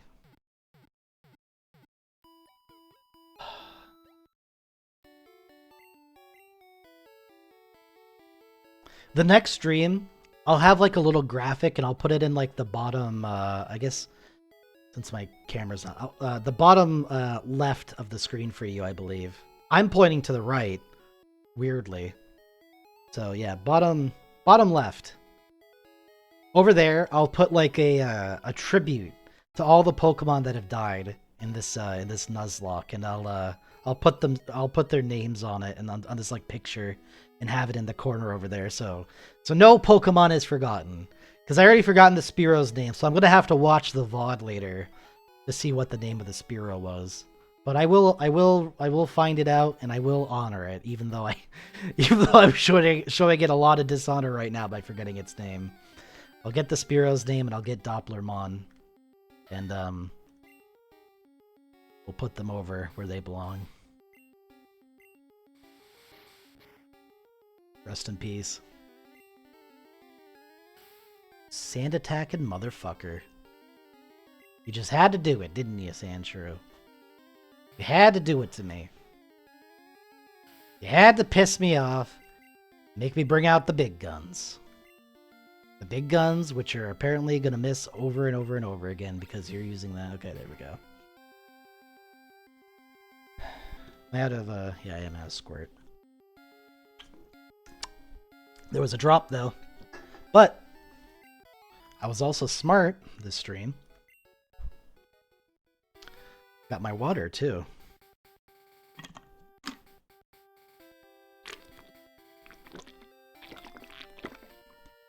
See, you might not have believed me that I drink a lot of water, but I do. A lot of people have an issue with that, too. I don't know why people don't drink enough water. Everyone should. Good for you. Yeah, I think it was a Spearow that I saw and I accidentally killed it.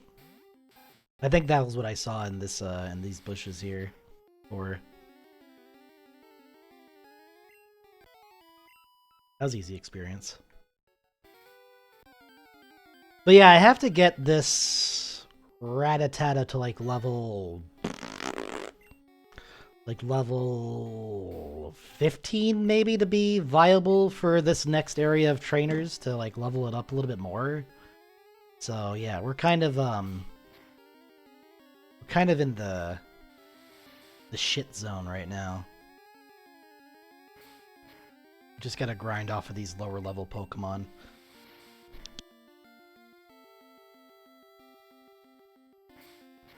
Excuse me.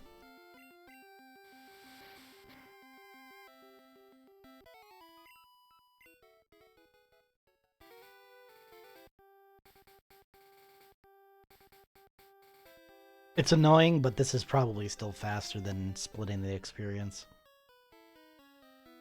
Probably. I also don't want to waste my potions on just, like, fighting wild Pokemon. That seems like a waste. So yeah, let me get this Rattata to level 15, have it learn Hyper Fang, and then we're gonna go fight the trainers up to the north and go see Bill. That's the next way we're going.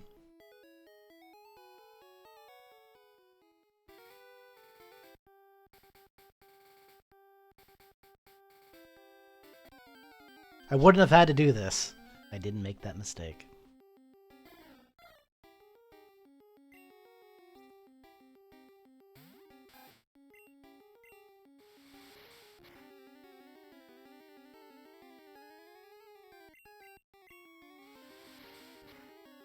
Do another Lee or Spearow. Actually, a Growl's not bad either. Do a Growl. Growl's good. Just don't attack me. Don't peck my pecker. Don't peck me with your pecker.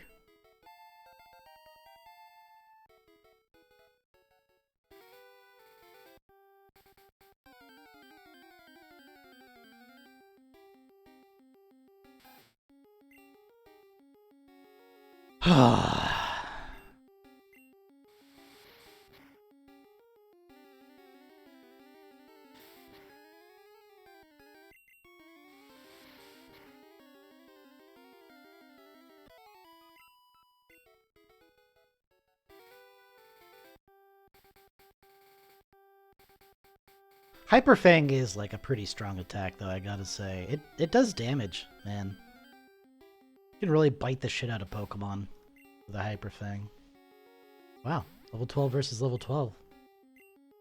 That's tough.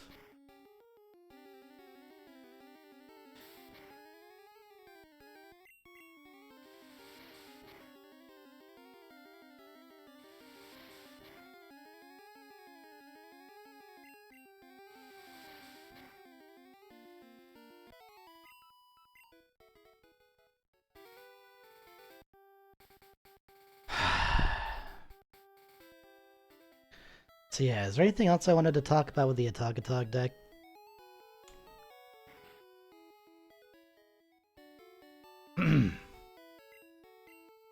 Not sure.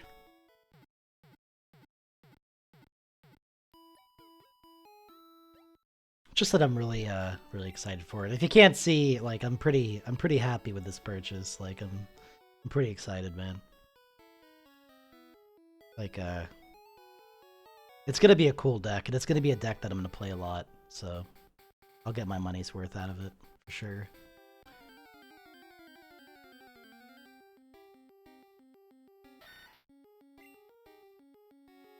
It's level 10. I think it has Sand Attack, which means it's really fucking annoying. It's not using it yet, though, so that's good. God, I can't wait for Hyper Fang. This would probably be already over by now if I had Hyper Fang.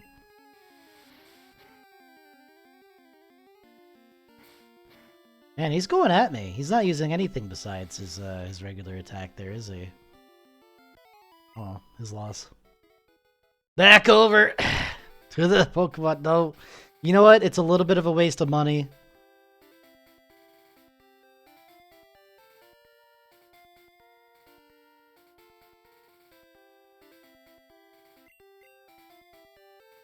I'm just gonna stay here and use a potion. I don't want to go all the way back. It's too annoying. Let's keep grinding.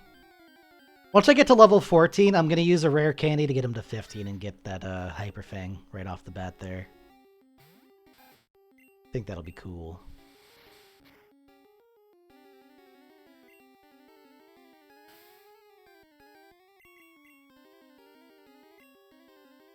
I'm in hell. Ooh.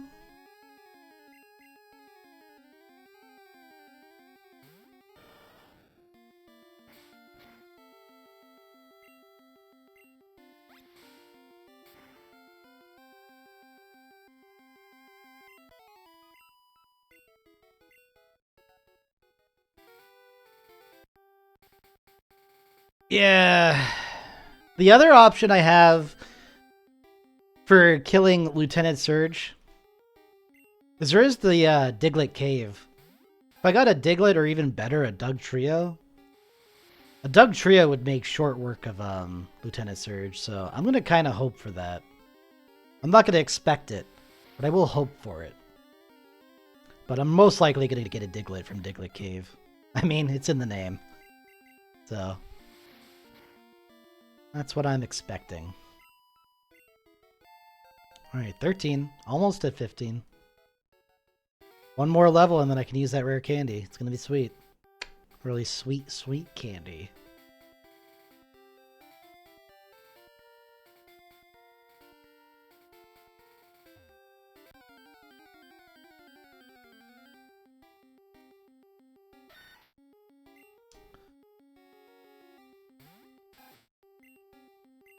But yeah, I've been streaming for about 4 hours, which is like the longest I've streamed in a long time, so... First and foremost, pat on the back. Some good stuff.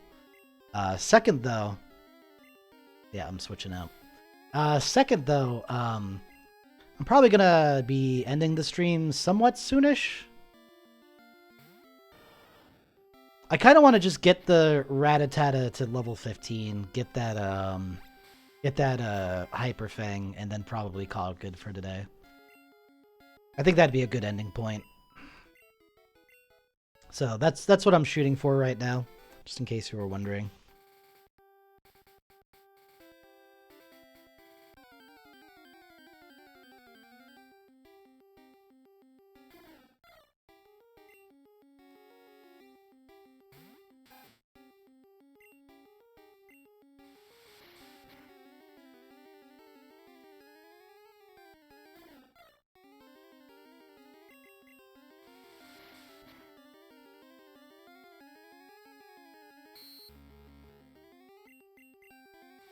I love it when they don't attack.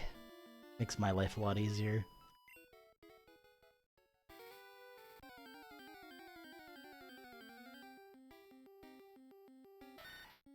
Yeah, I'd say... Oh, level 6. Wow, that's really low level. I don't see that too often here.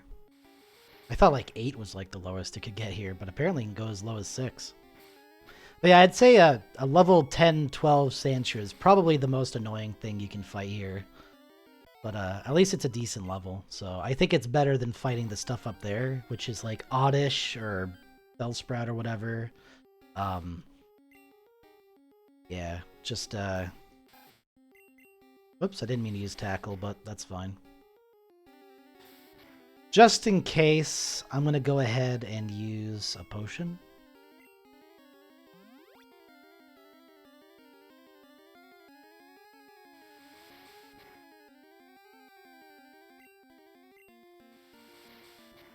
I should take him out.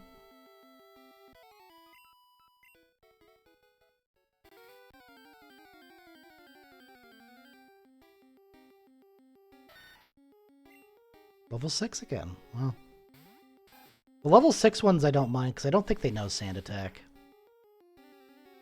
So I'm totally cool with them. They also die in 2 hits, which is nice, and they only do 3 damage. Easy lower experience is probably better than, like, harder, slightly bigger experience. Like, 6 seems like a pretty good level to fight a Sandshrew.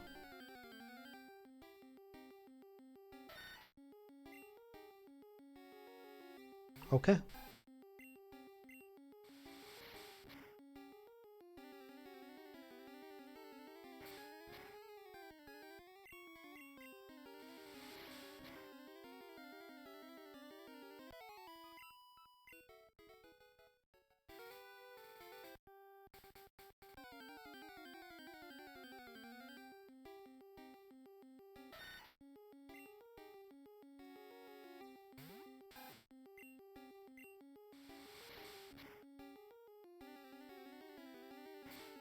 Alright, now I have to switch out here.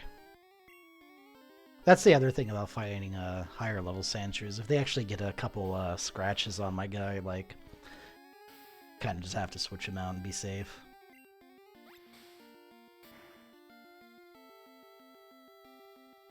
Kinda hoping this makes my Rattata level up. I wonder how close he is.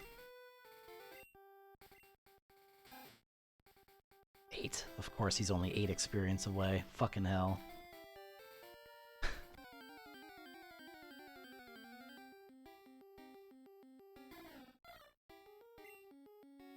Alright, I'll probably switch out here too, because a level 10 Spearow could peck me pretty hard.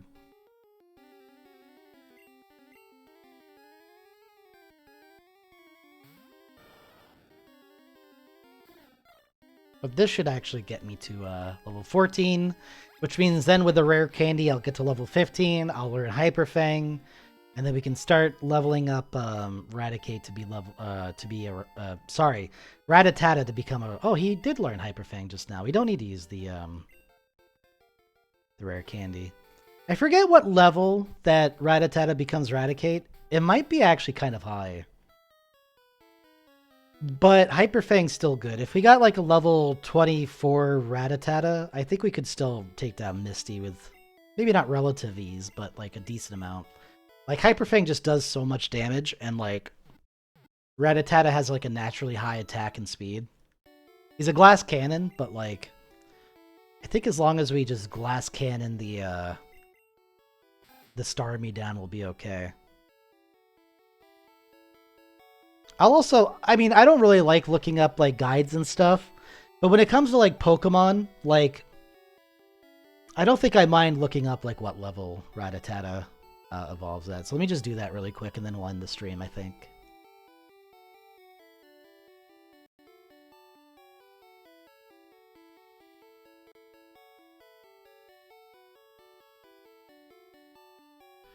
It evolves at level 20. Okay, that's not so bad. So yeah, we could definitely get the Rattata into Eradicate. I wasn't sure if it was one of those Pokemon that that evolves. There's a lot of Pokemon out there that evolve at like level 32 or something. And it's like, if he was gonna evolve at level 32, I'd probably shit can this this plan. But I think we're fine. But anyways, thank you all for watching. Hopefully it was fun. It was fun for me, you know, even though there was some trials and tribulations throughout the course of this stream that affected me deeply. But God rest Dopplermon and that Spearow that I'll get the name of before the next stream. Thank you all for watching. Ampersand signing out.